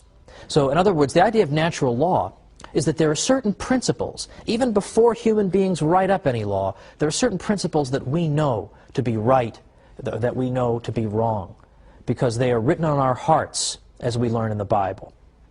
So the natural law becomes the way you decide, is this the rule we should abide by, or is this rule? Natural law can help you adjudicate that. Well, the countries of Western Europe, as they were coming out of the feudal period of Europe, they had totally scattered legal systems too. They had this kind of law, that kind of law, all kinds of directives all over the place, and no coherence. So when they went to put together a modern legal system, what did they consult as a model? The canon law of the Catholic Church. Don't you think that's kind of interesting? Well, it's not just the structure of the canon law that's important. It's not simply that it showed people how to take a lot of different sources and put them together into one code of law. That's important. But it's also the content of canon law that matters. It's also some of the things that canon law taught rubbed off on law in general. For instance, the Church had jurisdiction over marriage in the Middle Ages, and the canon law of marriage held that a valid marriage involves the free and informed consent of both the man and the woman. So you can't force people to get married, you can't get them drunk and then get them married, you need to have their free and informed consent. Well, what does that mean? Well, in fact, Harold Berman, who's probably the greatest historian of law in the Western tradition by far, he's a 20th century historian, Harold Berman says that right here in the Church's canon law of marriage, emphasizing consent as the heart of the marriage bond, he says here were the foundations not only of the modern law of marriage, but also of certain basic elements of modern contract law, namely the concept of free will, that you have to enter into a contract freely the same way you do in a marriage. We also see, he says, the related concepts of mistake, duress, and fraud, because the Church's canon law of marriage also told us that if people have made a mistake about the identity or some important quality of their putative spouse, that the marriage is also not valid. So these are basic aspects of all contract law, and yet here they are deriving from the canon law of marriage, not particularly well known. What's also important is that it was very common, the practice of what we might call infant marriage in Western Europe. This was a barbarian custom. And infant marriage, of course, is incompatible with the Church's canon law of marriage, because how can an infant give his consent to a marriage? So it was with the implementation of the canon law of marriage that the barbarian custom of infant marriage was abolished altogether. Now, one of my favorite aspects of all this is that the Church's canon law, coming into being in a systematic way in the 12th century, for the first time is now bringing into Western European practice, for the first time since the barbarian invasions, a clear emphasis on the importance of rational trial procedures. Now, what do I mean by that? Typically, in barbarian modes of law, reason was not employed to determine who was guilty and who was innocent. Rather, magical modes of determining guilt or innocence were used, modes of ordeal. So, for instance, one barbarian method of determining whether you were guilty or innocent consists of what we might call the ordeal by hot water. And here you'd take the accused person and you'd bring him over to a cauldron in which boiling water had at the bottom a stone. And it was required of the accused to reach into that scalding water and pull the stone out. Then they would bandage his arm, because of course it's scalding water and his arm's not doing too well at this point. Then they'd wait 3 days. When they take off the bandages, if he has begun to scab up on his arm, then that means he's innocent. But if he hasn't yet started to scab up, that is indication of his guilt. Well, who wants to be subject to this kind of procedure? This is exactly the kind of thing that the rational trial procedures emphasized in canon law helps to bring to an end. Now, another barbarian method of determining guilt or innocence is the ordeal by cold water. Well, that sounds fine. Cold water, refreshing, right? Well, the ordeal by cold water consisted of tying a person's hands together and his feet together and throwing him in the river, and then observing to see whether he sinks or floats. Now, in many versions of the ordeal by cold water, if you float, that is indication of your guilt. You might think that floating would mean you're pure, like ivory soap, you're 99.44% pure, but to the contrary, the thinking was that perhaps the divine principle in the water is trying to eject you by not allowing you to sink. So that's an indication of your guilt. Well, again, nobody would want to live under that system. And in fact, that system doesn't really tell us who's guilty, who's innocent. It just tries to end the dispute. Look, this is how it turned out for this guy. He floated. That's the end of it. Let's just stop the fight right here. Instead of pursuing justice, barbarian law simply tried to stop feuding and fighting by just coming up with some kind of an answer, even though it was a totally arbitrary answer, whether the guy floats, whether his arm scabs up. This is exactly what canon law was opposed to. So, canon law, the first modern legal system in Western Europe. But there's much more to be said about the Church's contributions here, because as long as we're speaking about law, we can speak about the concept of rights. That I have a right to life. I have a right to own property. I have a right to enter into a contract or enter into a marriage. I have the right to defend myself in a court of law. All these things are rights. Where does that idea of rights come from? For a long time, rights come from. For a long time, it was assumed that the idea of rights just sort of spontaneously emerged somewhere around the 17th century, give or take. That was the standard view. All of a sudden, people thought of the idea of rights.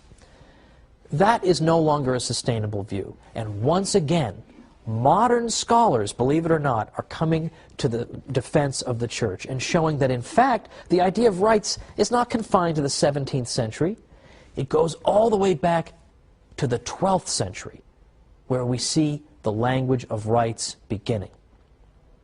Now that's interesting, but before we get into that any further, I think I should address some, I think, discomfort that Catholics may sometimes have with the concept of rights. Because I think today we live in a culture in which everybody claims that anything he wants to do is a right. I have the right to do this, the right to do that. It almost makes rights language seem empty or even dangerous. So I simply want to clarify, a right simply means that you possess a kind of immunity from invasion.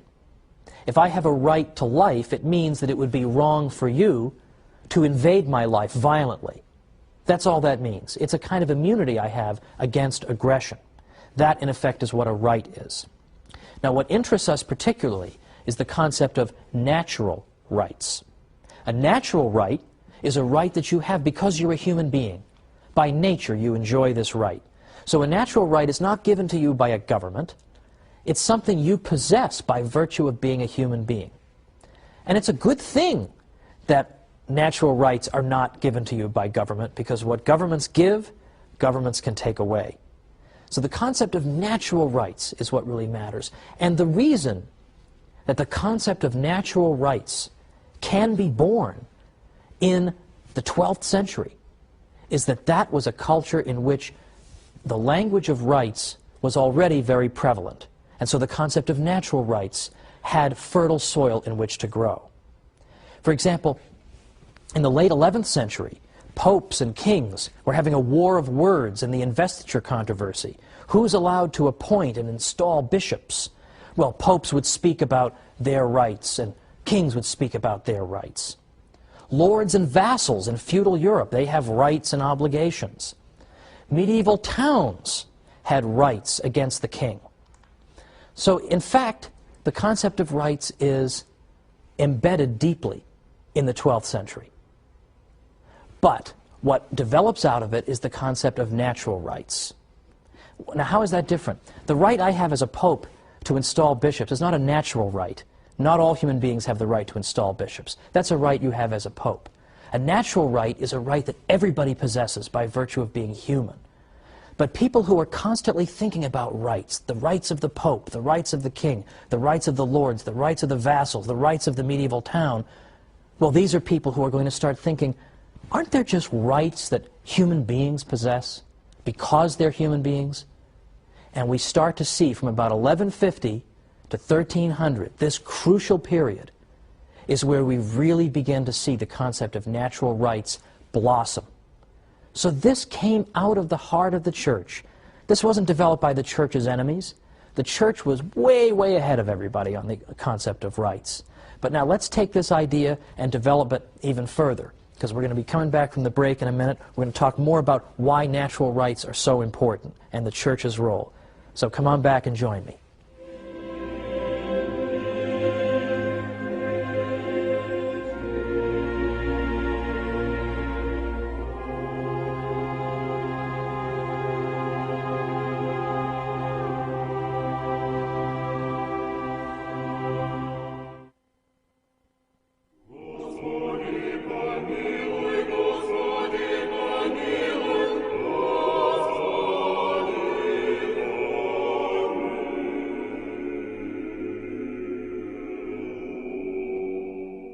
Welcome back to the Catholic Church, builder of civilization.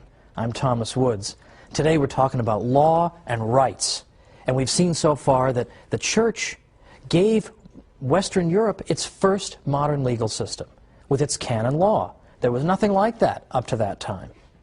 And then beyond that, it's the Church and her canon lawyers, her church lawyers, who begin to introduce the concept of natural rights, which means that human beings, simply because they are human beings, are endowed with certain rights. That is to say, they are endowed with certain immunities so that they cannot be invaded or aggressed against in these areas of their lives.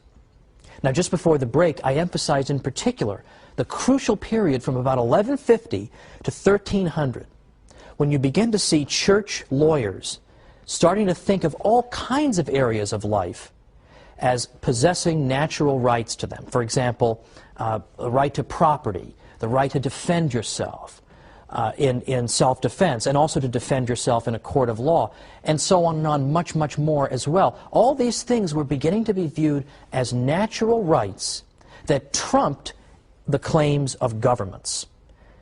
In fact, as recently as Pope Leo XIII's encyclical, Rerum Novarum, Pope Leo XIII said that the right to property is sacred and inviolable. And that, in effect, means that nobody's allowed to interfere with your enjoyment of your property. And then in other cases, we're talking about the enjoyment of your life or the enjoyment of other rights. But these are things that you enjoy because you're a human being, and that no government can take away. You have these things before government even comes along into the picture. Now, this is a very important idea. It's a central concept in Western civilization. And these are universal rights. They're not rights that are enjoyed just by European human beings, but by all human beings. And they're not rights that are enjoyed only by Catholics, members of the faithful in the state of grace, but these are rights that are enjoyed by all people, regardless of what faith they profess. Now, it's interesting to note that in the 13th century, there had really begun to develop a very exaggerated understanding of the Pope's authority. That it was argued that the Pope, because he was the vicar of Christ on earth, in effect owned everything. And individuals enjoyed their possessions only because he allowed them to. And in the 13th century, Pope Innocent IV specifically renounced this view and said no. He said ownership, possession, and jurisdiction can belong to non-Catholics as well. Because the original argument was that the Pope owns everything, and he lets Catholics enjoy property, but he has the right to deprive others of property. And Pope Innocent IV said this is complete nonsense. Catholics and non-Catholics alike, regardless of what the Pope believes about them or wants to do, can own their own property, because all rational creatures were intended to have the right to property. So this concept of rights begins to develop over the centuries, beginning with 1150 to 1300, and it reaches its height and its culmination with people we call the late scholastics, people in the 16th and 17th centuries. And in particular, the scholastics who were teaching at Spanish universities, and I mentioned before the University of Salamanca, they taught that not only do Europeans and not only do Catholics have these rights, and not only do non-Europeans and non-Catholics have these rights, but also peoples we've never heard of before. The natives of the New World, we're just meeting for the first time. Those people have the same rights to property and rights to life and rights to self-government that we have in Europe. And that's an astonishing claim, because if you look at the history of the interaction of peoples who are different from each other, you don't really see a whole lot of examples of foreign people saying to each other, oh, you have the same rights I have, because we all have a rational nature and we're made in the image and likeness of God, and so we're all equal and we have natural rights. Of course you don't see that. You don't see that at all. But this is the liberating idea that the Catholic Church brings into the world, that people all enjoy these natural rights equally. Now, that's long before John Locke talks about natural rights. He's writing in the late 1600s. This is the 12th century. That's a major contribution by the Catholic Church. Well, finally for today, my last segment involves an aspect of Western law that has been almost completely forgotten, but that thanks to Harold Berman, whose book I earnestly recommend, Law and Revolution, it's been resurrected. And what Berman tells us in his book is that if you look at the history of Western law, it is deeply informed by religious conviction and belief and religious ideas. And he says that if you really want to understand Western law, you have to understand St. Anselm's doctrine of the atonement. Amazing. What does that mean? If I'm going to understand Western law, I have to understand St. Anselm's view of the atonement, of Christ on the cross, and what that all means. Well, as a matter of fact, you do. And I'd like to take the remaining minutes to explain that. First of all, what did St. Anselm, who, as you'll recall, lived until 1109, what did he have to say about the atonement? And what on earth does that have to do with Western law and the law of crimes in the West? St. Anselm was interested to answer the question, why did God become man? It's a good question. Why did it happen? Why did God not simply reconcile the human race to himself from heaven, just sending down a declaration directly from heaven? Why does the God-man come into the world? And St. Anselm tried to answer the question in this way, just using rational principles. He said that when human beings introduced sin into the world, they in effect closed off paradise to themselves. Now, God had intended people to enjoy eternal blessedness, but yet they've introduced sin into the world, and so in a certain sense, we can, in some sense, say that we've frustrated God's intention. So how are we going to make this right? St. Anselm says we have violated God. We have in effect committed an injustice against God. The scales of justice are out of balance. The order of justice has been torn by our wrongdoing. And that needs to be repaired. And it can't be repaired by God just saying something to us from heaven. It has to be really repaired by somebody. We cannot go on. There can't be any healing, so to speak, until justice has been repaired. How is justice going to be repaired? Well, the human race could be punished, and that could repair the damage. But for the human race to be punished enough to make good what has been done to God, the human race would have to be punished to an unbelievable degree to satisfy God's justice. It's not even clear we could do it. But even if we could somehow satisfy the demands of justice, the fact is that whatever punishment it would take to us to make good what's been wrong, the wrong that's been done to God, whatever punishment it would take would probably also deprive us of eternal blessedness. So God's intention would be frustrated again. So Anselm says, look, justice itself, justice in the abstract, has been assaulted by sin. How are we going to fix that? God could fix it by declaring it fixed, but he shouldn't have to do that. Satisfaction should be made to him. Now, human beings should make satisfaction to God, but they can't. They can't offer him enough that would satisfy such a devastating demolition, in effect, of the demands of justice. So what, in fact, has to happen for this ever to be healed? There has to be a God-man whose sacrifice can be punishment enough to, in effect, heal the rupture of justice. So that is, in effect, in a real nutshell, what St. Anselm has to say about the atonement. He's saying that when wrongdoing occurs, the only way we can make good on it is if there is some punishment meted out that is proportionate to the offense. Now, in the case of sin, the offense is infinite, and the one offended is infinite. So therefore, something infinite has to be done, in effect, to make satisfaction so that this breach of justice can be healed. Well, in that type of culture, where St. Anselm's views are being spread around, it's no surprise that the idea of the law of crimes is influenced by this, because people begin to say that if you commit a crime, in the same way that the human race committed a crime against God when the human race introduced sin to the world, if you commit a crime, you're not just wronging the person you rob or kill. You are wronging justice itself.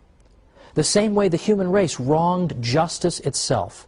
And we could not make any progress, and we could not satisfy justice unless this breach is somehow healed by a punishment proportionate to the crime. Well, likewise, the Western law of crimes that we are very familiar with says, if you commit a crime against some other party, how are we going to resolve it? Well, we view it as you not only having wronged that person, but you have wronged justice itself, just as the human race did against God. How are we going to reconcile that? How are we going to fix that? We have to undergo a punishment that is proportionate to the offense, in the same way that, in effect, Christ makes the atonement. And this becomes sort of second nature to people in the Western world, but it comes directly out of St. Anselm's view of the atonement. So there is fundamentally a religious aspect at the very heart of the Western concept of law.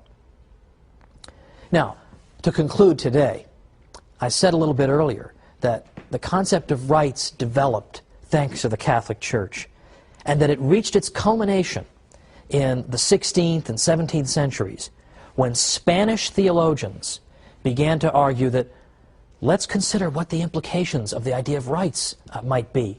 Here we are discovering new peoples in the world. Those people have the same rights we do. We have no right to enslave them.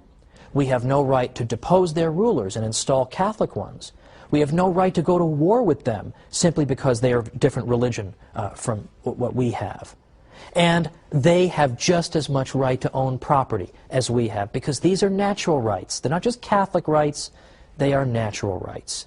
And there we hear the voice of justice in the midst of a great deal of injustice that was visited upon the peoples of the New World. The voice of justice comes from the Catholic Church, reminding people there is one moral law and one set of rights that applies to everybody. And that's where we're going to pick up next time, the internationalization of the idea of natural rights. So join me next time for the Catholic Church, Builder of Civilization.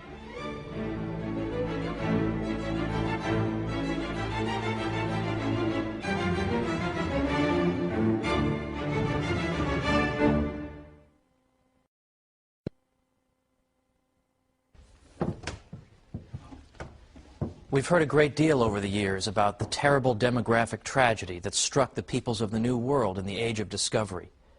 But who were the greatest and most outspoken critics of the abuses of the natives?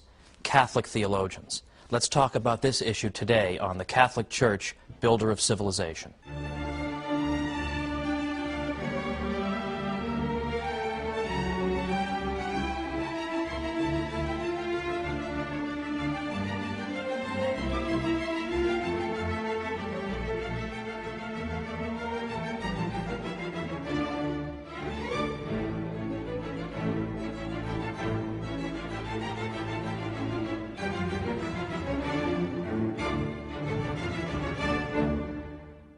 Welcome to the Catholic Church, builder of civilization. I'm Thomas Woods.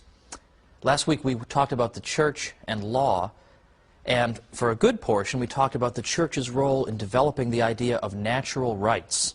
This is a central concept in Western civilization, the idea that simply by virtue of being a human being, I possess certain rights that inhere in my very nature as a rational creature, that I have the right not to be killed, not to be expropriated, have my property taken away. I have these rights by virtue of being human.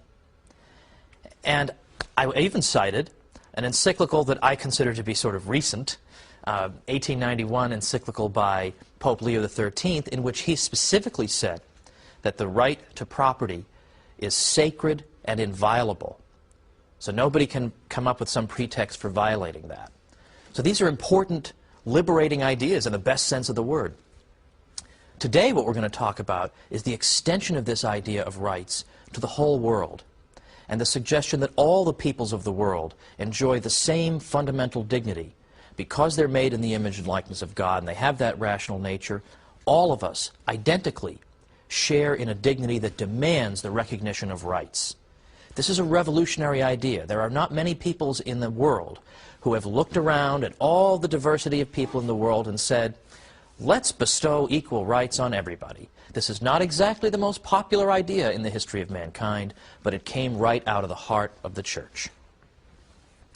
Now let's begin by looking at the exact opposite of what the church teaches. And then we can better appreciate why the church's message is so revolutionary. And when I look at the exact opposite of what the church teaches, I focus specifically on one of the great villains of political philosophy. In the early 16th century, a fellow named Machiavelli, who wrote an enormous amount, wrote a small book around 1513 called The Prince. When we look at The Prince, we find a totally secular analysis of politics. God is left out of the equation altogether. Morality is left out of the equation altogether. Sound a little bit familiar? That's what modern political life, in effect, has been like. These things are to be banished. Governments have to do what they have to do. And moral principles, will suffer in the process. Now, think about how St. Thomas Aquinas would have answered the question, what is political obligation? Or what is the nature of the state? Or what is the function of the ruler? And he would have thought, well, God's intention in establishing these institutions was, and then he would have gone on from there. Machiavelli has no truck with any of this. He's not interested in God's intention. That has no relevance to him whatsoever. Instead, Machiavelli looks at the state from the point of view of a cold, calculating theoretician. And in effect, what he wants to do is give advice to rulers. If you want to stay in power, you should do these things. And don't be caught up in moral concerns. Am I allowed to do these things? You have to do what you have to do. Because according to Machiavelli, the worst thing that can happen is the collapse of a state. So the state has to be able to do whatever it feels necessary to do to keep itself functioning. Because were it not for the state, we would all revert to a condition of civil war, of all against all, as in a later century Thomas Hobbes suggested. So therefore, the end that we have in mind, that is, keeping the state functioning and preserving the peace, is very important. So the means to that end become okay, whatever means necessary. So his advice to the prince is do what you have to do to maintain yourself in power, even if that means lying and cheating and stealing, and even worse. So, for example, it was a typical piece of Machiavellian advice to rulers that you should give the appearance of being generous, but don't be so foolish as actually to be generous. Or, it is good for you to be loved by your people, but much more important, if you can't swing that, is to be feared by them. This is classic Machiavellian advice, and part of the reason that Machiavelli despised the church and despised Christianity was that these things taught that states were subject to moral restraints. They were subject to the moral law. Machiavelli's state is subject to nothing other than necessity. And so Machiavelli would have disdained what the Catholic Church taught, that there are virtues that we ought to cultivate. We ought to cultivate the cardinal virtues of prudence, temperance, fortitude, and justice. We ought to pursue the three theological virtues of faith, hope, and charity. All this falls out in Machiavelli's system, for there is only one virtue for Machiavelli, and that is the ability to survive. And that trumps everything, and that extends to states in particular. States have to survive, so they need to be able to do what they need to do. And it is unjust for a state to be held up to moral scrutiny. It won't work, it's impractical, and that, in effect, is Machiavelli's message. Now, the Church condemned Machiavelli's work in no uncertain terms. They condemned it because they believe that there are such things as moral standards when it comes to government. Now, it's one thing for a teenager to go around saying this. This is the typical teenage morality, isn't it? I'm not going to get my moral teaching from any of you people. I'll just live by my own code. You know, every teenager has this view, you know, during the teenage years, and then most of them grow up and realize how stupid they're being. But the typical teenage mentality is, I don't need to read your Bible or listen to your preaching or even listen to my parents. I'll make up my own rules, blah, blah, blah. Now, that's bad enough when a teenager teaches that. But when a government believes that, then you're getting into something very dangerous. So what the Church teaches is that states can not only be held up for moral accountability, but they can also be held up to moral scrutiny in how they interact with other states. There are moral rules that govern how they interact with other states. They can't just do whatever they want or whatever they think is to their passing advantage. They have to be subject to the moral law. Machiavelli would be absolutely livid at this suggestion. But the Church teaches that an absolute, unchanging standard of justice applies to all peoples alike. This, in effect, is what international law is. The idea that all states are subject to certain rules and restraints. Now, let me anticipate an objection here. The fact that you believe that there is such a thing as international law does not mean you have to be the world's greatest cheerleader for the United Nations, because you may be saying, isn't the United Nations made up in large part of a bunch of bozos and dangerous and weird people, and don't they say a lot of strange things, and we would never want to be governed by these people? And I couldn't agree more. In fact, some of you may remember Bill Buckley's old statement that he would rather be governed by the first 2,000 names in the Boston telephone directory than by the faculty of Harvard. Well, I sort of feel that way about the United Nations General Assembly. So I don't mean to suggest that you have to be a big cheerleader for the United Nations. The question is the principle. As long as we recognize the principle that governments are subject to some kind of moral rules, then we can leave aside, for our purposes anyway, how would you enforce those rules? Because, of course, as soon as you establish a United Nations to govern the interaction of states, the question then becomes, well, who's going to govern the United Nations? You haven't really solved the problem. Who's going to make sure the United Nations is doing the right thing?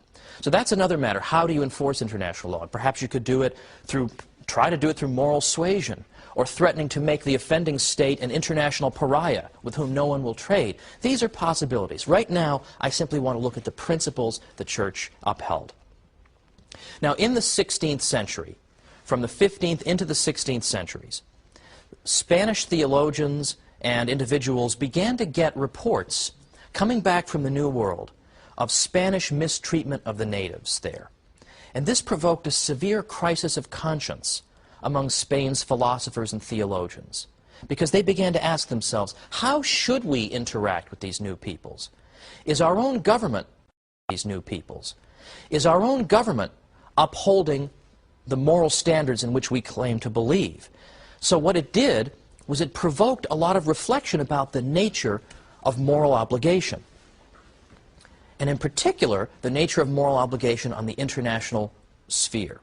So that is to say, they began asking themselves crucial questions. How should different peoples interact with each other? How should governments interact with each other? Are there absolute rules that should be observed? Well, this interaction between Spaniards and the peoples of the New World provided an unprecedented opportunity for theologians suddenly to entertain these questions. And this is where the idea of international law comes from, as these Spanish theologians are critically evaluating the behavior of their own government. They're deciding that, yes, there are moral rules. And in fact, in some cases, our own government is not obeying them. Now, the very fact that there was a crisis of conscience among Spanish theologians is itself significant.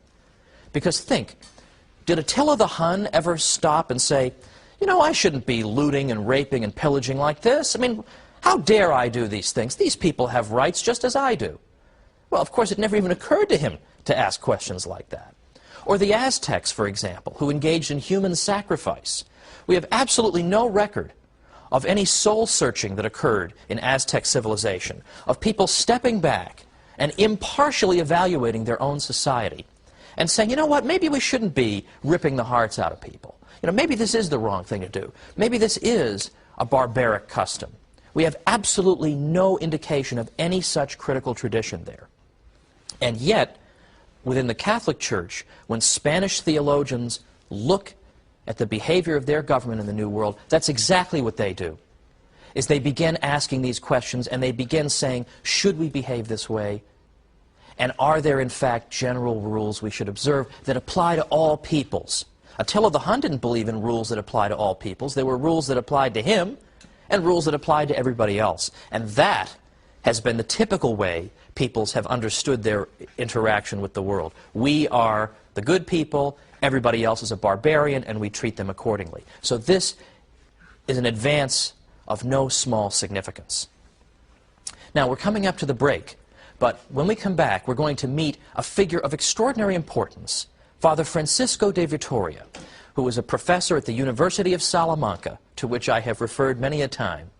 And it was Father Francisco de Vitoria who gave us the very first treatise in history on international law, setting out these principles. So let's come on back and look at that here on the Catholic Church, Builder of Civilization.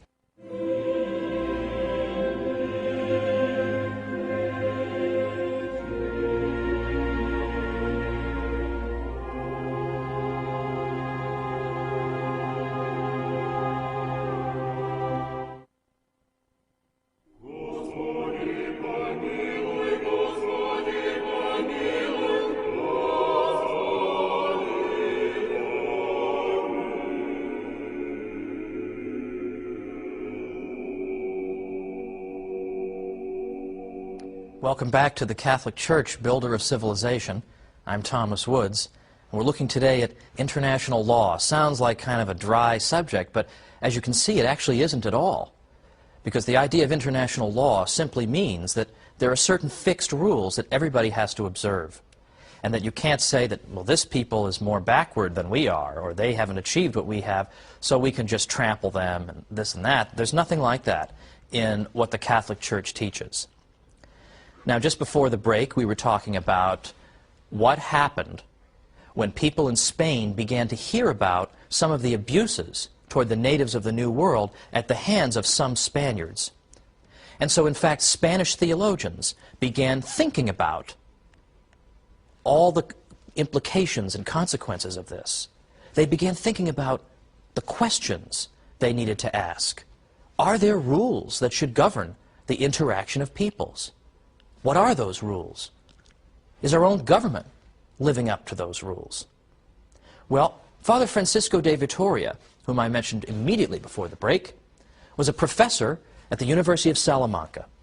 And he has sometimes been called, along with the Dutch Protestant Hugo Grotius, who came much later, the father of international law. In fact, a man named James Brown Scott, writing in the 1920s in a book called The Spanish Origin of International Law, tells us that Vitoria furnished the world of his day with its first masterpiece on the law of nations in peace as well as in war.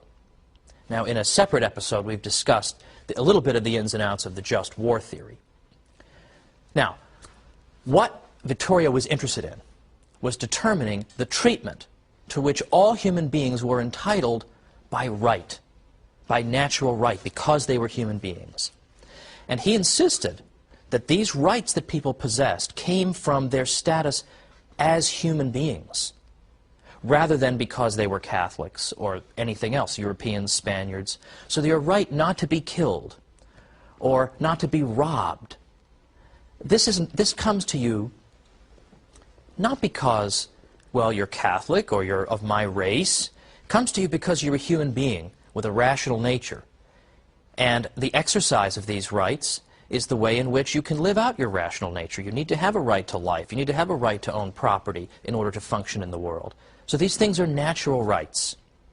And they are rights that apply to everybody. So what this means in principle, in practice as well, is that no Catholic would argue that it's a less serious crime to kill somebody who's not baptized and a more serious crime to kill a baptized person because the baptized person is more important or something like that.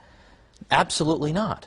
That is not what the Church teaches. And to the contrary, Father Domingo de Soto, who was Vittoria's colleague at the University of Salamanca, said this. He said, "Those who are in the grace of God, that is, good, faithful Catholics, are not a whit better off than the sinner or the pagan in what concerns natural rights." Now again, isn't that kind of the opposite of the impression I think people have about the Church over the years? I think people have this impression that the Church would be inclined to give certain favor to those who belong to the household of faith.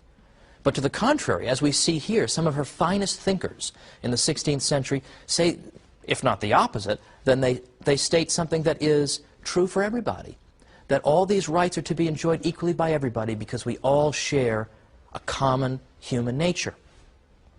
And we aren't, incidentally, just a clump of cells. We are human beings with dignity, and that dignity demands these rights. Now, what does Vittoria conclude, looking at the situation of his government and the peoples of the New World? He said that the peoples of the New World, because they were human beings, just as we Spaniards are human beings, they were equal to us. They were equal to us in matters pertaining to natural rights.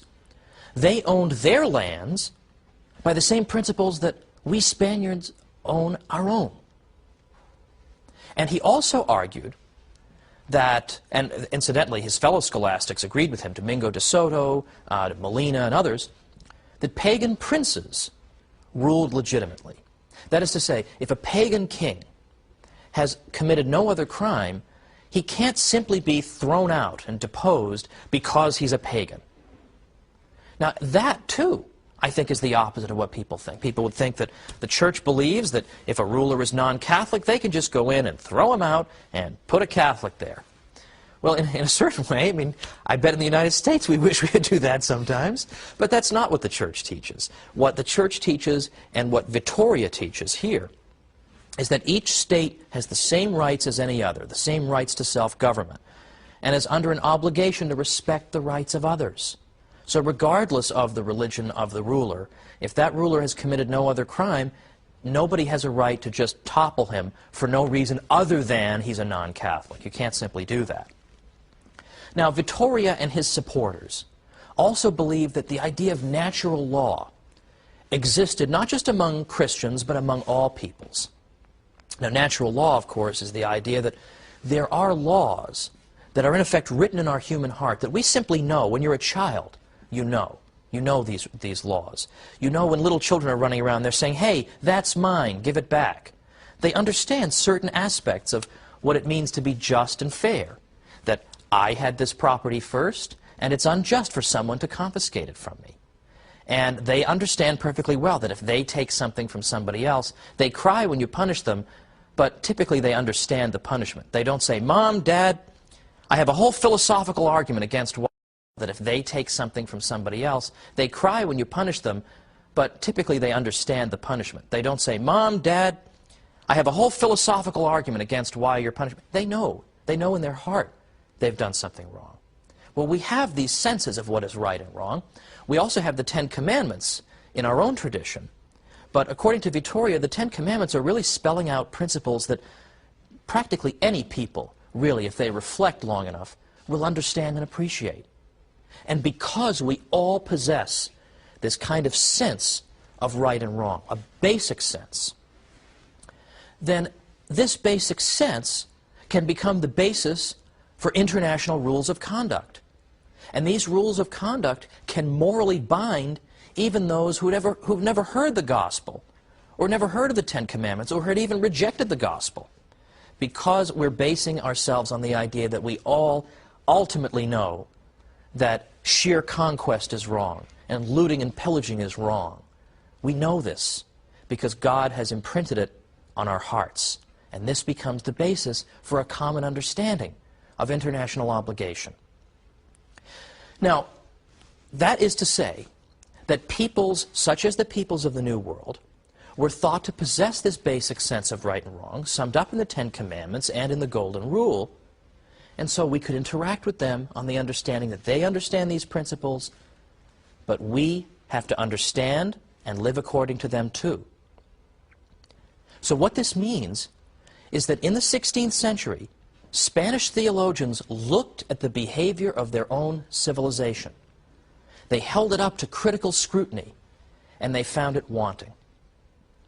They looked and said, we have failed to live up to the absolute moral standard that binds all people. They proposed that in matters of natural right, the other peoples of the world were their equals, and that the commonwealths, even of pagan peoples, were entitled to the same treatment that the nations of Christian Europe accorded to one another. Now that is something extraordinary in the history of the world, and we in no way wish to make light of what happened to the peoples in the New World, because many of them perished, sometimes in terrible circumstances, oftentimes due to disease, a non-volitional source, sometimes due to overwork. And it was something terrible in some ways, what happened to a great many of these people. But the very fact that the Spaniards could step back and say, my people have failed to live up to an absolute standard, is something new in the world. A historian named Louis Hankey wrote a book called The Spanish Struggle for Justice in the Conquest of America. Now that's a strange title, isn't it? But what he's talking about is precisely what we've seen here. The Spanish theologians' attempt to devise rules that would bind everybody and that would establish justice in the world. And their ability, the Spaniards' ability to look objectively at these foreign peoples and recognize their common humanity was no small achievement. In fact, this type of impartiality, this ability to look at the peoples of the world and be willing to apply the same rules to other peoples that you apply to your own, and that you would abide by the same rules that you expect others to abide by. This impartiality is not exactly embedded in every civilization. In fact, we need look no further, for example, than the American Indian cultures, which, for whatever their merits, did not possess the ability to look impartially at the world and hold themselves up to a common moral standard. The Harvard historian Samuel Eliot Morison said that the Indians of the same region or language group did not even have a common name for themselves, and that each tribe called itself something like "we the people" and referred to its neighbors by a word that meant the barbarians or sons of she-dog or something equally insulting. Well, if that's your view, that you are the people and everybody else are the barbarians or sons of the she-dog, how are you going to be able to come up with impartial rules governing both you and the barbarians? It's not going to happen. So the idea of an international order of states, some large, some small, of varying levels of civilization and refinement, operating on a principle of equality, one toward the other, this could not have found fertile ground amid that kind of narrow chauvinism, a kind of chauvinism that has been all too prevalent in the history of the world. So it's thanks to the Catholic conception of the fundamental unity of the human race that we're able to think in terms of universal principles governing all peoples. So when we criticize Spanish excesses in the New World, therefore, it's largely thanks to the moral tools provided by the Catholic theologians of Spain itself that we're able to do so. The Peruvian poet Mario Vargas Llosa, when he spoke about these Spanish critics of their own government's policy, he said this: "They fought against their fellow men and against the policies of their own country in the name of a moral principle that to them was higher than any principle of nation or state. This self-determination, this capacity for criticism of your own civilization could not have been possible among the Incas or any of the other pre-Hispanic cultures. In these cultures, as in the other great civilizations of history foreign to the West, the individual could not morally question the social organism of which he was a part." Well, let's conclude now by saying that we have seen that, in theory, the Catholic Church has set up and established and defended these universal moral principles. And perhaps they have been observed in the breach at times, but these are the principles. And the additional principle, of course, is that there's to be no forced conversion. That's in canon law. All these things are Catholic principles. What we're going to see next time is an aspect of modern history that's often been forgotten, when anti-Catholic or atheistic states, in effect, establish the opposite principle, that people have the opposite of rights because they're Catholic. Because they're Catholic, they can be imprisoned or tortured or killed.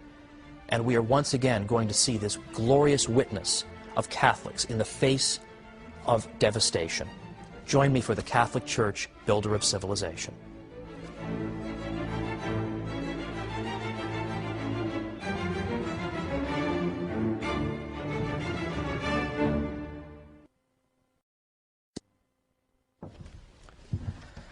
Today we're going to observe Western civilization turning against its own builders. We're going to look at some of the forgotten episodes of martyrdom in the modern period. So join me for stories of tragedy and heroism today on the Catholic Church, Builder of Civilization.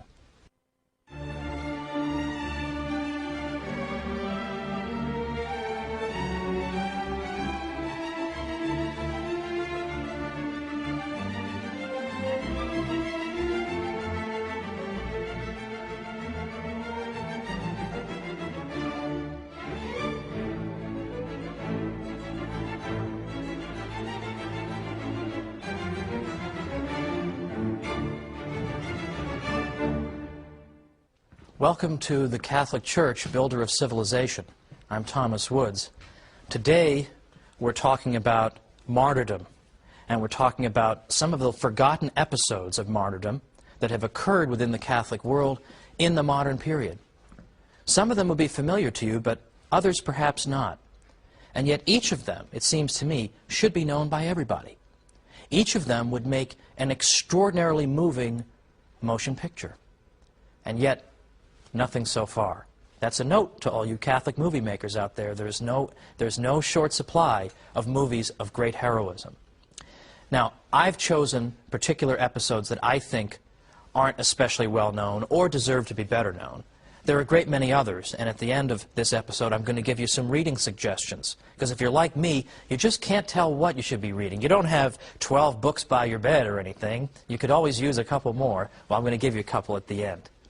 But for right now, I want to go back to the 16th century and tell you briefly a story you may already know, but remind you of a figure you may have forgotten. And I want to talk about King Henry VIII. King Henry VIII of England would have been the last person people would have expected to persecute Catholics. After all, he wrote a book in defense of the Seven Sacraments in 1521 against Martin Luther. He had no sympathy for Martin Luther whatsoever. Now, I'm not going to go through the story of his annulment and his various marriages, because then we'd be here for a whole other series. But for now, we'll simply say that King Henry VIII wanted to annul his marriage, marry another woman, and the Pope did not approve it. But he did it anyway. And in fact, he took the church in England and broke it away from the church around the world, and declared that from now on, in the mid-1530s, that he, the King of England, would be the head of the Catholic Church in England. So the universality of the church around the world was threatened by, in effect, this self-imposed act of schism. So what happened after that? Well, of course, there were people who objected to this. What right do you have to do this? Is the annulment of your marriage valid? Is your power to claim that you are the head of the Catholic Church, is that something that has any roots in church history? Can we abide this? Now, many of you know about the story of St. Thomas More, the former Lord Chancellor who opposed what the king was doing and could not, in conscience, support him, and was executed. Now, St. Thomas More, in the year 2000, was declared by Pope John Paul II to be the patron saint of politicians, which I thought was a particularly mischievous move, meaning that politicians should, in effect, be so committed to their consciences and to the truth as to be willing to make the ultimate sacrifice for them. But there is a forgotten figure in this story, and that's Bishop John Fisher of Rochester.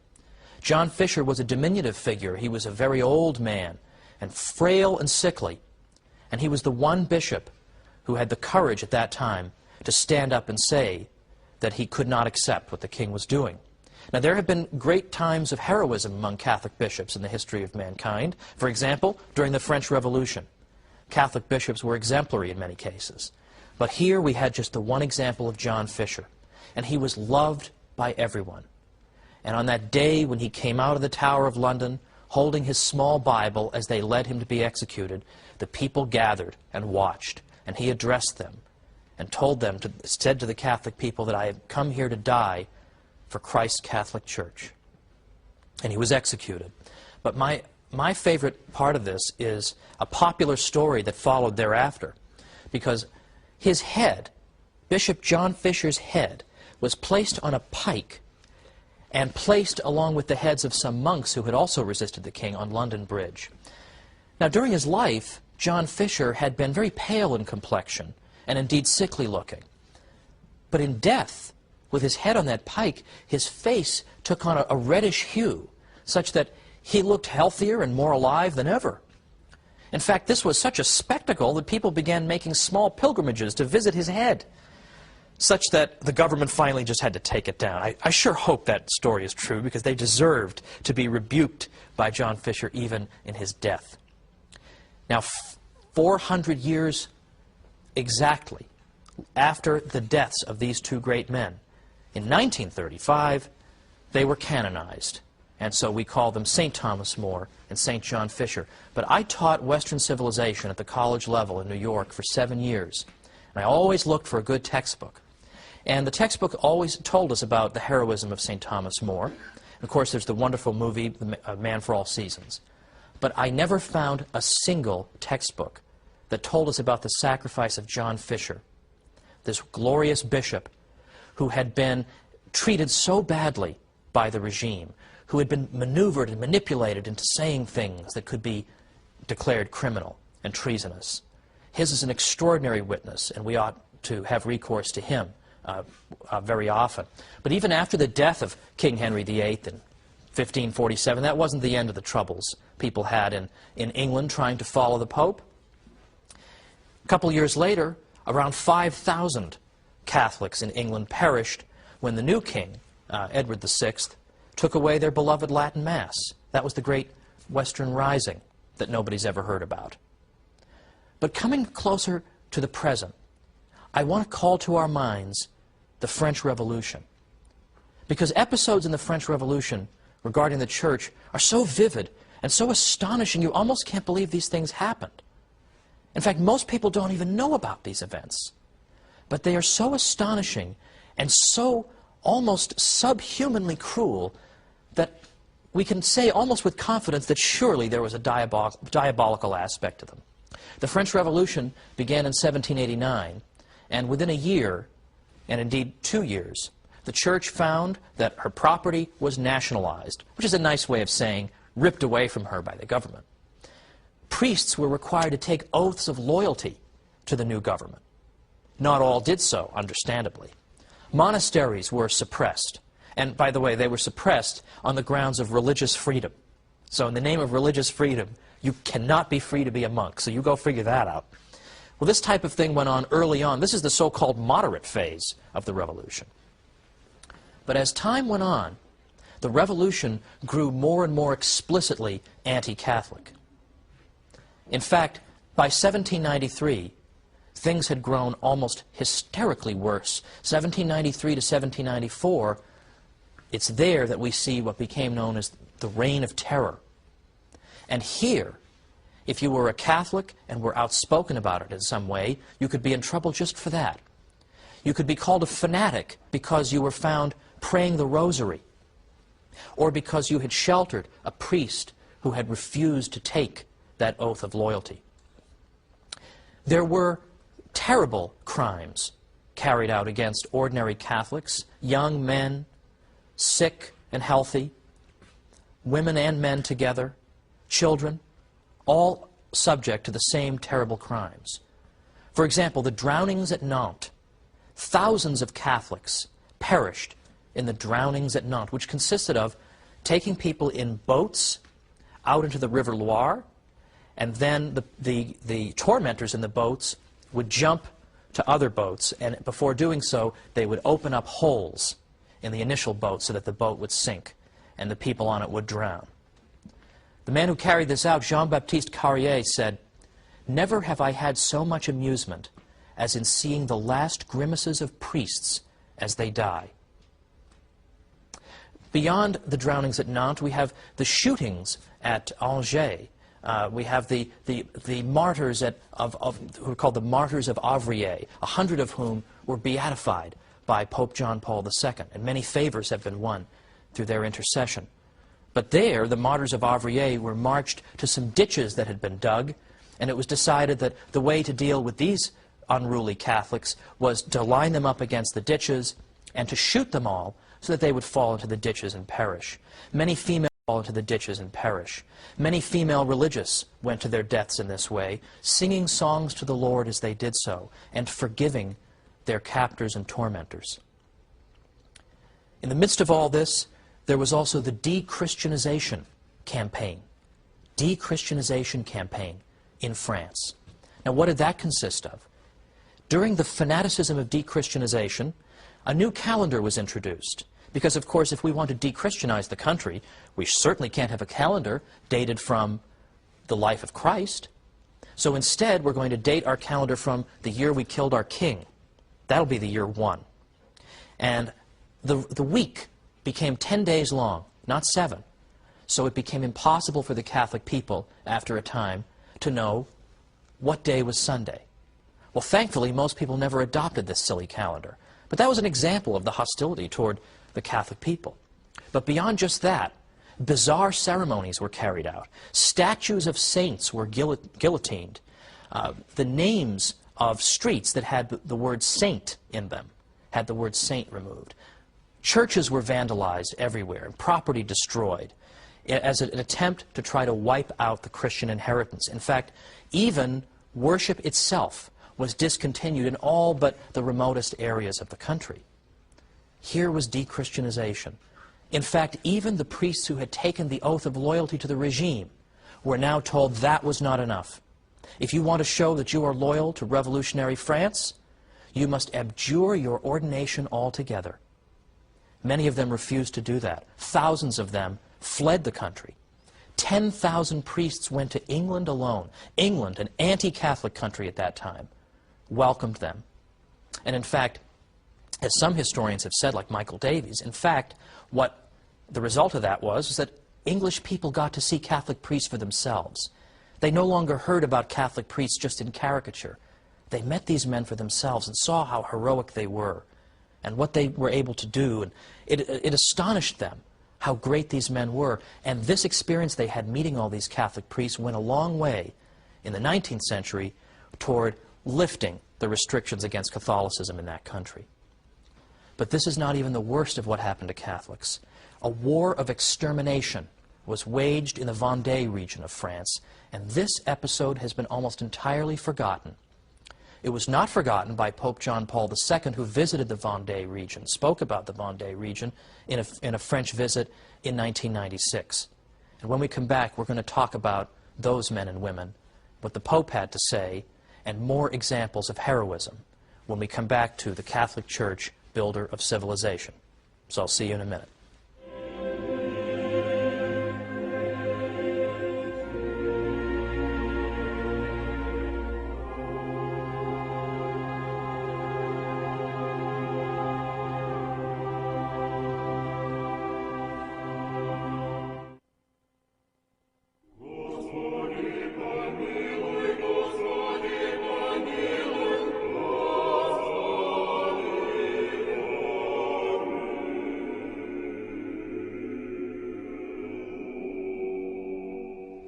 Welcome back to the Catholic Church, builder of civilization. I'm Thomas Woods. Today we've been talking about cases in which Western civilization, in effect, has turned against her own builders. And we've seen the suffering that Catholics have endured in a great many contexts. And I'm just giving the tip of the iceberg, I promise, of what has happened to Catholics over the centuries that nobody knows about. Now, we started off talking about the French Revolution, and I mentioned that the Vendée region of France was subject to a particularly vicious campaign during the Revolution. The Vendée was the area that was most resistant to the French revolutionaries. And orders were given to go into the Vendée and exterminate these people. Every single person who was moving should be killed. People should be bayoneted and hacked to bits. They were ordered to do that. But the people of Vendée stood up and resisted the best they could.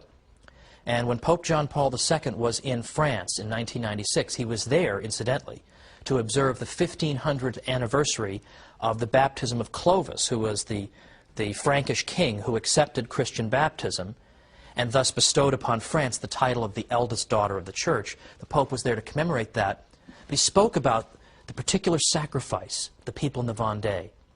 And he said, "You who were born in the land of the Vendée are the heirs of men and women who were courageous enough to remain faithful to the Church of Jesus Christ at a time when her freedom and independence were threatened.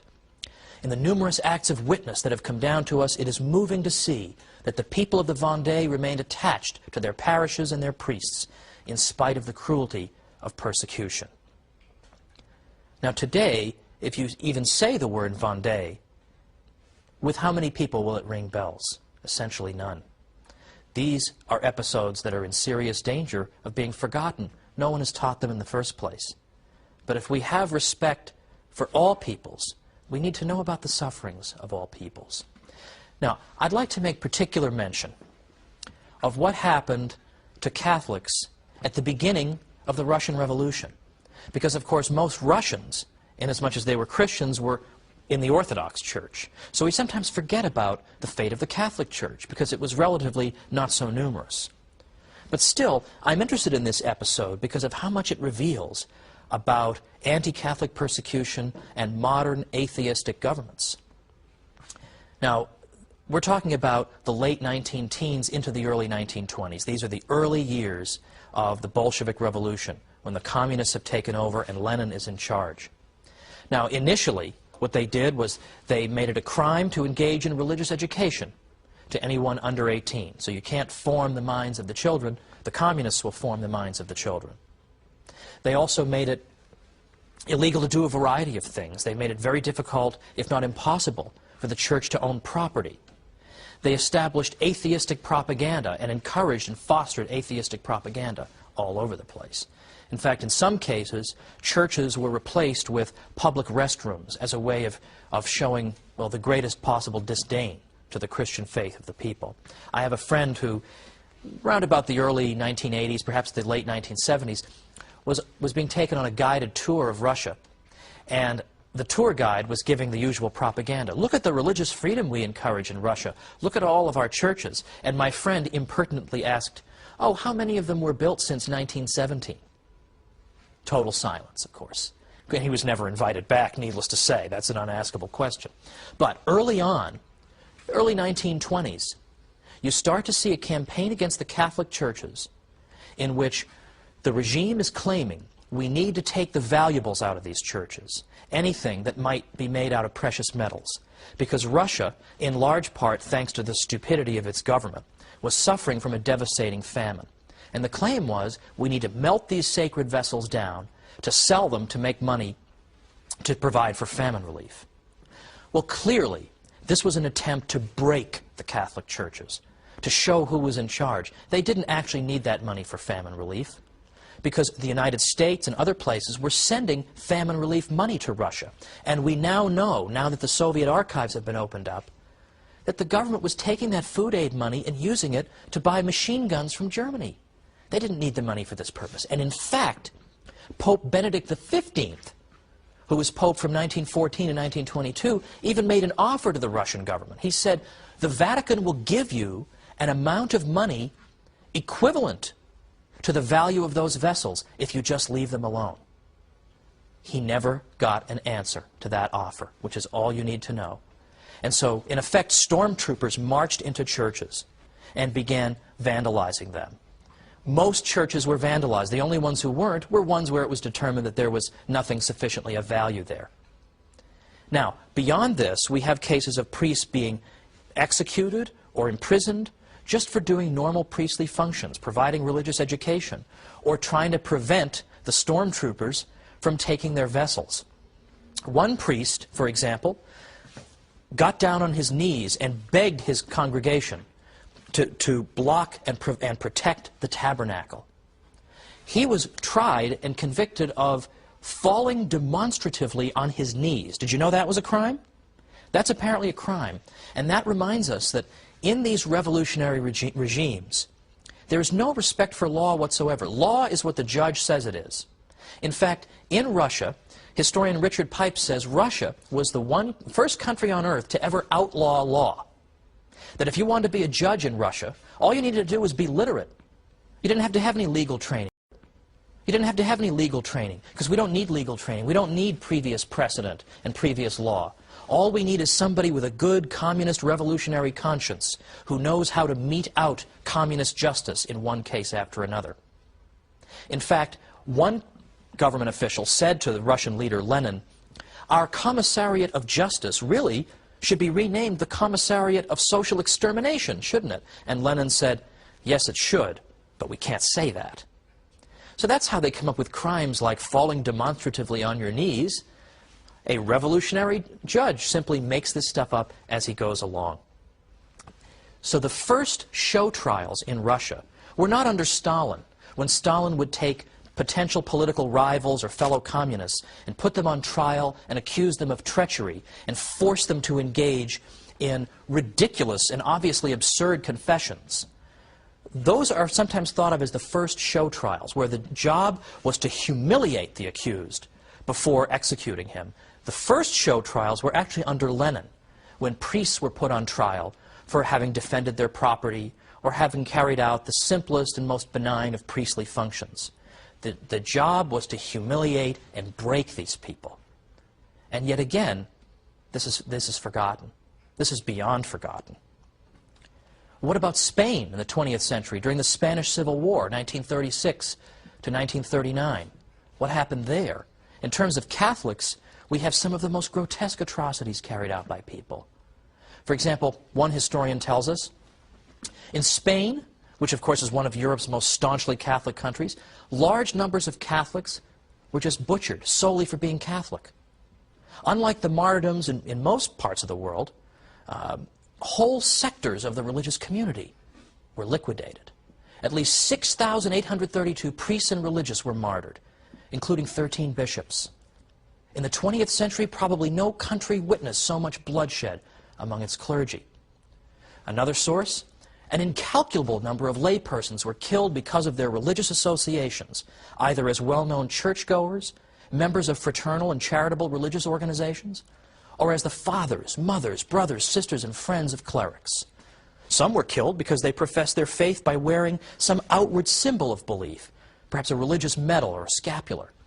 Some were killed for acts of charity, for granting refuge to clerics attempting to escape this terrible fury.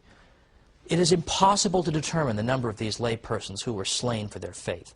And nor was the anti-clericalism limited to killing.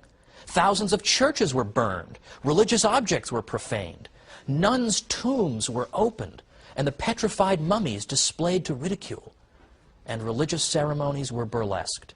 Indeed, practically any imaginable anti-clerical act was not only possible, but likely.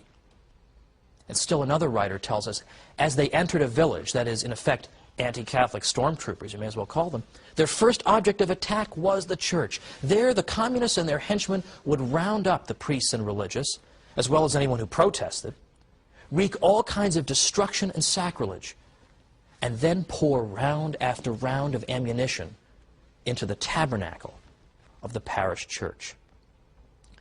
Now, unfortunately, my friends, we could go on and on. We could talk about the sacrifices Catholics made under the terrible Nazi regime, about the thousands of priests interned at Dachau. We could talk about the sufferings in Mexico. There's so much we can talk about because there were sufferings all over the world in the 20th century. In Africa, all over the world, people perished because of their faith. Now, unfortunately, this is largely a forgotten story. The Black Book of Communism does tell a lot of the atrocities of the communists, and that is a very important thing because people, in effect, don't seem to care or have forgotten about these crimes. But that book doesn't really give us the information we might want about people who died specifically because they were Catholics and not just because they were anti-communist. So the book I would recommend is a book by Robert Royal, called Catholic Martyrs of the 20th Century. Catholic Martyrs of the 20th Century. And he gives a history of what happened in the 20th century around the world. And he says that in terms of people we can clearly identify as having specifically died for the faith, it's in the hundreds of thousands. We can't forget those people. And these are people who gave the same witness as those people in the early centuries who helped their own persecutors. These are people who, when they died, they forgave these people and they blessed them. That's why Tertullian said that the blood of the martyrs is the seed of Christians, because people are so moved by their testimony. Pope John Paul II quoted the words of Christ, "Blessed are you when they insult you and persecute you and utter all kinds of evil against you falsely on my account. Rejoice and be glad, for your reward is great in heaven." And the Pope said, how well these words of Christ fit the countless witnesses to the faith in the last century, insulted and persecuted, but never broken by the power of evil. Where hatred seemed to corrupt the whole of life, leaving no escape from its logic, they proved that love is stronger than death. Within terrible systems of oppression which disfigured man, in places of pain, amid the hardest of privations, through senseless marches, exposed to cold and hunger, tortured, suffering in so many ways, they loudly proclaimed their loyalty to Christ crucified and risen. Countless numbers refused to yield to the cult of the false gods of the 20th century and were sacrificed by communism, Nazism, by the idolatry of state or race. Many others fell in the course of ethnic or tribal wars because they had rejected a way of thinking foreign to the gospel of Christ. Some went to their death because, like the Good Shepherd, they decided to remain with their people despite intimidation. On every continent and throughout the entire 20th century, there have been those who preferred to die rather than betray the mission which was theirs. And they did so in the spirit of Christ. But their stories have been forgotten. We need to remember them, because these stories can inspire, and they in fact can move people to conversion. Well, next time, we're going to wrap up our series and look at what the Church has done for the West and how we can tell more people about it. So join me next time. Thanks.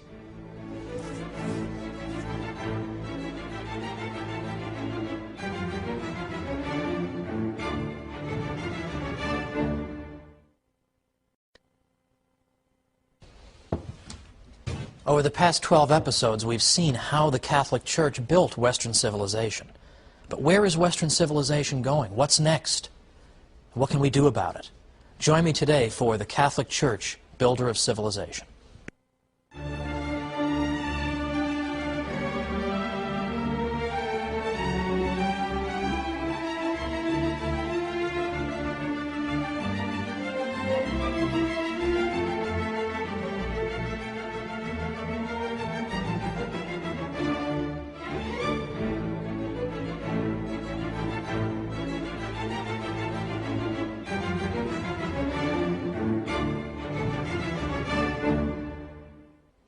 Welcome to the Catholic Church, Builder of Civilization. I'm Thomas Woods. This is our last episode. So let's take a moment and take stock of what it is that we've seen thus far. Because I think when you put it all together, it's a pretty impressive package for the Catholic Church after all.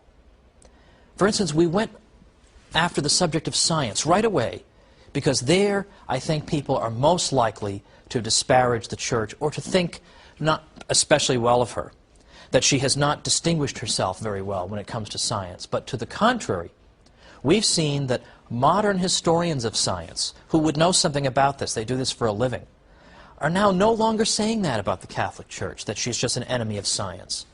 We've actually seen that the Church, in fact, introduced into our civilization critical ideas that made it possible for science to develop.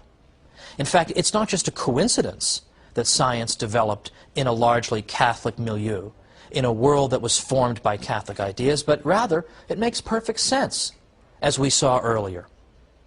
Beyond that, we looked at great priest scientists whose names have been forgotten, but who achieved great things in the sciences.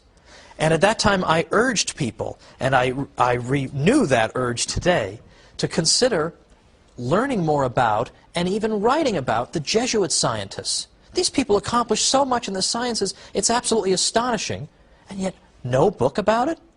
That is an injustice, my friends. Let's hope that it's rectified. Or how about charity? We all know the Catholic Church does great charitable work. But do people realize how great it is? Do people realize that there was nothing like Catholic charity in the ancient world in terms of the amount of charity that was done or the spirit in which that charity took place? Nothing like it. The idea that I'm going to give something to someone purely out of a desire to help that person, with no self-interest involved, but simply out of love. This is a revolutionary idea, but we take it for granted, don't we? When we hear that somebody's been charitable, that's exactly what we think about, that the person did something without any thought for his own welfare, but did something solely to help somebody else. We think of that as being charity. But why does that come naturally to us? Why do we think of that as charity? Well, it's because we live in a civilization that still bears the residue of its Catholic influence. If we were living in ancient Greece and Rome, we wouldn't have these ideas about charity. So people go through life thinking this way about charity, never even knowing that it's their Catholic inheritance that has given them those ideas.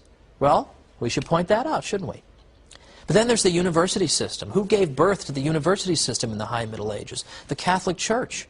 Who made that possible? Who fostered it? Who protected it? And who encouraged the kind of vigorous, rational debate that occurred within the precincts of the university? Of course, it was the Church. In fact, the Church encouraged the asking of questions. The whole tradition of scholasticism consists of asking questions and being certain that recourse to both authority and reason can resolve these questions.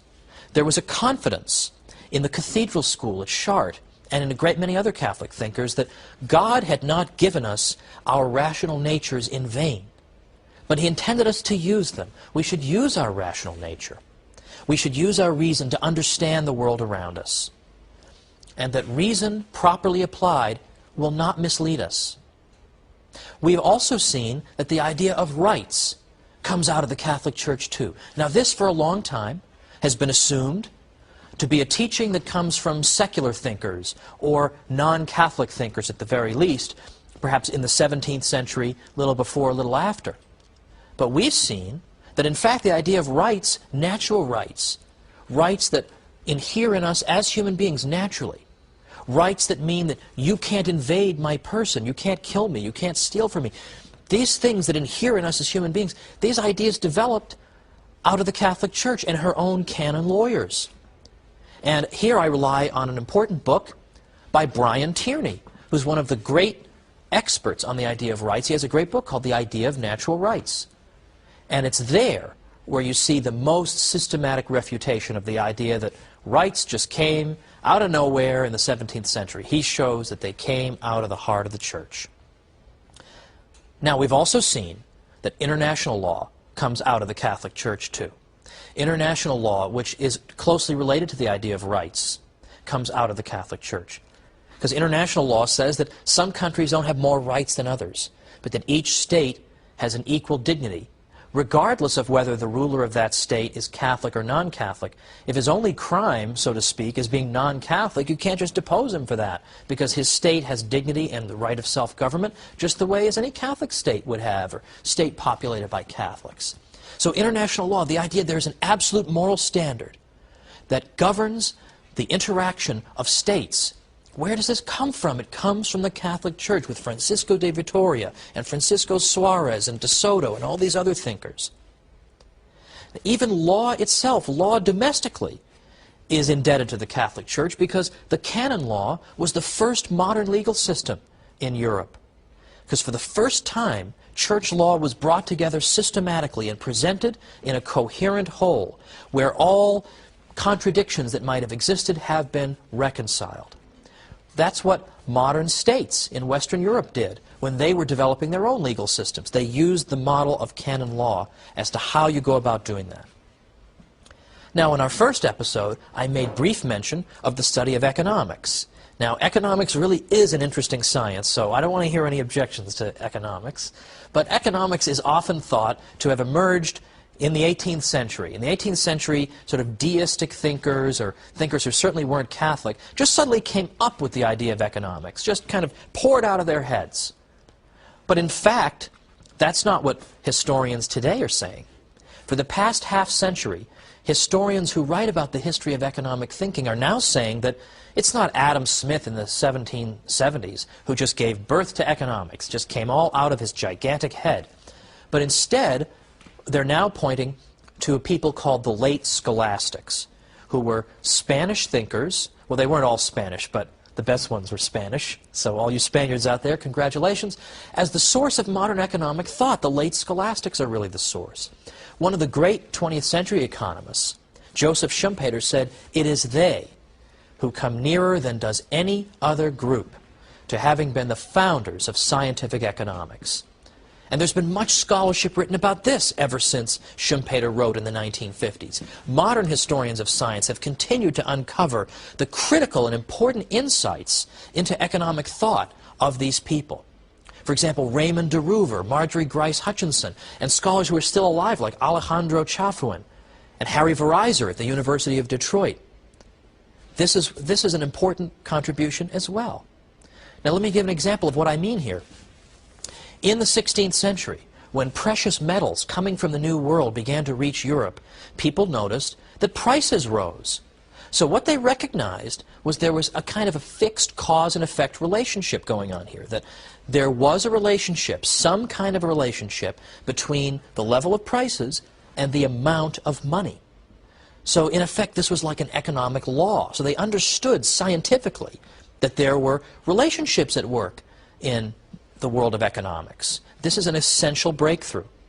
They also wrote great moral treatises relating to economics, like Juan de Mariana wrote a fantastic treatise denouncing inflation, when governments inflate the money supply and thereby make each unit of money worth less. He denounced this as a terrible, inexcusable crime. Kings used to call in the coins in their realm and then clip them and save some of the metal and then return the coins to the people. And of course, he's gained an awful lot for himself, and they're stuck with these crummy coins they have to exchange at the old value. Juan de Mariana denounced this because he understood the economics behind it. Now, how did this go unheralded for so long? Why for so long did we all think Adam Smith had a why for so long did we all think Adam Smith had a gigantic head? Like, why did we think this? In part, it's because the people who wrote this stuff, the late scholastics, they didn't write books on economics for the most part. They wrote great moral treatises. And in the course of their moral treatises, they referred to economic topics, but they never had a book that said, here's our stuff on economics. So it was easy to overlook it. In addition, they wrote in Latin, and by and large, scholars today, particularly in economics, are not known for reading Latin. And so this was simply forgotten. And only now are we digging it out and saying, Catholics did this too. It's unbelievable. So I would say that we put this all together, and we haven't even talked about art and architecture. I assume that's taken for granted. The Catholic Church built Western civilization. And yet, not to beat a dead horse here, but this is one dead horse that amply merits a substantial beating. The European Union Constitution refuses to acknowledge the Catholic inheritance. Not a word. Western civilization comes from the ancient world, the Renaissance, the Enlightenment, and that's it. And whatever happened in between, nobody really knows, couldn't possibly have been very important. Seriously, only an imbecile could believe this now, given all the evidence that's out there. But this is what we're told by the European Union. And it can't just be ignorance. It isn't just that they're dummies and they haven't done their reading. It can't be that. Because nobody who would presume to make a statement officially on behalf of the European Union could be that uneducated. It's frankly because of hostility toward the Church. There is a hostility toward the Church. We all know it. And in fact, this colors people's statements and judgments. They don't want to give the Church credit for things.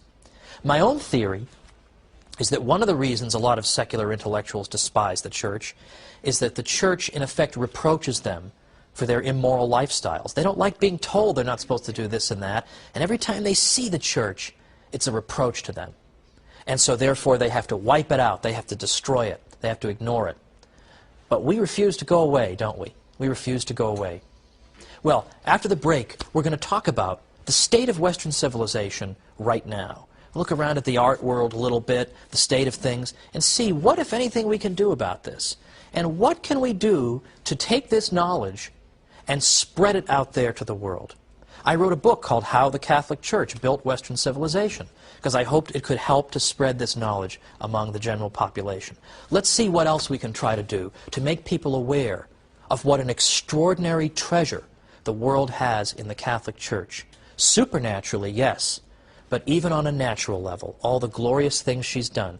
How do we spread that around? Let's talk about that after the break, and we'll see you in just a minute.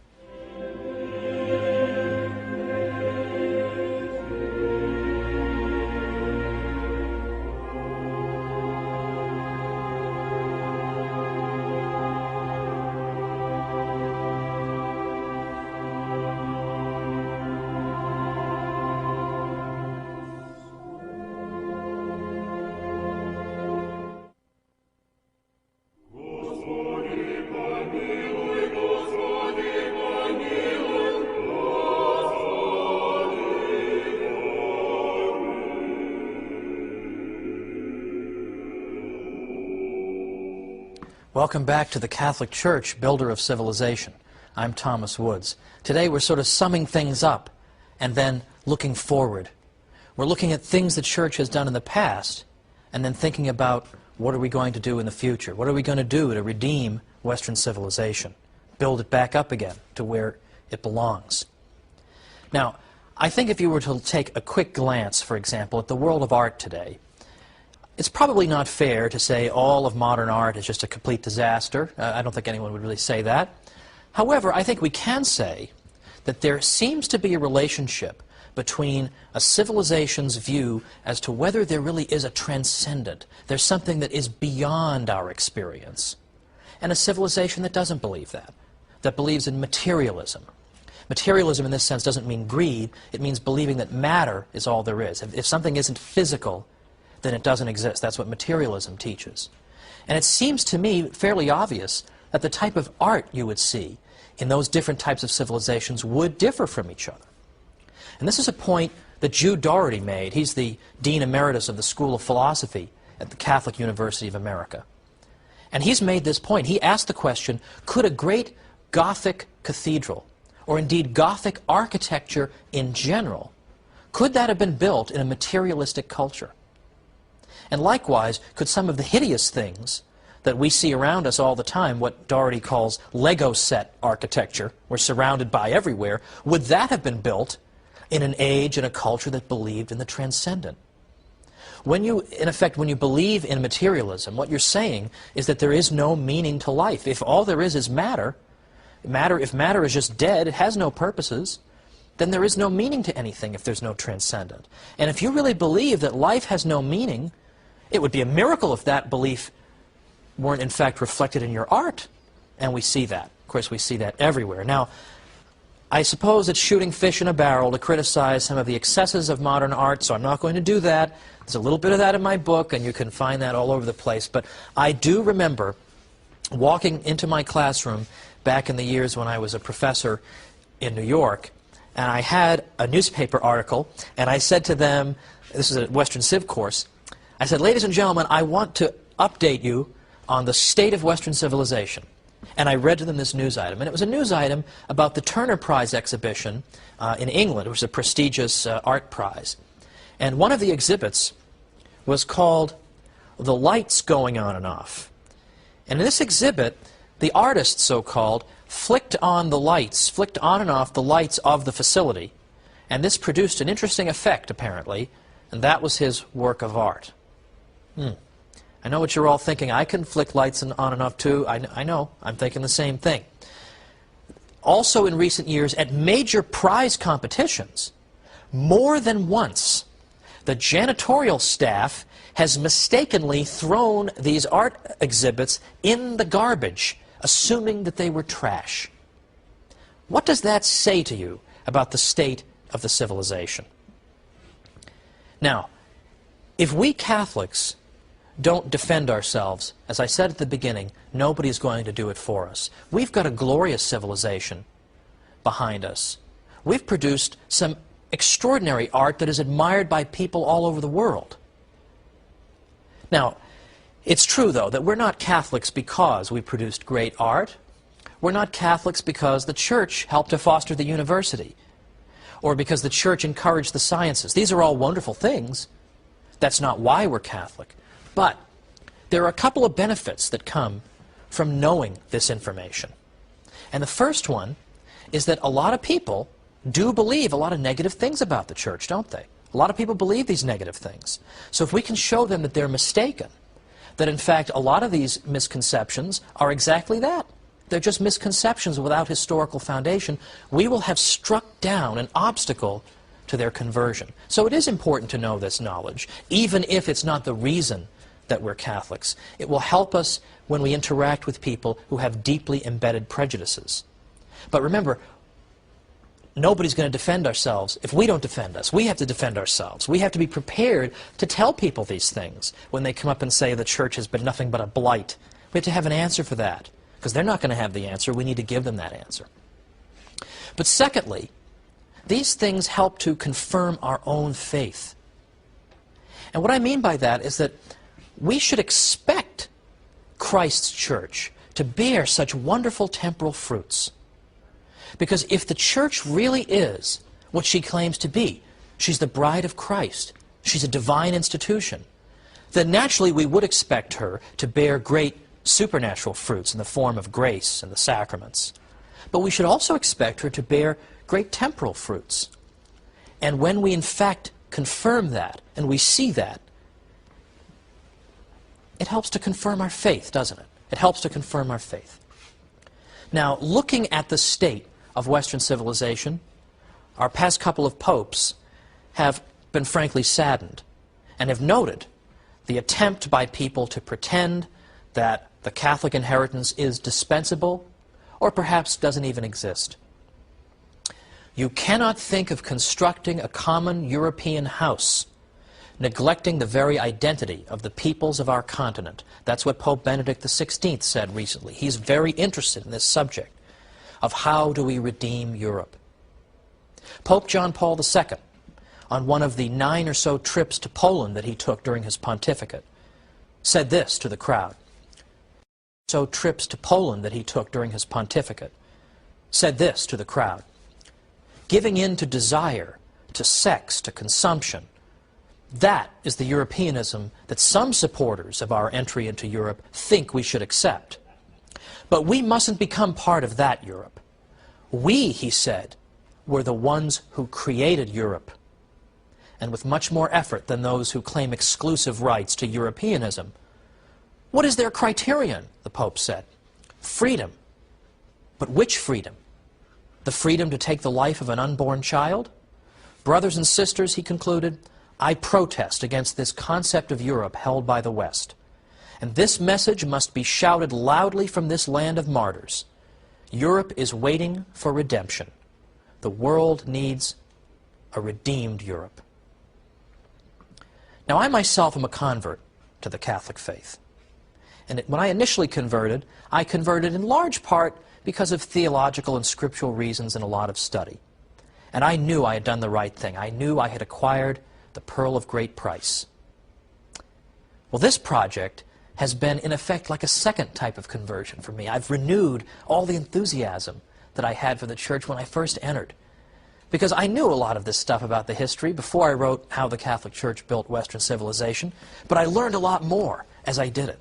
And I said to myself, this is it. This is the institution that Christ established. Look at it. Look at all the wonderful fruits. Now, how are we going to get this out there? Well, I would say a key method is educating ourselves, and that includes educating the next generation. So it seems to me that either homeschooling or Catholic schooling that includes sound historical study is absolutely indispensable. Because let's be honest, a lot of people in the world are not particularly knowledgeable about the stuff we've covered here. So it only takes 2 or 3 really well thought out sentences to knock over their whole case. So if we got our kids ready so that when they go out there and they find themselves fighting against anti-Catholic propaganda, if they're ready to meet it on its own terms, people are going to be stunned They're not going to know what to say because nobody's got a good historical foundation. But disproportionately, I believe that students who are being homeschooled, even though they're a minority, they will still disproportionately, out of proportion to their numbers, be numbered among the educated people of our world to come. And they will be ready for the usual claims made against the church. That's essential. We're all set to get started homeschooling our kids. I can't wait to do it. But in the case of my own conversion, you know, I remember, if I may be pardoned this personal conclusion, I remember I was on the verge of converting. And, you know, people wanted to send me books showing me why Protestantism was false and Catholicism was true. And I appreciated that, and that was good. I did want to know those things. I did want to be able to answer the arguments of Luther. But ultimately what happened to me, and the whole story would take a little bit longer, but what happened to me was I reached a point at which I came to the conclusion that I wanted to be a Catholic. I pretty much knew I wanted to be a Catholic. All of a sudden, this fascinating and extraordinary and gigantic institution was just staring me in the face. 2,000 years of tradition staring me in the face. And even then, I knew some of her achievements in Western civilization as well. And frankly, I know I shouldn't put it quite this way, but I want to be honest, I just suddenly felt stupid. I just thought that all this time, I've had this institution, and all its glorious benefits, and all the wonderful things she's done, and all her beauty staring me in the face, and I haven't immediately rushed to embrace her. Frankly, I just felt stupid. I didn't really need books showing me why I had been wrong before. I knew there'd be time enough to study all the ins and outs. I just wanted to learn the faith. Just teach me the faith. Show me what the church teaches. That's what I want. I read Father Hardin's Great Catechism. I just absorbed it, and I said, yes, this is what I've been thirsting for. And I bring this up because I have a friend who contacted me not long ago, and he's having second thoughts. He's a Protestant, and he's thinking maybe he wants to become a Catholic. And my first instinct was, let me send him all these books showing him why he's wrong to be a Protestant. And I realized, you know what, he's going through just what I went through at that time. He just feels like kind of a doofus, that all this time he's neglected the pearl of great price that's staring him right in the face. This great institution, the most beautiful institution in the world. So instead, I just sent him books that explain the faith. Here is what it is. That is what converts people.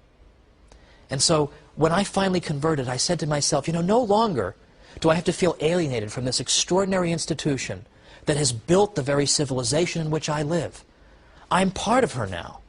And all those saints who lived from that 1,000-year period that Lutherans despised as having been unbiblical, they became my friends. I could be friends with St. Anselm, whom we talked about in this series.